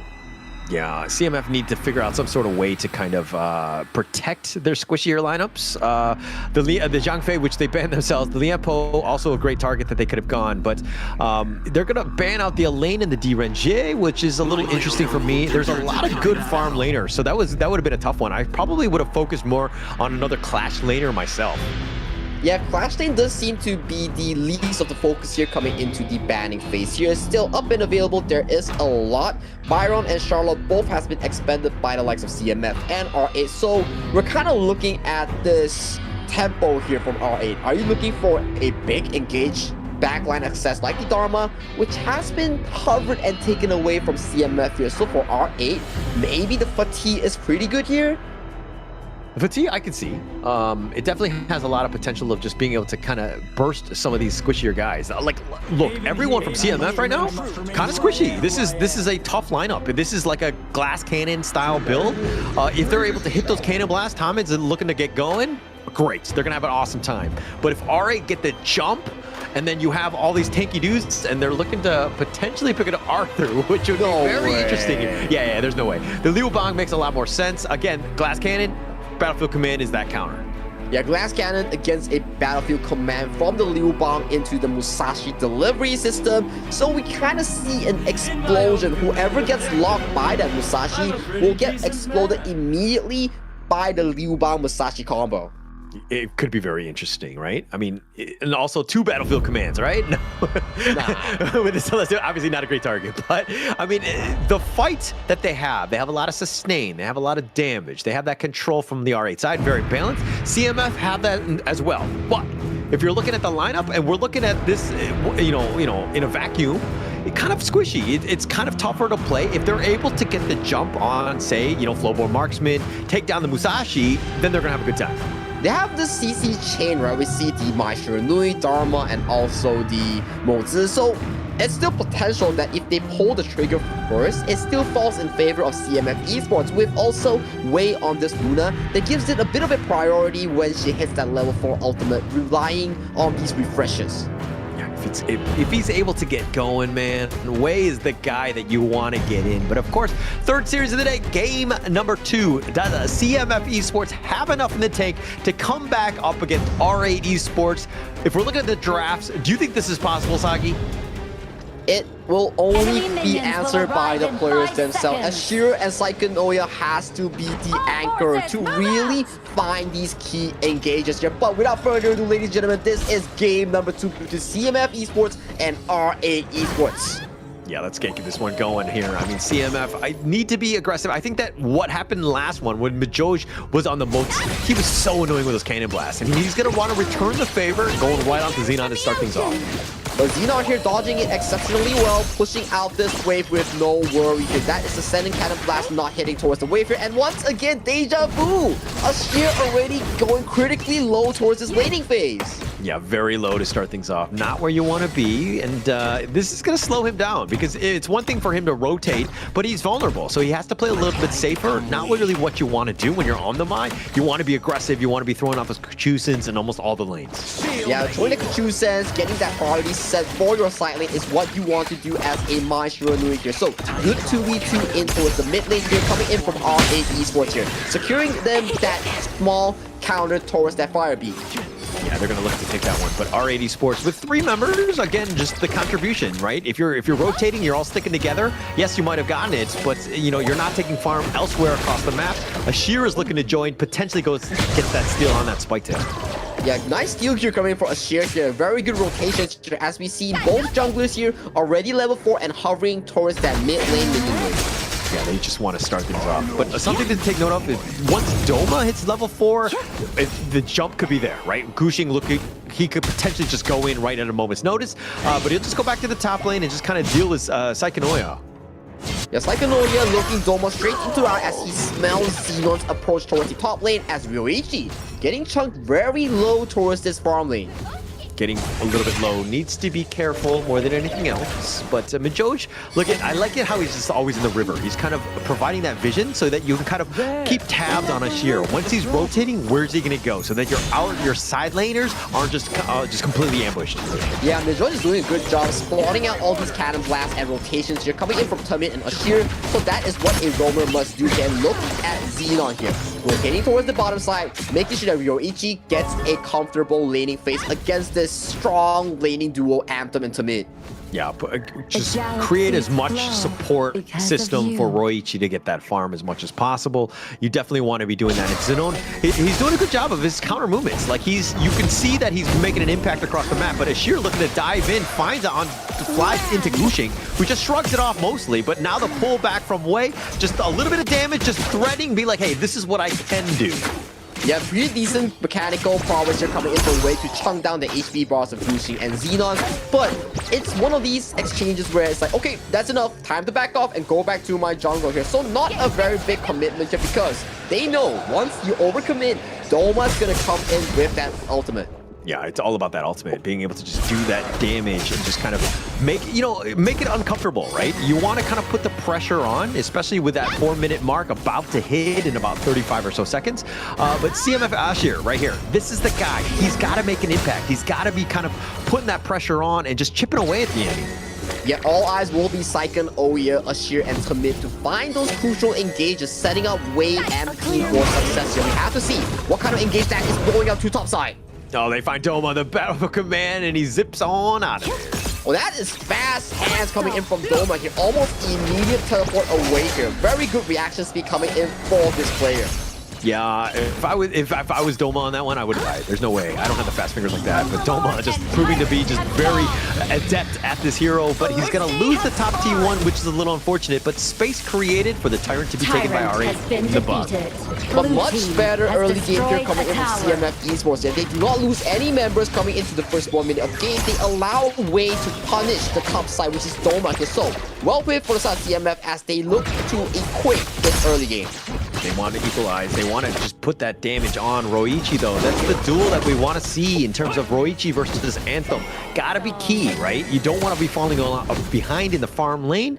But, okay, let's talk a little bit more about this Astar guy in terms of this Mai. Has he done enough to really make an impact in the early game? It's sufficient because he's providing a lot of space here, but look at the invade here coming in from Gushing against this Crimson Golem. Oh, Tommy, look at this. Set up the box. He decides to go, but he's been latched on. He's going to get a little bit low, but Wei has been killed. They've already taken him down. Mijoj is going to be killed in return. The duel of death right on top of the Anthem. But Psychonoa gets picked off as well. It's 2 for 1 in favor of R8. 2 for 1 in favor of R8, and they get the Crimson buff. You're further pulling way behind in the jungle comparison here. We need more of these aggressive engages here because right now common spells are down as we see mid lane Zidon splash forced away from the Maestro Nui. Yeah, pushing away, but Roichi taking what's available for him. He's going to take the bottom T1 for free. Nobody is nearby. Picking that off, but that last team fight, Wei going down early. Absolutely disaster, especially since Gushing is getting all these kills. And look at the replay here. So we see the lockdown here on towards Wei. Wei couldn't move at all on towards Luna here. And Syken Oya getting a decent engage towards the back right here. But the follow-up just wasn't there to provide enough damage here, allowing Gushing to limp away with a sliver of health. But Syken Oya, I mean, it was a great truth, great setup. But Wei had already been killed, right? And I know that you're just trying to throw things at the wall and see what sticks. But if he's down, if Wei's alive, that's a completely different team fight. They have a chance. So that comes into play where this Gushing's, Musashi, and Doma's Liuban combination proves to lock this Luna down here. So for this Luna, maybe we see the early Splendor or all these defensive items, then she will be not so easily taken down here. But once again, what will be taken down will be this Crimson Golem as we see Wei on the opposite end of the map. And taking that away, right? Invading the enemy jungle, knowing the timing, absolutely huge for R8 Esports. Dictating the pace of the game, they're up about 2K at this point. R8 Esports have just been a troublesome opponent for CMF. Yeah, and right now we are starting to see a bit of a shift of a tempo here as R8 is just relentlessly hunting for Wei in his own jungle here right now. Although it's still only a 1.6k goal lead, but R8 is looking to tear it wide open to a bigger goal deficit for CMF. Yeah, I don't want to talk in generalities here, but Wei, I mean, losing those buffs has got to be key, right? He needs to get going. He wants to get that blue buff as much as possible. He's starting to get the steering step on his Zenon, does a little bit of work onto him. They have to respect that damage, but he doesn't have just the critical mass of damage to burst anyone just yet. And Doma playing extremely safe towards his bottom side of the map. He knows for a fact that there are a lot of eyes preying onto him, so he has to play safe. He has to wait for that pivotal engager. And like you mentioned here, this Azure Golem will be the prime target coming in from R8 Esports. Denying it away from Luna will be key. Yeah, taking that away, I almost want to say that's like game over at this point. I mean, obviously a huge overstatement at that point, an exaggeration if you will, but losing that blue buff on a Luna it's absolutely huge. CMF need to do a better job of protecting the buffs as much as possible. But that's the problem. They cannot take a 5v5 as of this point because Doma coming in with that ultimate will just spell doom for this Luna here. And look at that, another buff. That is the third Crimson Golem after that Azure Golem. literally taking all the buffs away, right? Gushing just doing a good job, and Wei getting a little bit angry. I mean, that's one way to get all the buffs is just to kill Gushing, but they really don't have the follow-up damage to do enough. Yeah, and that's without blowing the Battlefield Command here. Astar going pretty low. Oh, it's too low. They've taken the Tyrant as well. It's like, you know what, just trying to limp away to staying alive. The Unending Sorrow right under the tower, but here's the duel to death, and they find Wei, and it lives up to his name, and they get the pick off. Oh, another big punishment here coming in on towards the side of Sheer and Wei here. You know for a fact that once Gushing joins the team fight, his ultimate will only be target locking on towards Wei here. If one is not enough, Midra is like, bet, sending in another one with my Celestial Melody. You go in again. Yeah, you laughed at me when I said that, by the way. When I said, you know, 2 duels of death, you were like, why would they do? But bam, that you see why. You said 2 Battlefield Commands here, so I said that as well, by the way. I said that twice. Okay. But yeah, they've done such a great job. R8 Esports. I mean, they don't have the minion wave to continue on with this push. I mean, the mid lane is going to be here, but man, this is so rough. Astar's down for another 15 seconds. They need the wave clear to keep this T3 alive. I don't think it's possible. Oh, it is. It is, and it is still standing here. They take back their discipline, they take the Azure Golem, and they will rotate themselves back to that Crimson Golem as well. No buffs for Wei, and it is still continuing with the 4th Azure and Crimson.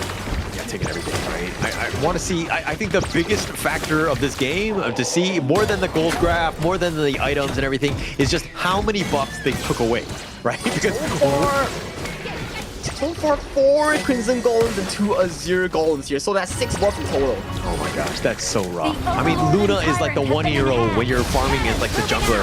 You need those buffs. You need that 100% and not able to get it. And this is like a more than a feels bad man. As it's a 6k net worth lead in favor of R8. Yeah, 6k net worth at 10 minutes of the game here. They are looking to secure the Shadow Tyrant and formulate that game-ending push, or to minimally take all the tier 3s from the likelihood. And Xenon gets deleted from the map.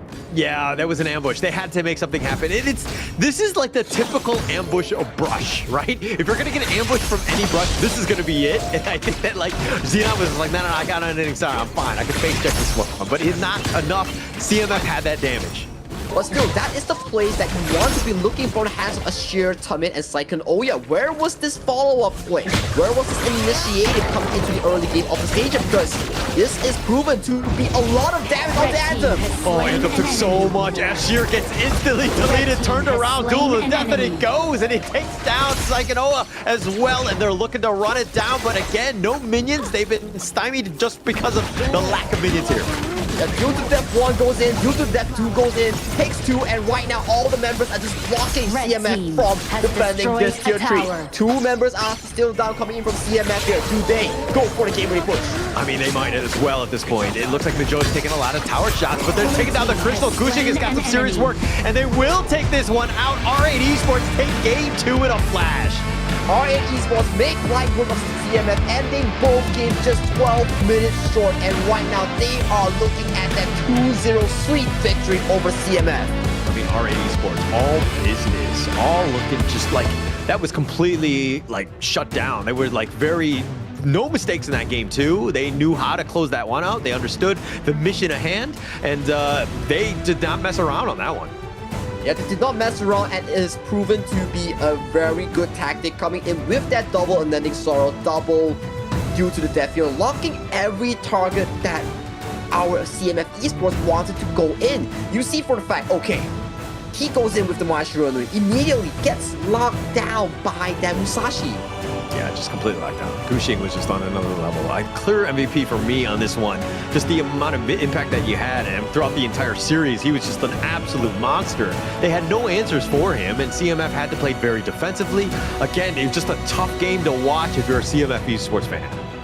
Oh yeah, it is a very heart-wrenching game, and they definitely need to continue their growth in this league, because these are counting for the ranking week, because once you go down to that Group A, you are going to be fighting 4 teams for that 1 slot to the playoffs. Yeah, you don't want to be there. I mean, look, we still have 2 other days. I don't want to get the cart ahead of the horse right now, but it's not looking good, right?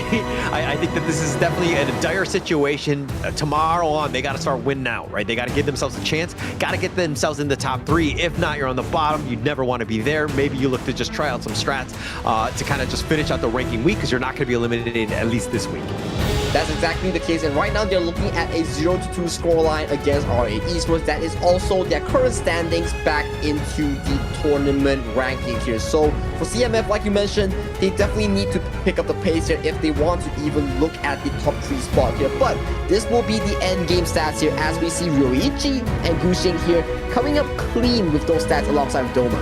So clean, right? I mean, Mijoji died twice, Zeno died once. I mean, that's the only detriment I could find to this literally flawless team, but they were on point. Not many kills to be had. CMF were playing a little bit more KG in that regard, but just too much R8 at the end of the day, and Ryoichi with that 62,000 damage always did enough for the rest of the team to just clean house. Yeah, the arrows are hitting hard, especially from Ryoichi's Global Marksman. He was looking for those aggressive ultimates all towards the backline of CMF Esports towards the end of the game here. He is this damage dealer that you need, and Gushing and Doma just going for that airplane new combo that we see. Yeah, and look at how much red is on this table. Like, there's a little bit of blue. CMF Esports had a little bit of a chance. I can kind of see a little bit past the 4-minute mark right there, but just too much R8 Esports at the end of the day. Just, you know, tough situation. 7.6 at the very end, but really no outs. I didn't see any mistakes that, you know, CMF could have taken advantage of and got back in this one. It is for CMF to figure out, right? Their early game so far definitely needs to fix from the start of the game, right? A sheer back-to-back games going into the laning phase at 30 seconds of the game, already being chunked out extremely hard. So that is something that they need to fix going into the level of the gameplay that they have against KME, especially against Gushing on this MVP back-to-back performance. Just well-deserved. I mean, throughout the entire series, he was just like, whenever we made a call, Gushing was there, because he was always like being like the raid monster. He was just killing everybody. I mean, he only got 2 kills in this one, but his impact was definitely there, and we'll see most of them in the highlights here. And this highlight just shows that even though you have this Luna on border towards the early game, this double lockdown coming in from the Musashi just makes this Luna like hell of a game. And even though, look at Ryoichi's movement, dodging out 2 of the flash engages coming from Saiken, Oya, and Ashir, that is peak quality reaction. Absolutely. Like, they were so, like, the mechanical skill, you're seeing that, right? When they go in, boom, Ashir, Atomic, both of them so low. And, like, how just instantly deleted. The dual death, you try to get away from Gushing, that's the secondary dual death. Constantly on, and then it was just pretty much cleaning up at this point.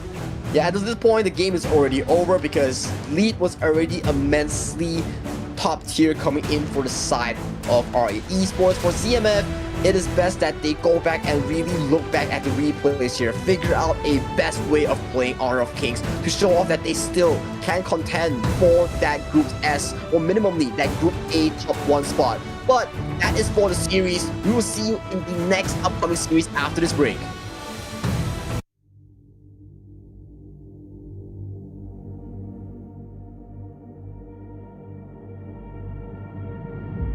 I feel it deep flowing through my blood. Rising up to become someone,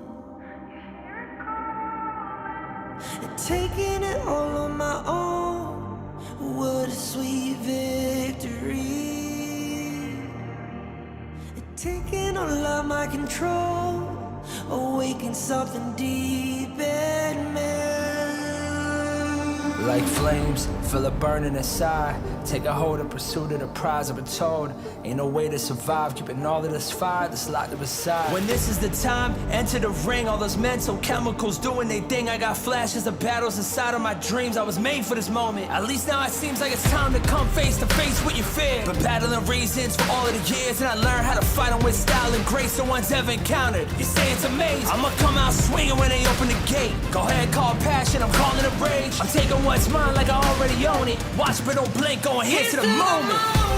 The sky rained down. Here's to the madness that's all around. Go on, tell them who you are, you are, you are. Go on, tell them who you are, you are, you are, you are. Here's to the moment.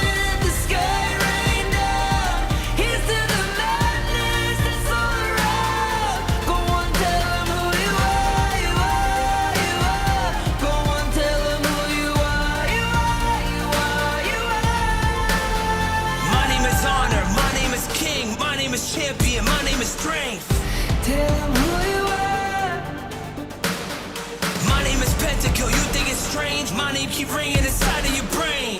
I hear it every night. Here's to the moment the sky rained down. Here's to the madness that's all around. So tell them who you are, you are, you are. Go and tell them who you are, you are, you are. Here's to the moment the sky rained down. Here's to the madness that's all around. Go and tell them who you are, you are, you are. Go and tell them who you are, you are, you are, you are. Here's to the moment the sky rained down. Here's to the madness that's all around. Go and tell them who you are, you are, you are. Go and tell them who you are, you are, you are. Go and tell them who you are, you are, you are.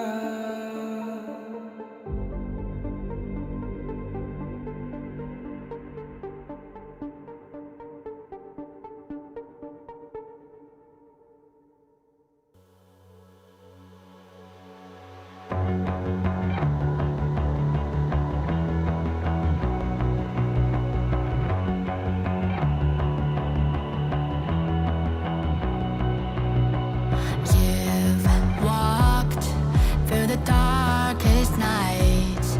You've heard the crowd, felt the blinding light. You were standing there when your heart comes alive. It's a dream I've had, and it never dies. Right here, right now, give it all, get it out. Never a surrender. I fight and never fail. I am a contender. A challenge I can feel. The smallest lies become the brightest enemies. Relentlessly. And even if you fall, you gave it everything to be a king.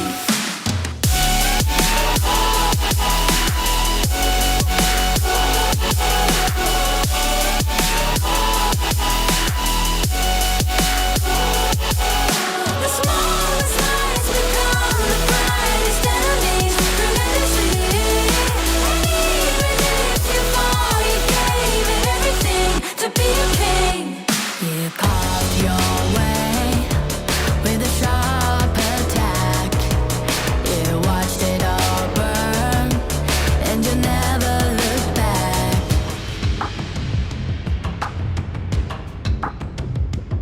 Welcome back, ladies and gentlemen, to our final series of the day. It will be between Crazy Raccoons and Gen.G Esports. What a way to finally be able to witness these two teams that are contending for that top 2 spot in this KME ranking week. Yeah, going into this one, I mean, both of these teams are obviously going to want it, but I think Gen.G Esports, a little bit more pressure on them to perform. Obviously, they want to keep their top 2, top 3 status in mind, especially going into the KME. It's got to be key for them to continue on with that one. Crazy Raccoons looking to just bounce back. This is a team that's been rebuilt from the ground up, so to speak. This is a team that's looking to make some waves here. They're looking to make some waves, looking to actually challenge the runner-up of the KME Spring Season 2025. So it will be a statement match coming in from both of these two teams. Winning here will cement their spot even further for that Group S ranking. It would be huge, right? I think that both of these teams really need to understand what is at stake here. Getting into the Group S is going to be key. You have a much easier route. Obviously, you're not guaranteed anything, but getting yourselves into the playoffs would be huge for them in terms of seeding. Top 1 and 2 are going to be moving on in that sense. First place will get you, of course, into that slot at the KIC. Second place is going to get you this the last call one. So this is something that they really want for both of these guys. Exactly the case here. And when we talk about what we want, we always relate to how much you can actually commit here. Talking about commitment here so far, both of these two junglers, Kong and also Rock, have been phenomenal so far in past these two days. Yeah, you're making me uncomfortable when you said the word commitment. But yeah, we'll continue on with that.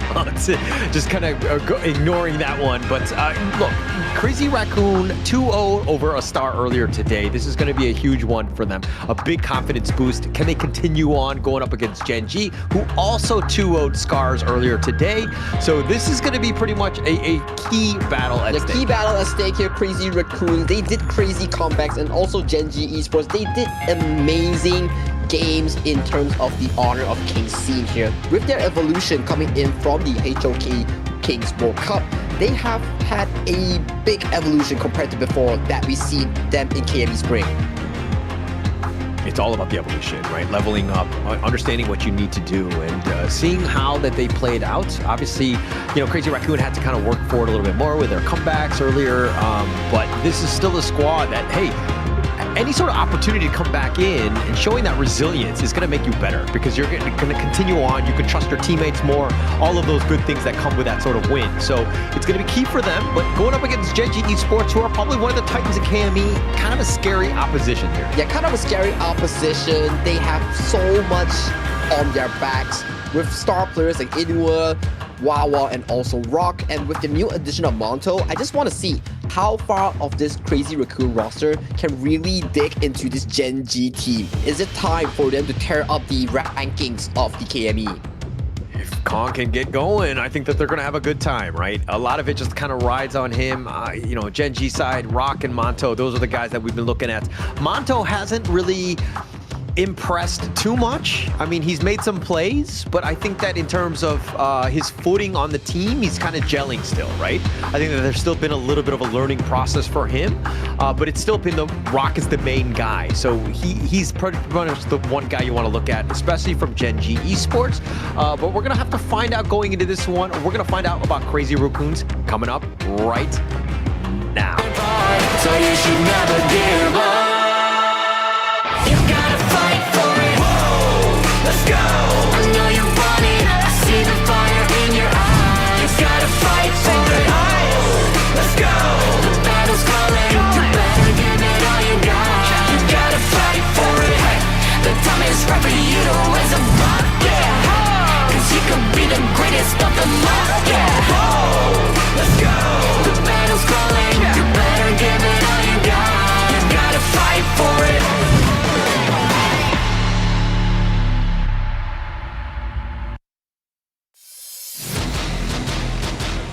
Crazy Raccoon, the CR Nation out of Japan, is going to be made up of Kai, Kong, Cliche, Nanohana, and of course Nia. And I feel like every time Nia wins a game and he gets he has the most assists on the teams, I feel like we need to add an extra A to his name.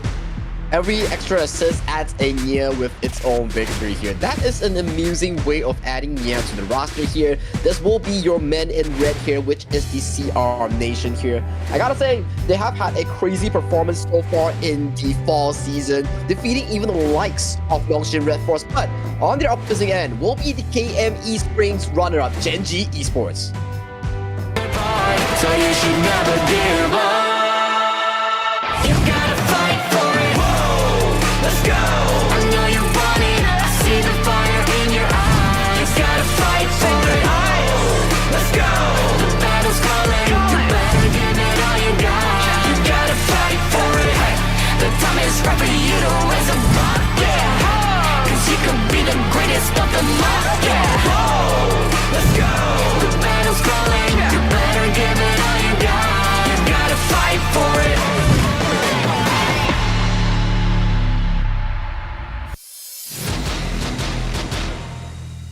And these are your game changers, Gen.G Esports, Wawa in the flash lane, Rock in the jungle, mid lane, Inua, their new addition towards the farm lane, Monto, and finally, the Taunter, the Mood Maker, the Trendsetter, Clue in the Romero. What is your thoughts on this roster? Well, I love every one of these guys. I think we go way back. Clue is such a, he's such an animated fellow. He loves the game. You can see it. He wears his heart on his sleeve, so to speak. He is a guy that you just like, you love to watch. I mean, yes, he might taunt, but he's not like trash talking type where it's kind of bad. He's just, when he's happy and the team is winning, you're gonna see this guy's, his emotions up. Yeah, he's just gonna be flaunting it and then just show off his happy mood, telling the crowd that, hey, let's cheer on together. And what way of cheering on that is with this head-to-head between Kai and Wawa in towards the Clash lane. Clash lane, this is going to be key for them. I mean, Kai and Wawa, both of these guys really need to step up. Kai has been like, the steadfast guy on Crazy Raccoons. If anyone is going to make a play, he's the guy. I think some other teams kind of have honed in on this, and they've kind of forced him out, and they've tried to prioritize the Clash lane as much as possible to make things uncomfortable. But Wawa, again, he's the guy that's been really, the team is not playing well. Wawa puts him on his back, puts him in a great situation. He's a great Clash laner himself. He is indeed a great Clash laner himself because his evolution, we all seen it during the Honor of Kings World Cup. When he went on against these PKL teams, he was just styling on them. Absolutely styling, which is going to be key, right? Wawa needs to make those plays. The Clash laner, sometimes we joke that it's just like a secondary support or whatever, but man, the Clash laners that we've seen time and time again, especially at the KWC, is that these are guys that are willing to play, put everything on the line, look and go for suicide missions to just protect the team, set themselves up for those wins. And that is the sacrificial role that you need to have in any teams. Being able to give resources, find these crucial engages, that is the life of a Clash laners here. That's why they're often coined as the clutch makers here in all of the Honor of Kings teams. Okay, well, I didn't know it's called the clutch machine or whatever. I play Clash myself, not very clutch, so I'm kind of like, maybe I'm in the wrong spot. Maybe I don't belong there anymore, but trying things out, especially in that Clash lane, it's been an interesting ride. But yes, I do feel that there's a lot of impact that happens, right? If they're able to get that jump, that initiation could be key. And really kind of, you gotta be in tune with your jungler to kind of really set things up for the early game. And looking at the ban pick here, already we see Dharma, Yuhuan, and Long, all these high priority picks here being shared among Crazy Raccoon and Gen.G in this first phase of the draft. Got to start things off strong, right? Dharma, again, they were trying to prioritize it for Kai, letting the man work. It doesn't really showcase your draft at all. Gen.G, on the other hand, go with the Yuan, very flexible pick, love it as always, and that's going to be a high priority pick with the Loon here. Yeah, indeed the case here, and we are starting to see more of these lone counters being the Nuwa here, getting that additional range, being able to snipe him when he lands on the infinite fastness, forcing out the flash. If you're not going to use the flash, you are going to be punished by that annihilation.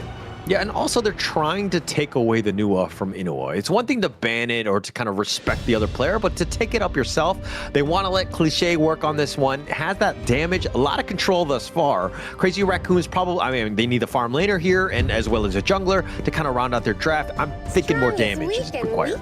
Yeah, more damage calls in Mayin, one of the highest burst potential here going to the Clash lane. And we have seen Wawa's Mayin potential back in KWC 2025. His damage calculation and setup is just so masterclass on towards this pick. Yeah, it has that potential. The control, I'm pretty sure we're not going to see another jungle Mayin anytime soon. Probably not great to have here, but it's all about that team fight and just getting to that back line. That, Cliché Nuwa is going to feel a little bit more uncomfortable, especially since Mayin can zoom right on top of him. Yeah, zoom right across to them, and zoom goes concentrate you from the available of the picks here. It is a very good ban, considering Long and Mayin are all these high physical damage deals with burst. So being able to immune the physical is not the best of the best if you're Gen.G wanting to conquer the game. Yeah, not going to be easy at all. But if you're looking at the draft, what else are you looking for here from Gen.G? Obviously, they've kind of got their, it looks like they're putting the Yuan maybe in the jungle, roam potentially there, but they're kind of lacking some sort of like tank, some sort of guy that's a little bit bigger to kind of get into, the front lines to deal with this potential Dharma Zhangfei. And talking about this exact point, although I cannot answer you what they're going for, but Crazy Raccoons banning out the Dolia just removes picks such as the Yuan Dolia combo or the Dun Dolia combo here, so it limits a bit of a space here for the side of Gen.G here. But when we talk about healing, we cannot avoid Sun Bin, because Sun Bin is one of the roamers that you cannot buy or utilize in parallel to reduce healing output. Yeah, it's going to be tough to kind of deal with. And also, it's one of those things where it goes back to the Yuan pick. Oh, okay, they're going to pivot. They're going to go maybe with Liam Poe here. But the Yuan, you don't know what role it's going to be, right? So could be potentially like a roam, and so they're, or you know, the mid in this case. But that's why you have to ban out the Dolia, because there's so many other good ults that they need to deal with from Gen.G. Ooh, and this is a debut pick for Kong here with the Ogre towards the jungle here. I believe he has not yet picked this Ogre at all in the entirety of the KME up to today, so we will have to see how he performs on towards this pick. Yeah, this is going to be key. I mean, I don't think we've seen a single Ogren today, which is as weird as that sounds. Everything has been very assassin style, like the Luna, you know, the Fades, those types, but seeing it now with the Ogren going in, I mean, it took us the 4th series to get there. Yeah, it is much more of like a BO7 pick or BO5 pick, because Ogren has been nerfed in many patches. So right now, picking Ogren in game number 1 usually means that you want to set up this battle tank for success. All the resources have to go towards him. But since you're going for the last pick here, Gen.G is like, bet, you go for Ogren, we counter you with the Musashi. Yeah, this is the quote-unquote counter to it, right? And being able to get on top of them. There's a lot of control. I like the way the lineup of Gen.G is kind of rounding itself out. It's very balanced. SCARZ is kind of balanced themselves. So this is going to be a really close one. I don't give a huge edge to any of these teams going into this game 1. I think the only edge that can be given is the early game for Crazy Raccoons, because we have to think, who has enough damage to take out this Ogren if he does scale into that early game 4-minute mark monster here? We have to see if Gen.G Esports can formulate around a good burst potential to close off this Ogren potential. Yeah, it's going to come back to the laning and just like how much farm they can funnel into him, right? I think that's going to be the key one to watch. The Ogren, if he kind of slows down and he's not able to keep on pace with like Rock's Musashi, they might have a bit of an issue. And you don't really want to be playing from behind with his Ogren. Yeah, and looking at all these 2 drafts here, they have sufficient early to mid game for both of these 2 teams. It comes down to the key executions here, where it starts off the laning phase. Will be Crazy Raccoons against Gen.G Esports in our final series of the day. Game 1, let's get it going. Yeah, this is going to be another best of 3 going into this one. So again, like for any of these teams, do you need one of them to outperform the other one in this league?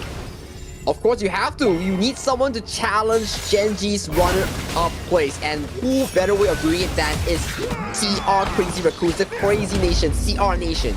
Yeah, if they were able to pull this one off, that would be huge, right? I think it would be upset central, but Kai taking so much damage, and Wawa, man, just completely zoning him out, playing this one to the T in the top lane. I wonder what happened here that allowed Kai to actually jump through creeps, and right now Wawa gets the first blood under the radar of Nia. What is going on? Yeah, he thought he was safe, and Nia with that leaping savior was like, okay, I got your shields, brother, but that's not enough. Wawa with that burst of Mayin can kind of catch people off guard, as Kai just did right there. Yeah, and Wawa was like, hey bro, you don't have flash anymore. You sure you want to come back for this creep? You're kind of greedy here. So he gets punished for being greedy here. First blood goes toward the hands of Wawa. Absolute disaster in that top lane, right? Kai just dying out. I mean, using that flash as well. What else could you take out? And then Sprite taken away. So Wawa, this is going to be a great one for him in that top lane. And Nia actually has to babysit him a bit just to help him catch up a little bit. Yeah, that's what happens if you start losing the lane just 1 minute towards the game here. You need some form of assistance to let you survive the lane more comfortable a bit. And right now, Rock spots out the wave, clears it immediately, unlocking Wawa for a potential roam. Going for that roam, just pushing him back. Kai really can't fight. He needs just to make sure that this tower doesn't take any damage. He needs to just kind of slow things down and just, again, not lose the tower more than anything else, but just stay alive. Yeah, what better way of slowing things down instead to formulate a freeze? That is what Kai is doing right now. With the help of this priority that is secured by Wawa and Rock here, you can see the mid-lane retreat is not so vulnerable for Gen.G, and Rock already stealing yet again the wild force from the likes of Kong. Taking everything, right? And that's where you want to be, especially if you're Rock. And this is why it's kind of scary, is that Kong had to deal with the mid lane. Like, the mid lane from Gen.G side that had not been wave cleared. But here comes Kai. He's getting a little bit low. Cliche with the heroic play, saving him for now. But Wawa is thirsty. He wants to go and flashes forward. Gets another pick off. Eats an annihilation and says bye-bye. He's just showing off his fancy feats, dodging every projectile sent on by Cliche, and what way to add insult to injury than to kill him right below the eyes of Cliche once again. Just now it was under the eyes of Nia. Right now it's under the eyes of Cliche. Pretty much 2 solo kills for Wawa. I mean, Cliche tried to save him, but he was even that, like his rotation was not enough. Wawa completely styling in that top lane, doing an absolute, amazing job in that top lane. I gotta agree, Wawa is styling right now, and so far this Clash Day matchup that we were featuring back in the head-to-head is in favor of Wawa in towards the laning phase here. We gotta see, moving on to the mid game, who is gonna be the master of setup and knockups. But you could never really count out a Dharma. I think that's the biggest thing. He doesn't really need the items. I mean, obviously it helps, but when those team fights are happening and you have that flash truth, just game-altering team fight, like that could be massive for him. He just needs to, again, keep his chin up. He needs to stay alive. Well, if Nova String can do it when he's 0-3, I bet CR Kai can find a way to do it as well when he's 0-2. So it comes down to execution and whether or not he can find those angles here. But finding those angles will be this 4th minute tyrant that is creeping in to our final series of today. Chuan has so many good games, and you bring the one time he has a bad game, 0-3 something with that Dharma. But here we go with those burst rams, knocking around the crazy Raccoon members, pinballing them, if you will. But this tyrant is going to be started. It's going to be going in. Nya still up in front. He's stalking, he's walking, he's looking for the unbridled uppers. He's going to go, catches onto 2. He's got the Stampede, gets the slam dunk onto Monto, and Rock is down as well. Inuo, he's going to be picked off as well. Cliché's going to be traded away with Nanohana, and now the chase is on Clue. He's going to take some damage, but they're going to be backing off. Double kill. But it is such a worthy trade here coming in for the side of the crazy CR Nation here. They get Monto, even though he has the infinite fastness here, kind of underestimating the Zhang phase damage here. You don't want to let Kong get going. This is one of those things where Rocky wanted to stay ahead, but now that he was killed on that one and taking the mid T1 away, and Clue just barely surviving on this one just with that first ram back to safety, this is not a good situation if you're a Gen.G fan. Oh yeah, it's not a good situation at all. Losing that Zero Golem, losing that mid T1, that is painful here. But let's check out the replay here. What a beautiful bridal operation. Immediately silencing the backline, assassinating Monto from any potential follow-up. And Kong is having a time of his life because there's no rock, there's no healing reduction from that due to the death. Yeah, jumping right on top of Monzo, he got caught out, and then Rock was killed as well. Just instant burst right here. And so Gen.G really need to figure out a way to get back in. They're playing, again, just smart play, right? This is, you want to put pressure on. You have a numbers advantage in the top lane, potentially taking this top T1. That will help accelerate your growth. But look at the positioning coming in for the side of knockups. Yeah, they've got this. The Umbrella Outburst, the Trumper Smash right on top of this, but Nanohana already been killed. Nia's looking to go for the kill, the Infinite Fastness on back on this one, and they make him pay. Nia's been killed, and now Kai is joined. He wants to fight, but it looks like Gen.G, too many members, 3 members down from Crazy Raccoon, and there might even get more. Wawa is going to sacrifice his life. He goes in for this one, but Kong is the last man standing. How do they deal with this? Gen.G are looking to just dodge him. The Death Precipice is right on point. They actually go for the burst ram to slow him down, but Kong is like King Kong chasing him down, and Gen.G are like, we're getting out of here. He's just so tanky with the crucial team fight tag of 51%. No one can take him down, not as of this moment. This is the power of a snowball Ogre. But you don't have to take down the Ogre. You take down his teammates. That's why 4 members of the side of Crazy Raccoons were taken down. But let's check out the replay. So now Hannah and Nia, they were like, do we defend this? Do we not defend this? They get punished heavily. But look at the backline follow-up here. Damage has been done. Members are low here. Kai does not find the flag, but he forces out 2 of the key ultimates here from the side of Monto for the side of Inua. At this point, even though they didn't have enough spells, but look at Kong. He's so tanky, he has so much healing, he's just a walking raid boss as of this point. It's still very early. It's like 7 minutes in, and he's just like walking it down. But he's 4-0-1, 6.2k net worth to his name. He's just been that monster. And now Wawa trying to fight this 1 versus 2 needs to be careful. But here comes another Umbrella Outburst. Nia has been on point, and that will help them disengage. Yes, he does need to disengage. He has to use the Princess Sprite, but goes in the Duel of the Death. Duel of Death, Rock not letting him go, wants to go for this, finds Nia, gets the pick up on him, and Monto gets that revenge, but Kong is here, and Gen.G, again, they have no answers for this raid boss. But this raid force can be avoided as long as you keep nitpicking on the species. Nia, Nano, Hana. Right now, they are the prime targets for the likes of Rock on this Musashi. I mean, they want to get to him, right? If they're able to get onto Rock and able to kind of slow him down, that would be best case scenario. Rock has been kind of, you know, focusing on more on Nanahana and Cliché. He's trying to kill the other heroes first, and I mean, he's done a great job of that, but Kong is the guy that you need to left standing alone, and then you might have a chance with those numbers. Yeah, those numbers are definitely not looking good in the gold department for the likes of Cliché and Nano Hana. So Kong, he's sitting about at the comfortable 7,000 gold, but the other members are being deprived of resource right now. So item spikes will be a bit slow for Cliché and Nano Hana.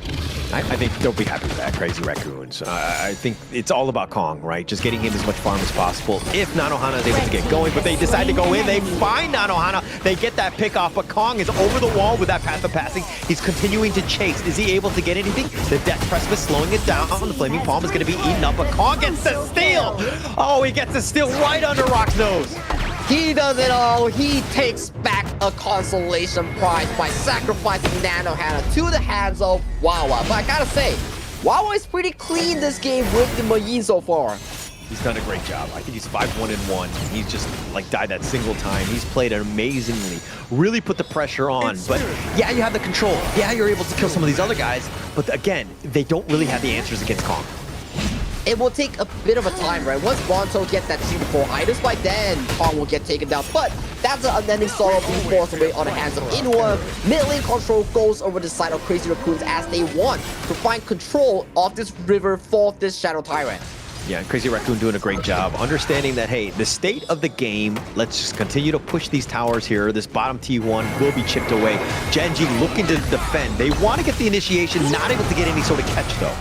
Oh, now they're going. They go for the duel to death. They find him. The Tremor Smash is going to be used, slowing him down. The Unbridled Offer just to stay alive, but it looks like they do find Inua with that Annihilation as well. But still, Nanohana mispositioning, allowing Rock to find that duel to the death. It's still a 1-for-1 trade, and right now, without Marksman, how is Gen.G and CR going to look at the Shadow Tyrant? Because Rock is looking for that back line flank. Yeah, you don't want to go 50-50. Rock is going to be there. They find Kong. They do some damage. They knock him around, but he just shrugs it off. Not enough damage to deal with his death. Kong, look at this guy, not scared whatsoever. Not scared whatsoever, no healing reduction that is applied on towards this Kong. He's so darn tanky, and it does exceptionally well against Monto's high per single target damage. Yeah, it's going to be exactly what you wanted, right? But the Tyrant now going to be started here. This is the Shadow Tyrant one, completely in the dark.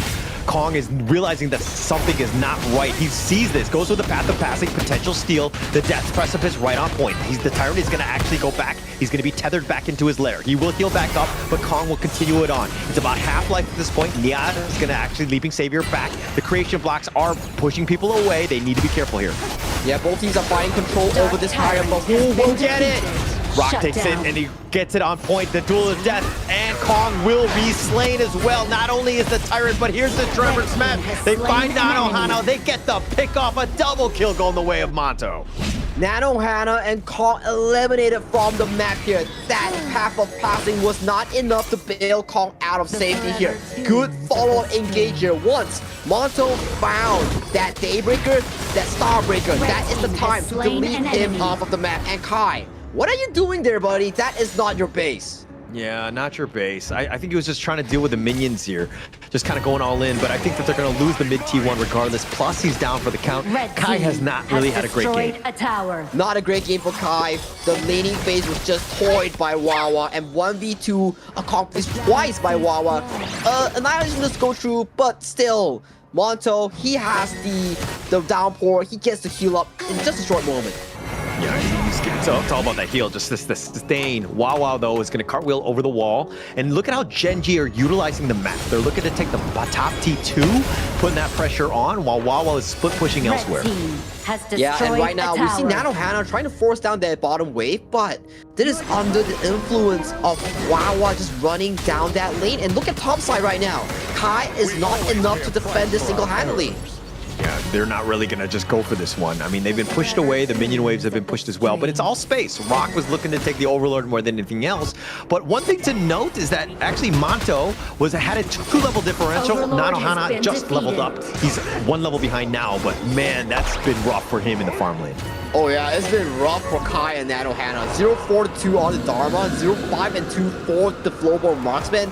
Things are looking kind of difficult for this 2-side lane setup here coming in from Crazy Nation, Crazy Raccoons. Not going to be an easy one to come back from. Inua, though, he's going to be pushed back. Kong is still alive. I mean, if you have Kong alive, you still have a lifeline in this game. It's just a matter of finding that perfect initiation, getting a pick off so that you have that numbers advantage, and Kong becomes nigh unkillable.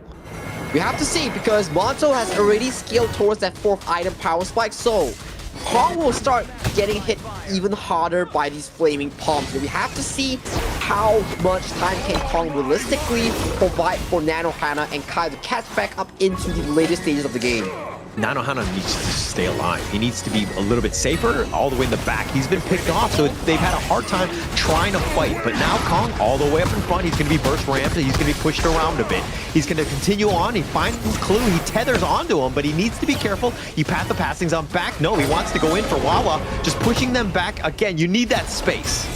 Yeah, you need that space, and right now they do get that space indeed as they are looking to knock on this tier 3, but good defense here coming from the side of the Crazy Raccoons as they live to see another day for their high ground turrets. It was all a bit of a farce in that sense. It wasn't a true strike. They wanted to go for the mid lane. They take the mid T2, and now Wawa is making his way to the bottom lane. This has done a great job of just attracting attention, forcing Crazy Raccoon to just be played very reactively to their movements. And with that series of rotations here, Hauler, already a 7,000 gold lead being amended for the side of Gen.G. Coming into this next rotation of Shadow Objectives, Kai might be caught out. Might be caught out, but Rock is on the chase, gets the nice little burst ram on top of him, slowing him down, but Kai will get back to safety. Flaming Palm, just barely not enough to kill Cliché. Needs to be careful on this one. Yeah, Cliché barely walking out alive, burning out that Splendor, burning out that Flat. That will be not available for the next 2 minutes here as both of these two teams fighting for control for that bottom side river. Oh, Wawa finds Nya. Was deciding to just knock him all around a little bit, but the Tyrant going to be the main target at this point. Gen.G looking for their openings, but they need to, again, navigate through this Kong machine. But you look at Gen.G, they're playing the map very, very patiently. They know Monto has no ulti, and right now they're just looking for the engage on towards Kong. They're looking for it, but Kong is actually, he's the one, the initiation. He spots things out. He's the aggressor, and he's going to be sticking around with Nya, so he has that backup. And we look at this Shadow Tyrant potentially being reset by the likes of Nya right here. But Kong, look at those flaming palms.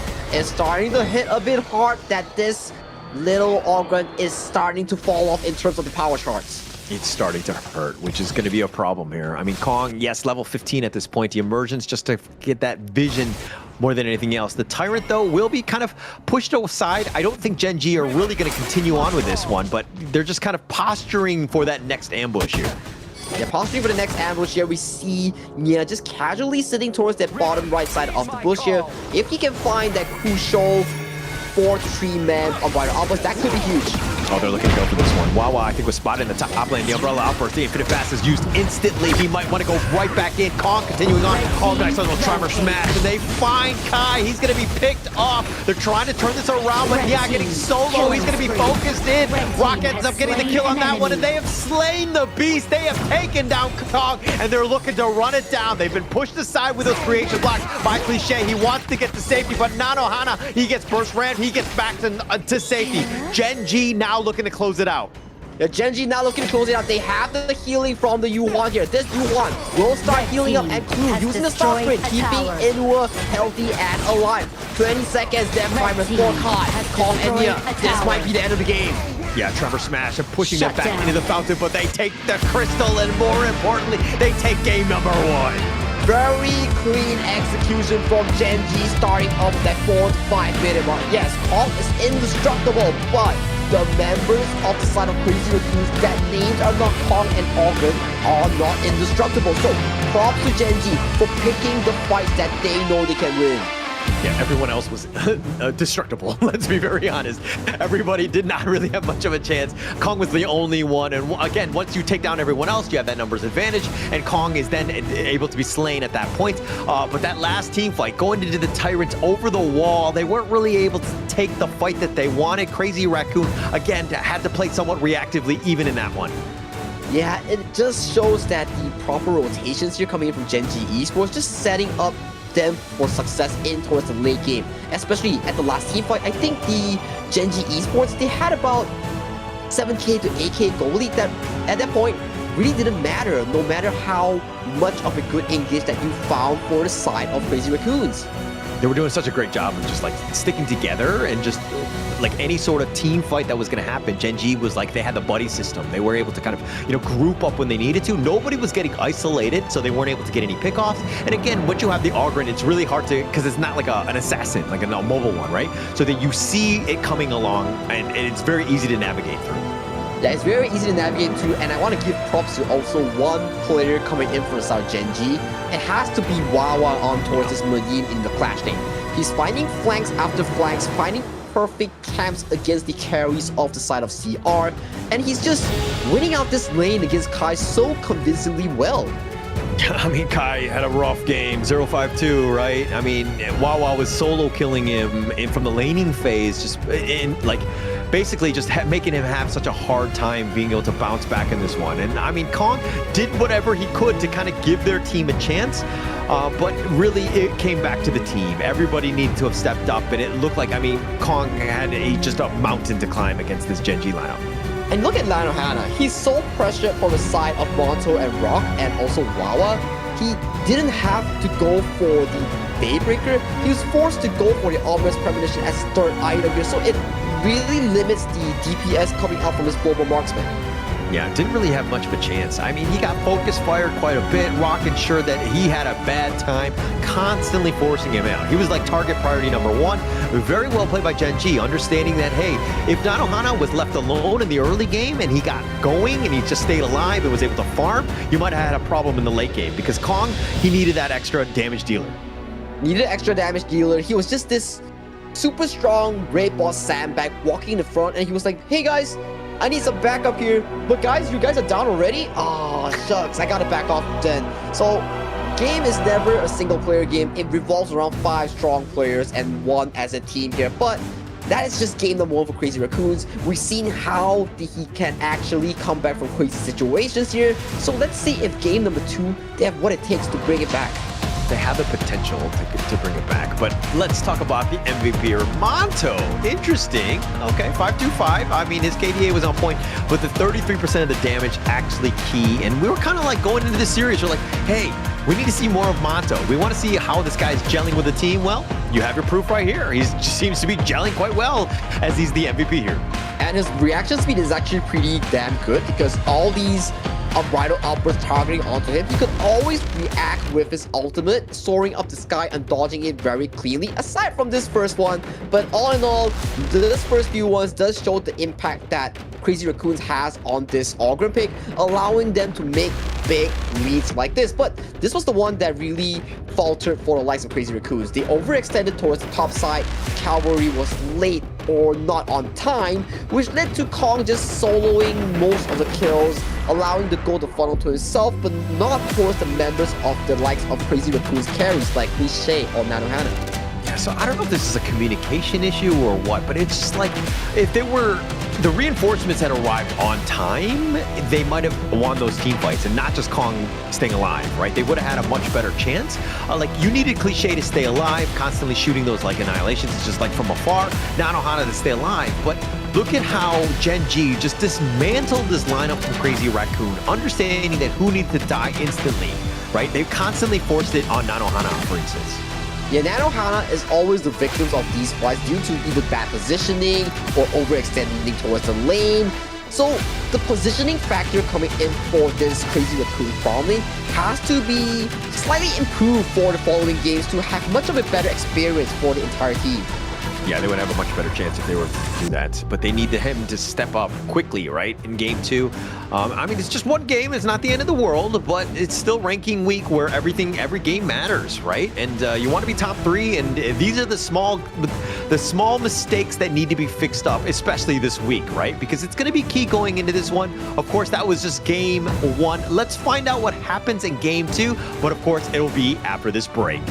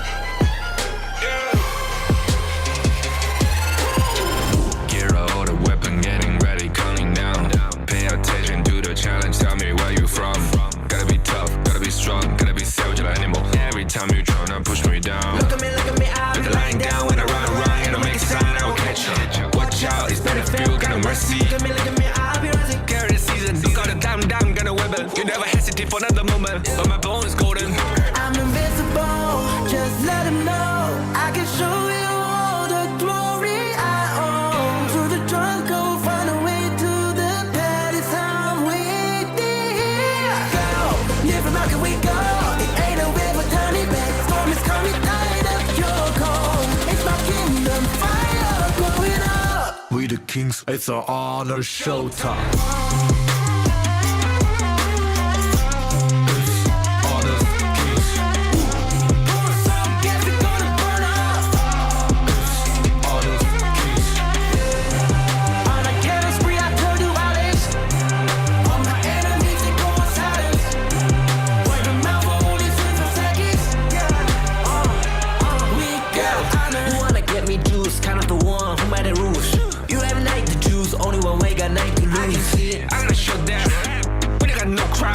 We barely found this one, crashing pieces, you can cheat. First blood, double trouble, then I take a pen, I kill.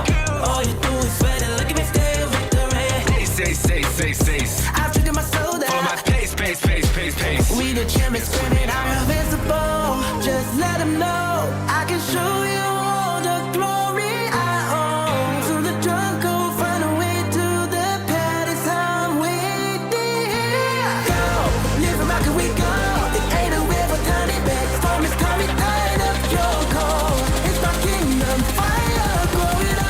We the Kings, it's an honor showtime.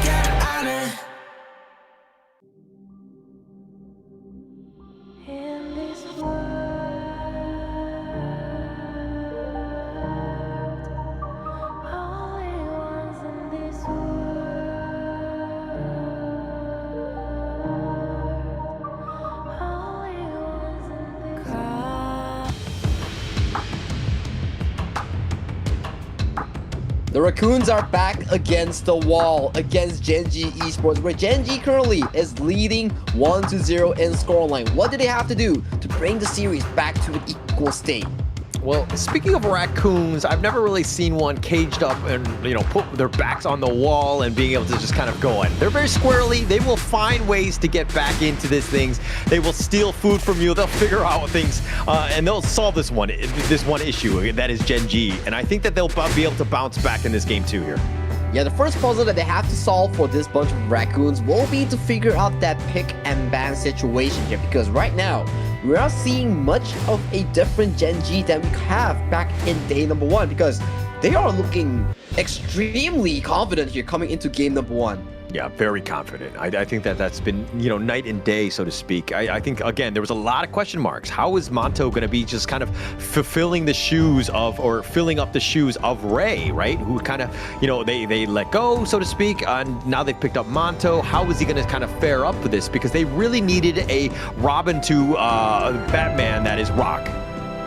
Yeah, Robin to Batman like Rock, and what better way of assisting Rock than Monto, this secondary carry that Gen.G reeled in to change up Ray from their original roster that they have found decent success back in Honor of Kings World Cup. But they want to target further, hence changes must be made. And talking about changes, we will see a shakeup of the draft here coming to game number 2. Shake-up it is, right? I mean, the Luna ban, the Pei ban, my ban, a lot of the fun heroes have been banned away. It looks like we're going to go more stock standard in that sense, but not as high-flying, so to speak. And not as high-flying, so to speak, but talking about high-flying, it will be the Lianpo being locked in for a side of Crazy Raccoons for that first pick on towards Nia. Lianpo, start things off. I mean, you gotta let Nian go, right? I think he had a great time on Zhang Fei. Hero is very similar in regards to the Zhang Fei as well, so let the man cook, right? In terms of team fight, he's gonna be on point, which is always what you want. But Gen.G, they're gonna go with the Nua and of course the Manto Gen.G. Let Inua cook on this Nua. I think he's gonna have a great time already. He had already a good time back in series number 1 starting today. He was like, what, MVP, and he was deathless with only a 6% damage received. So this carry of a pick here being on towards Inua will be fascinating considering Gen.G is not always a late game power pick, but with the addition of Nua, it does let it go much more smoother towards the late game.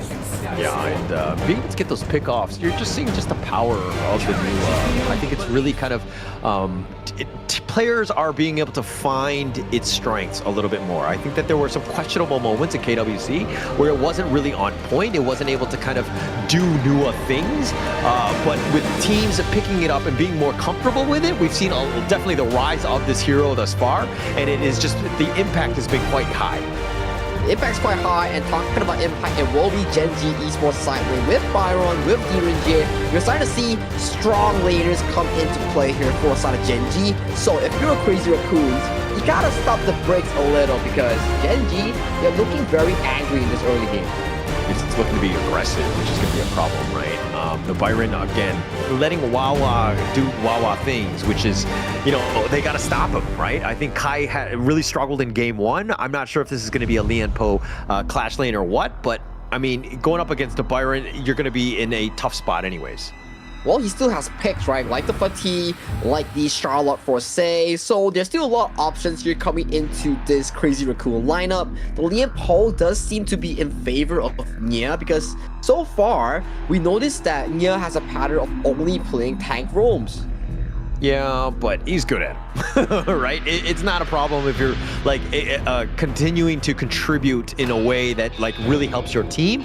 He's been on point with them. Obviously, he showcased a bit of a hero puddle, not a hero pool right now, but I think it might be because he's saving strats for potentially the survival week and of course the final week.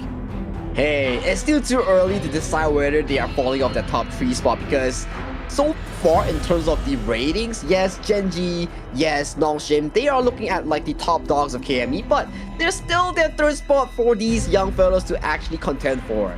Yeah, there's a lot of space, and this is why this week is going to be key. It's been a lot of fun watching these games because the teams have leveled up, right? I mean, Crazy Raccoon in Spring did not have a good showing. They were like, what, 6th place? They really struggled. They didn't really able to kind of find their groove, but this shakeup of a roster has really helped them, and you're kind of seeing just how good they can be, but Gen.G has just been too strong in this series thus far. Well, so far it seems to be the case here, so we have to see what kind of change-up that Crazy Raccoons are introducing in this game number 2 because we're starting to see Lady Zun being added to the roster for the likes of Cliche, and that Fatih that we talk about seems to be hovered for the side of Nyaka, meaning this Yu Huan is being flexed sideways everywhere. What is the case here? Yeah, I don't really know. Probably mid at this point. Once they lock these guys in, let's kind of see exactly. And they do. But, okay, I want to talk about this Gen.G Flowborn tank.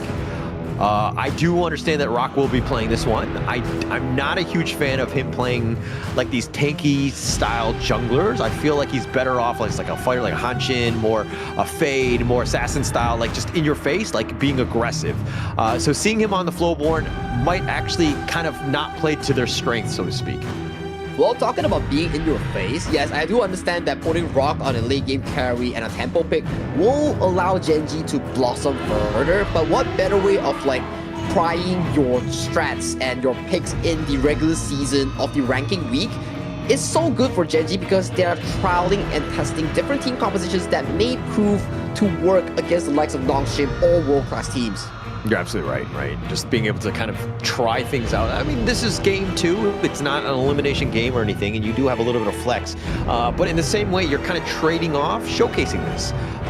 In the sense that they might be, look, this is like intel that you're giving away, and it might be key later down the road. But I don't think Gen.G are too worried about this one, especially with the Soonbin last pick, rounding out that draft. Not the most traditional Gen.G lineup here, but they definitely have the potential here. Well, talking about Soonbin, right? So imagine you have the front line of a Byron and also a Flowborn tank.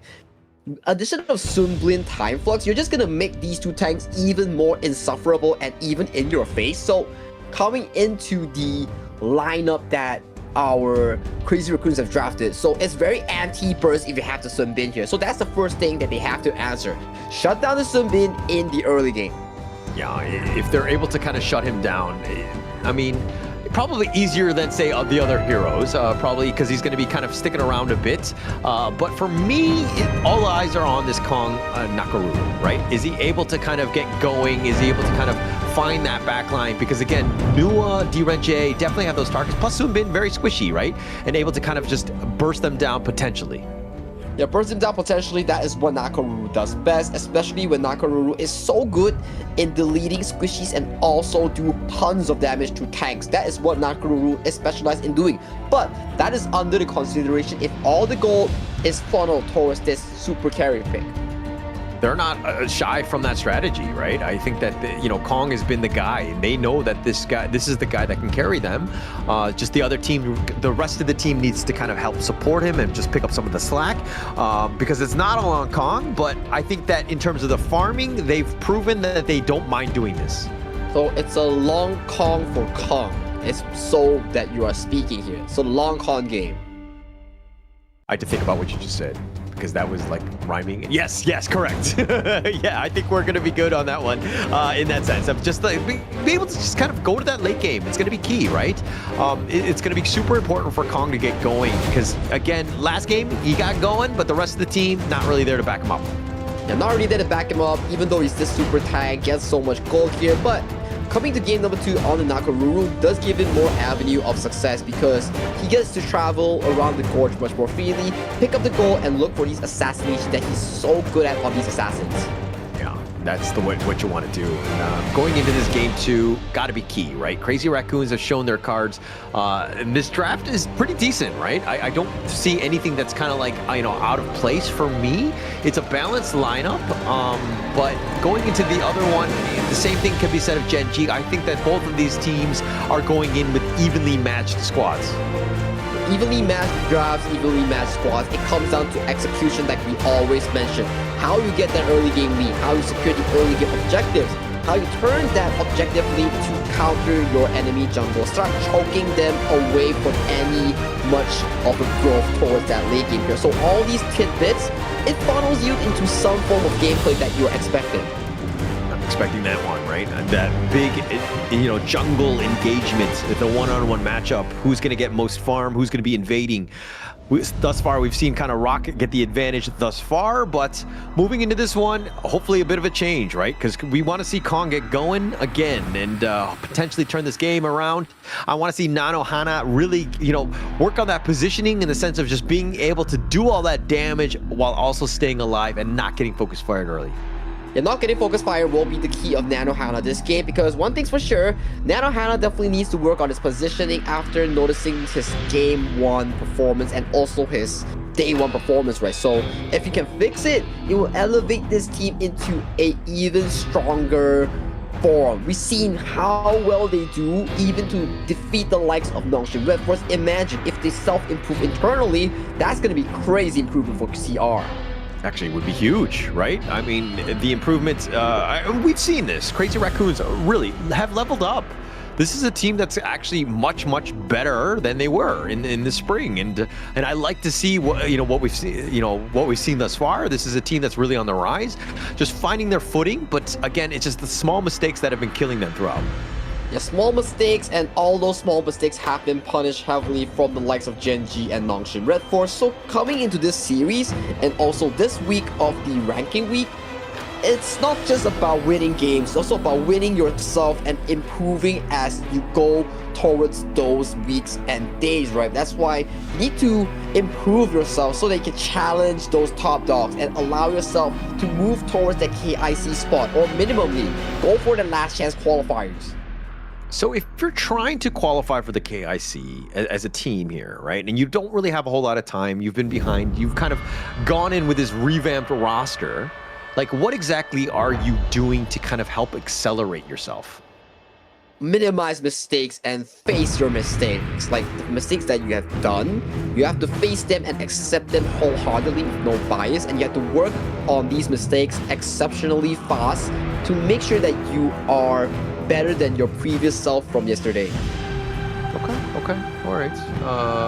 Okay, interesting, because I think that like these teams really didn't have a whole lot of time going in. It was just a matter of just preparing for KME. Obviously, the teams that got the notice when they were going in or when they qualified, and they were kind of preparing for the other squads. But we're seeing this squad here. Obviously, they have a lot of MOBA experience from the individual players, but playing as a team has proven to be quite difficult at times. The communication hasn't really been, dare I say, on point all the time. There have been some mistimings of some sort of team fights when they want to go.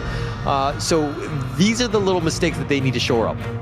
Yes, little mistakes, overextending, over committing, all these things can be fixed as seasons goes by.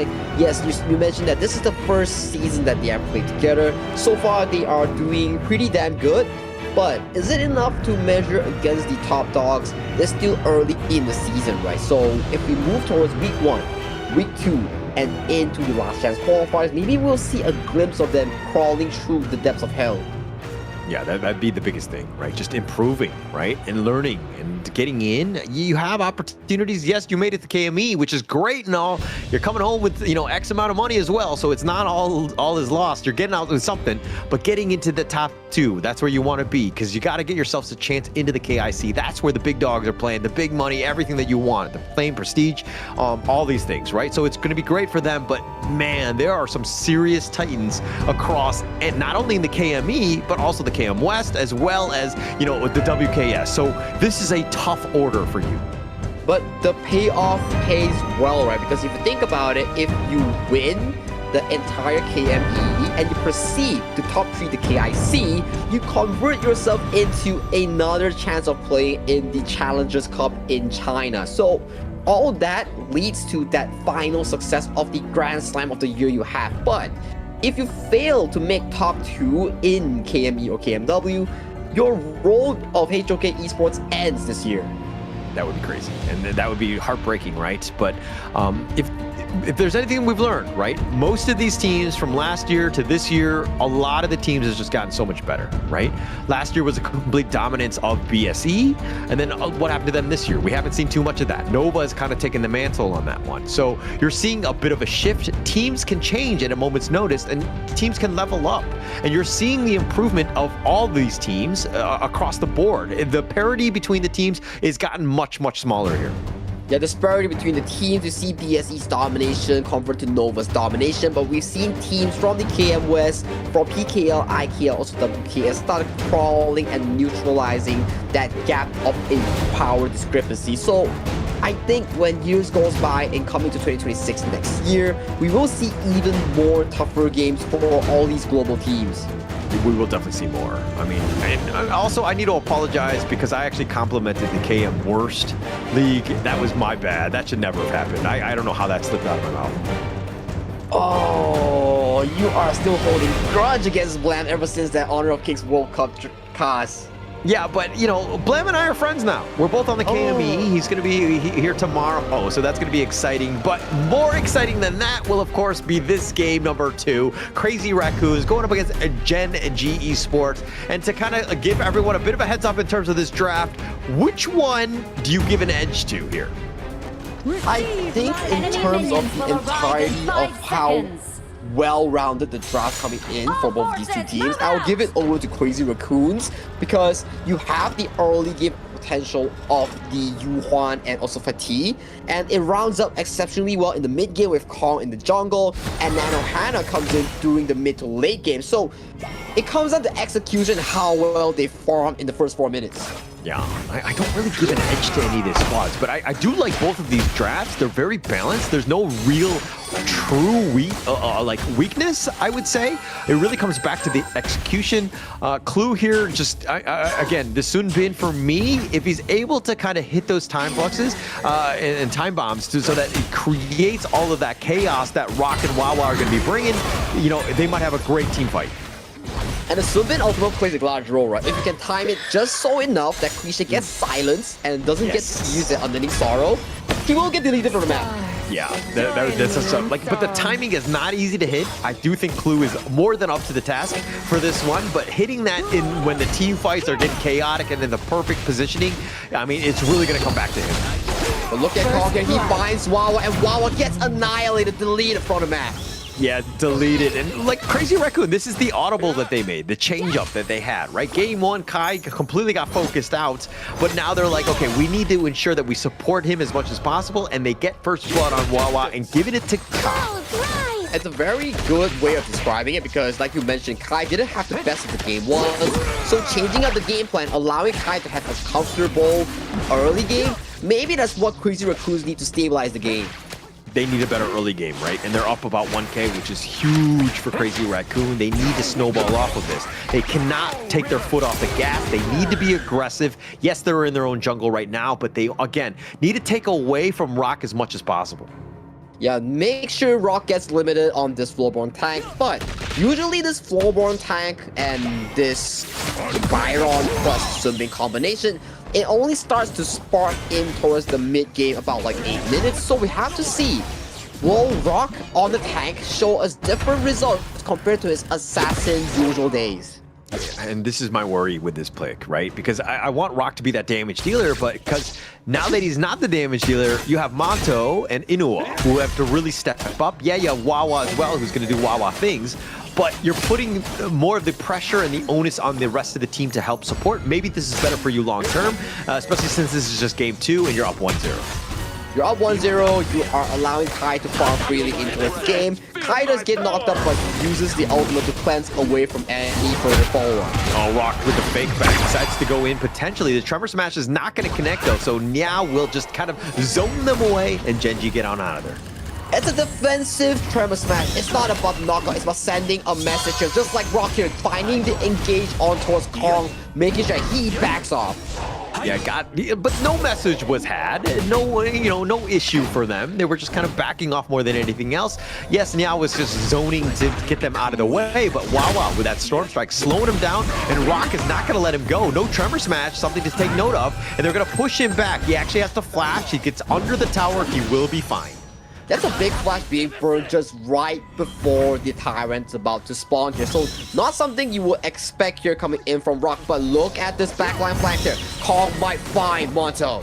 Oh, Monto's in a bad spot. He was trying to go aggressive, makes him pay, and Nanohana almost baiting him out. He was a little bit low, and he just kind of baited out Monto just a little too far. That is the importance of vision, and vision contributes to whether you want to make that decision here.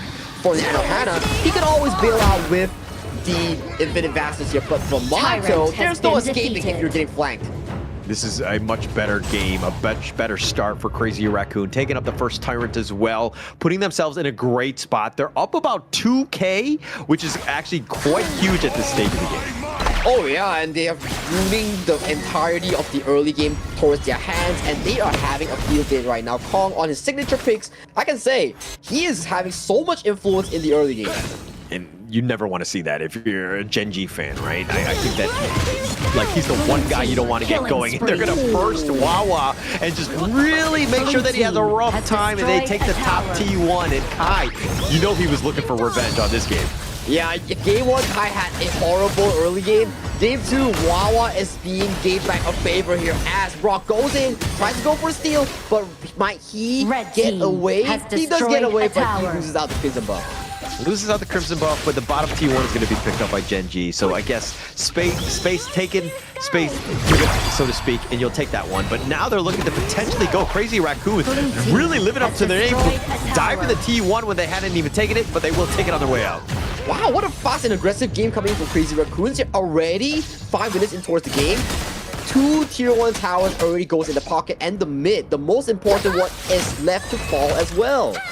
Huge at this stage, right? That mid T1 is a strategic element in terms of the game, and it will just definitely open up the door quite a bit for Crazy Raccoon. Plus, they had gotten the Tyrant. Now they're on the run. They need to be careful. They take the bottom T1, so they're taking even more. The emergence from Inua, not in a great spot.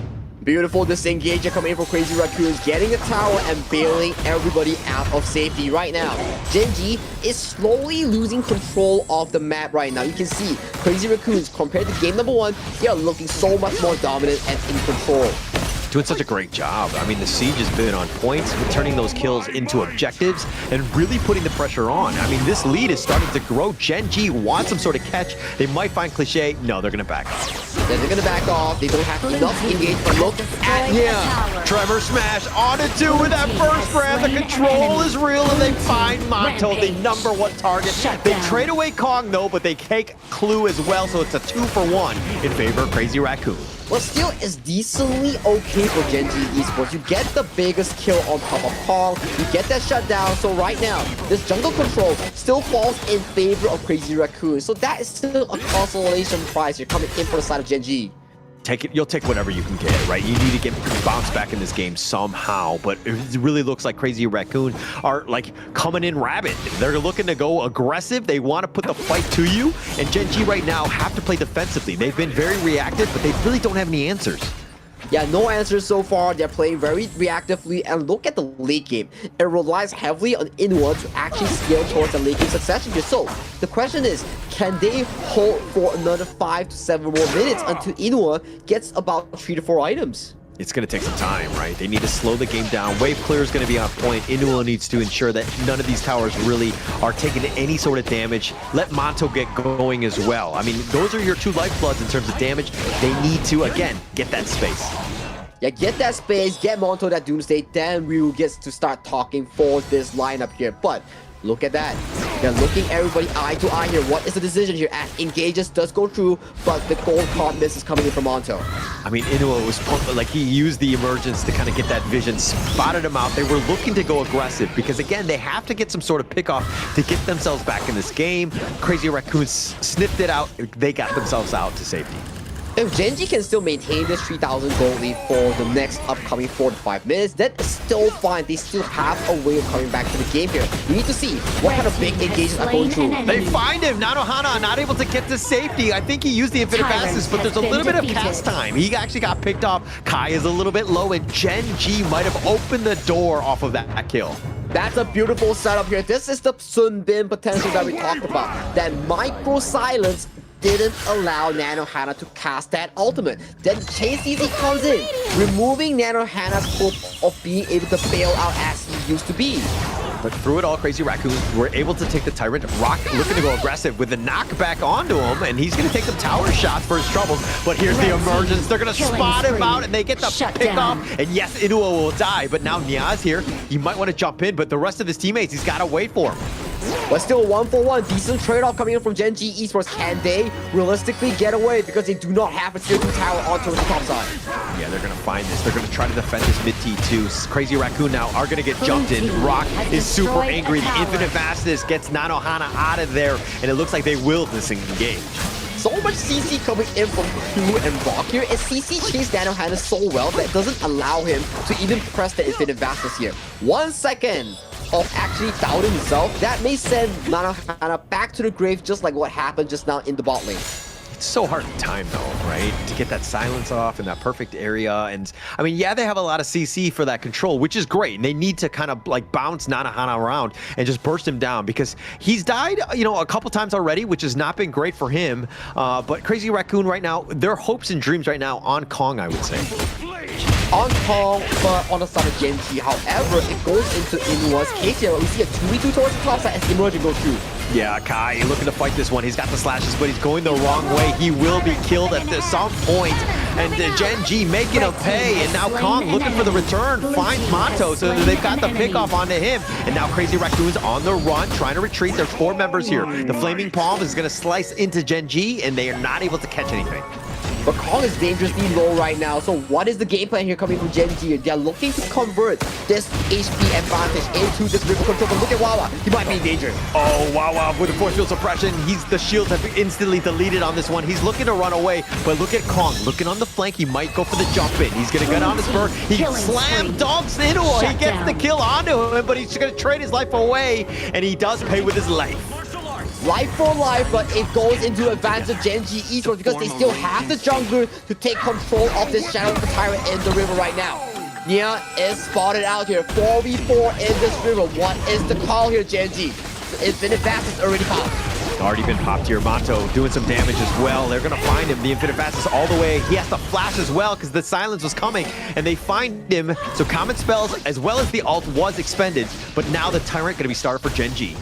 That preemptive order coming in from Mato was just so crucial here, and Cliche being forced away yet another spell. That's 2 bailouts already being committed.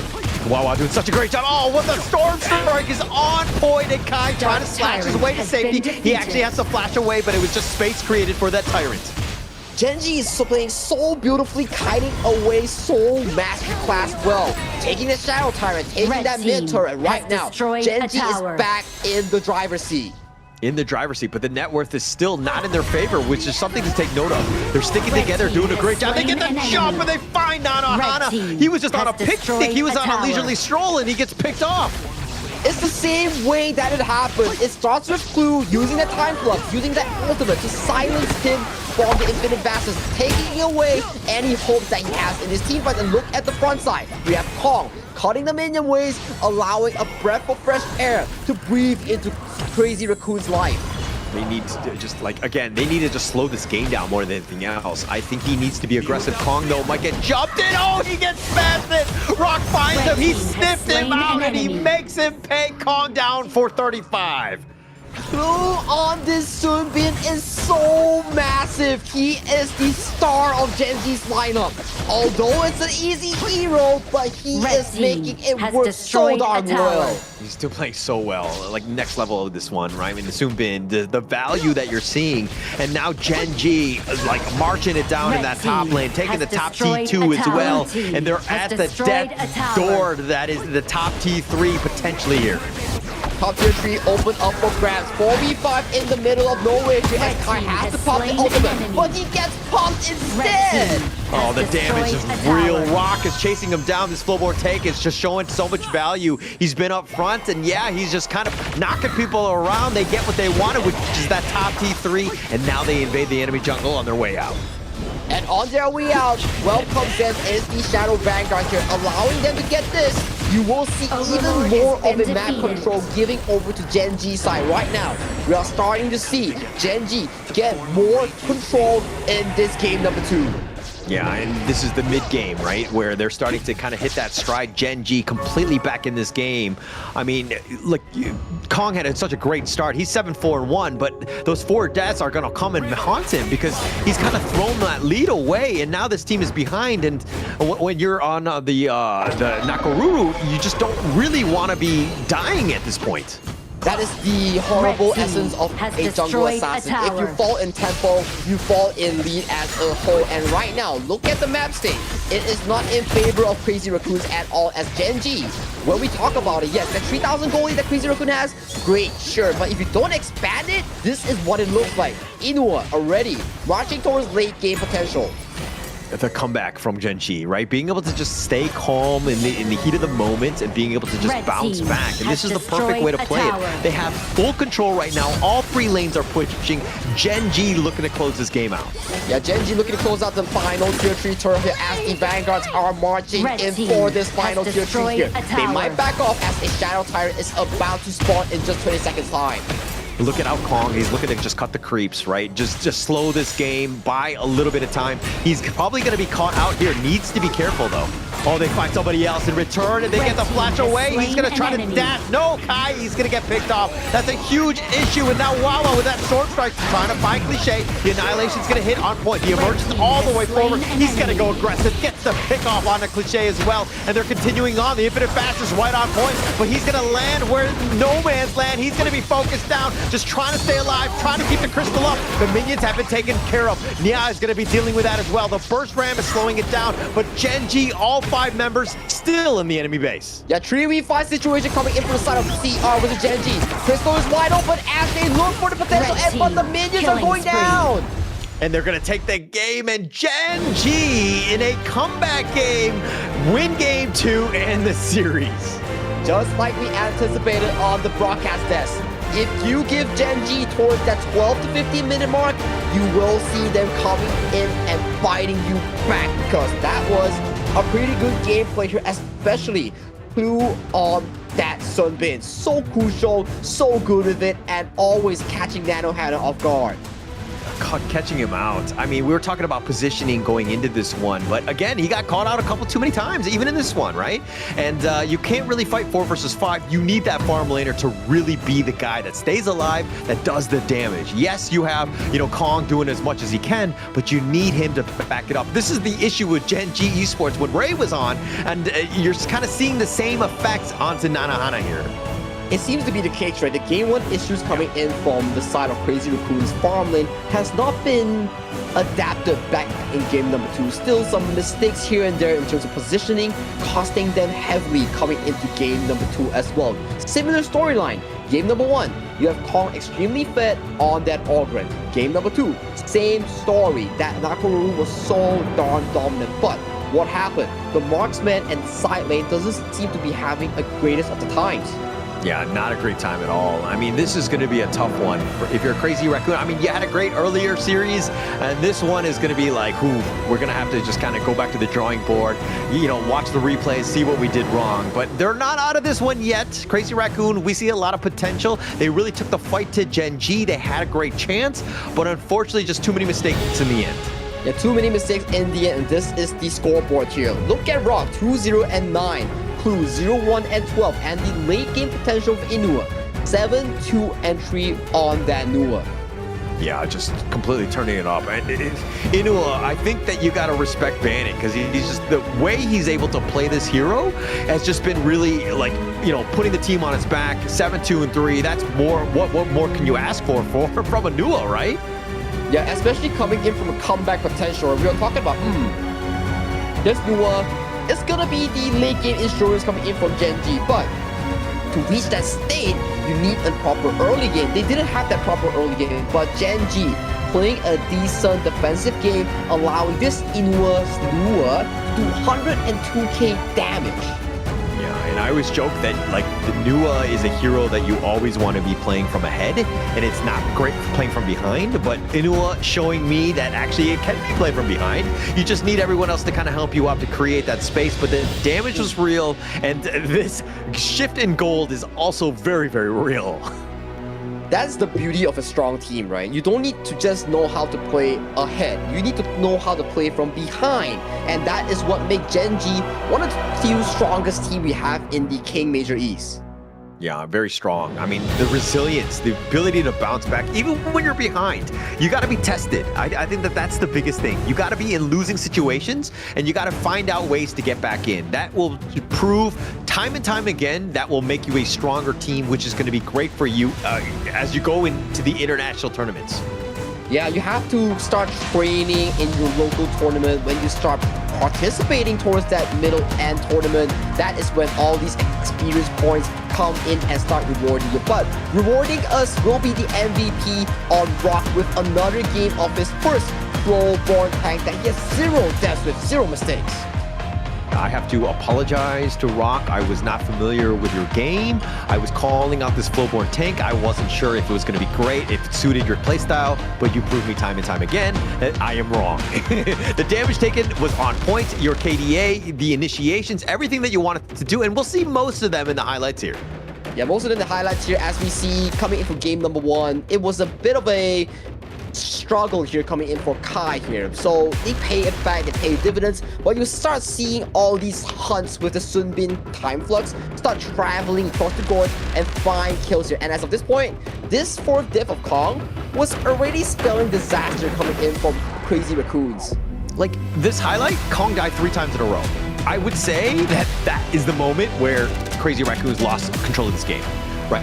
Hit Kong trying to go aggressive, trying to go 1 versus 3, 1 versus 4, not great, right? I understand that you have that potential for that burst, but you need the rest of the team to really back you up. Right now, we haven't seen those good team fights where everybody's on the same page going in together. It seems like there's a lot of individually skilled players, and this is a bit of an issue in terms of like a revamped squad, that they haven't really had time to play with one another.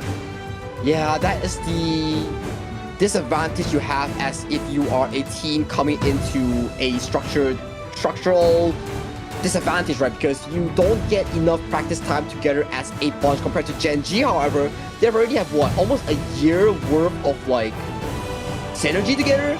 Yeah. Actually, Nongshim, we could talk all day about that, but they had a lot of losing, right? There were so many times where they were always the bridesmaid, never the bride. They never really got in. And they had so many different series against SCARZ and, you know, just trying to qualify, they just struggled.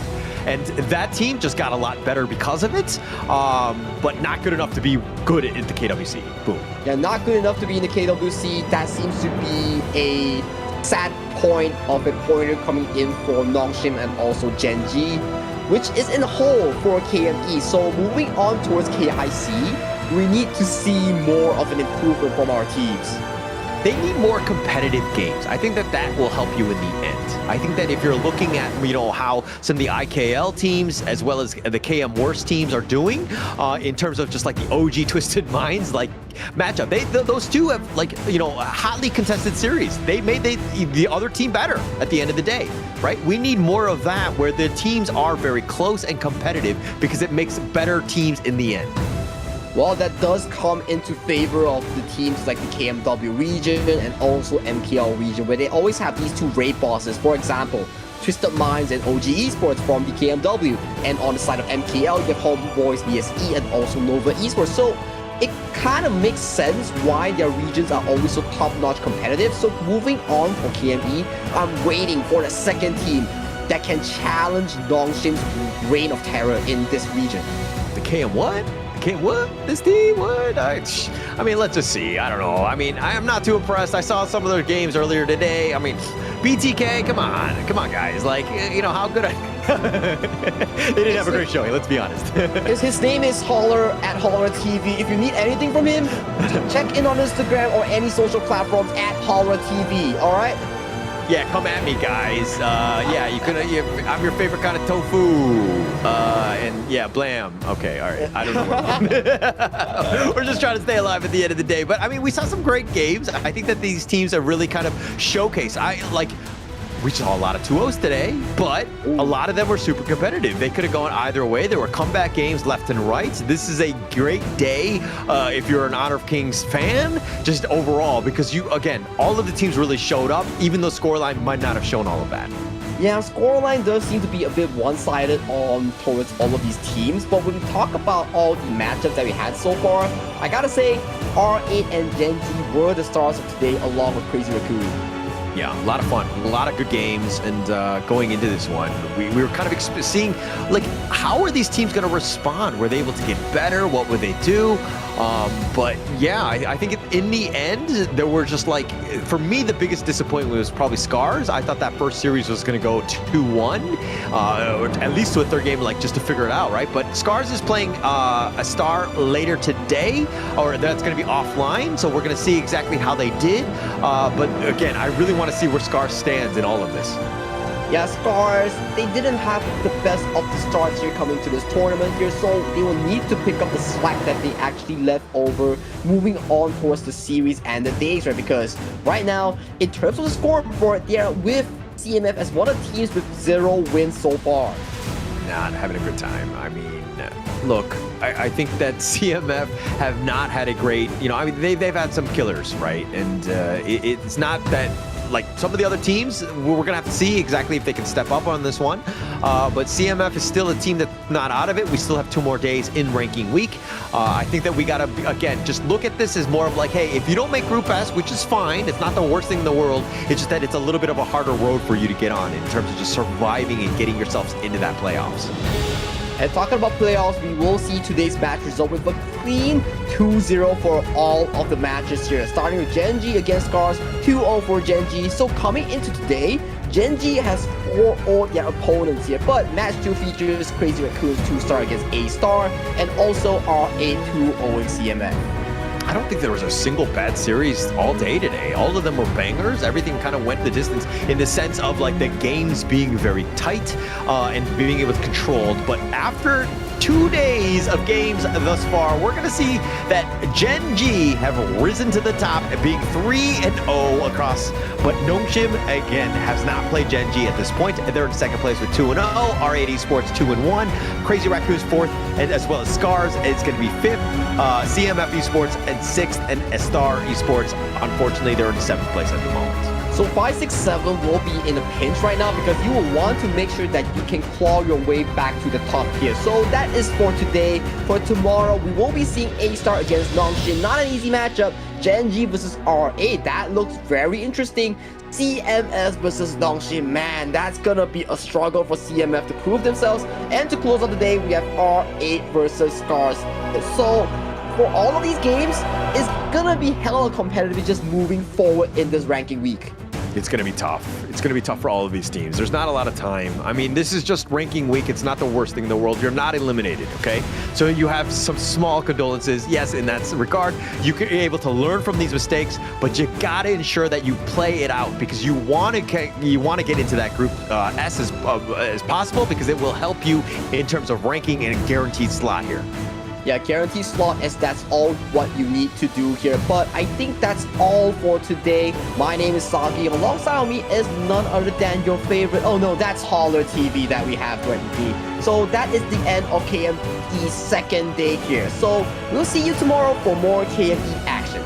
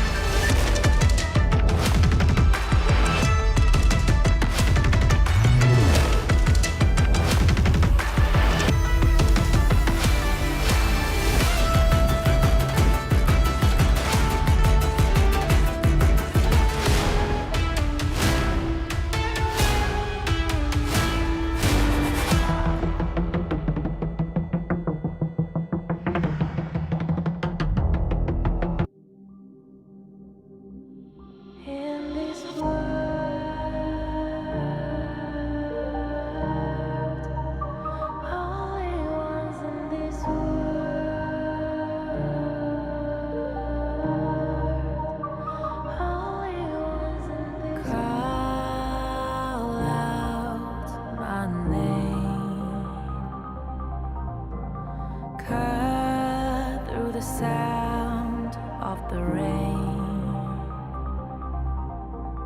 No matter how I feed the flame, you know I feel the darkness and the pain. All of the ways we tried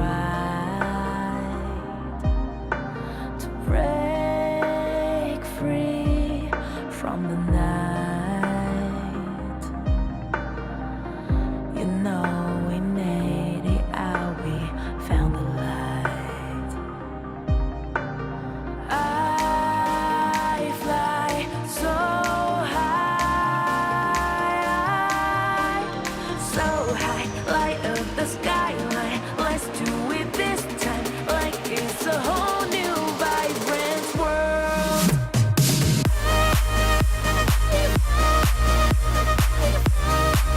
Like we're the only ones in this world. Like we're the only ones in this world. Now I see that I got everything I need. It's alright, I'm on fire, I'm alive, 'cause now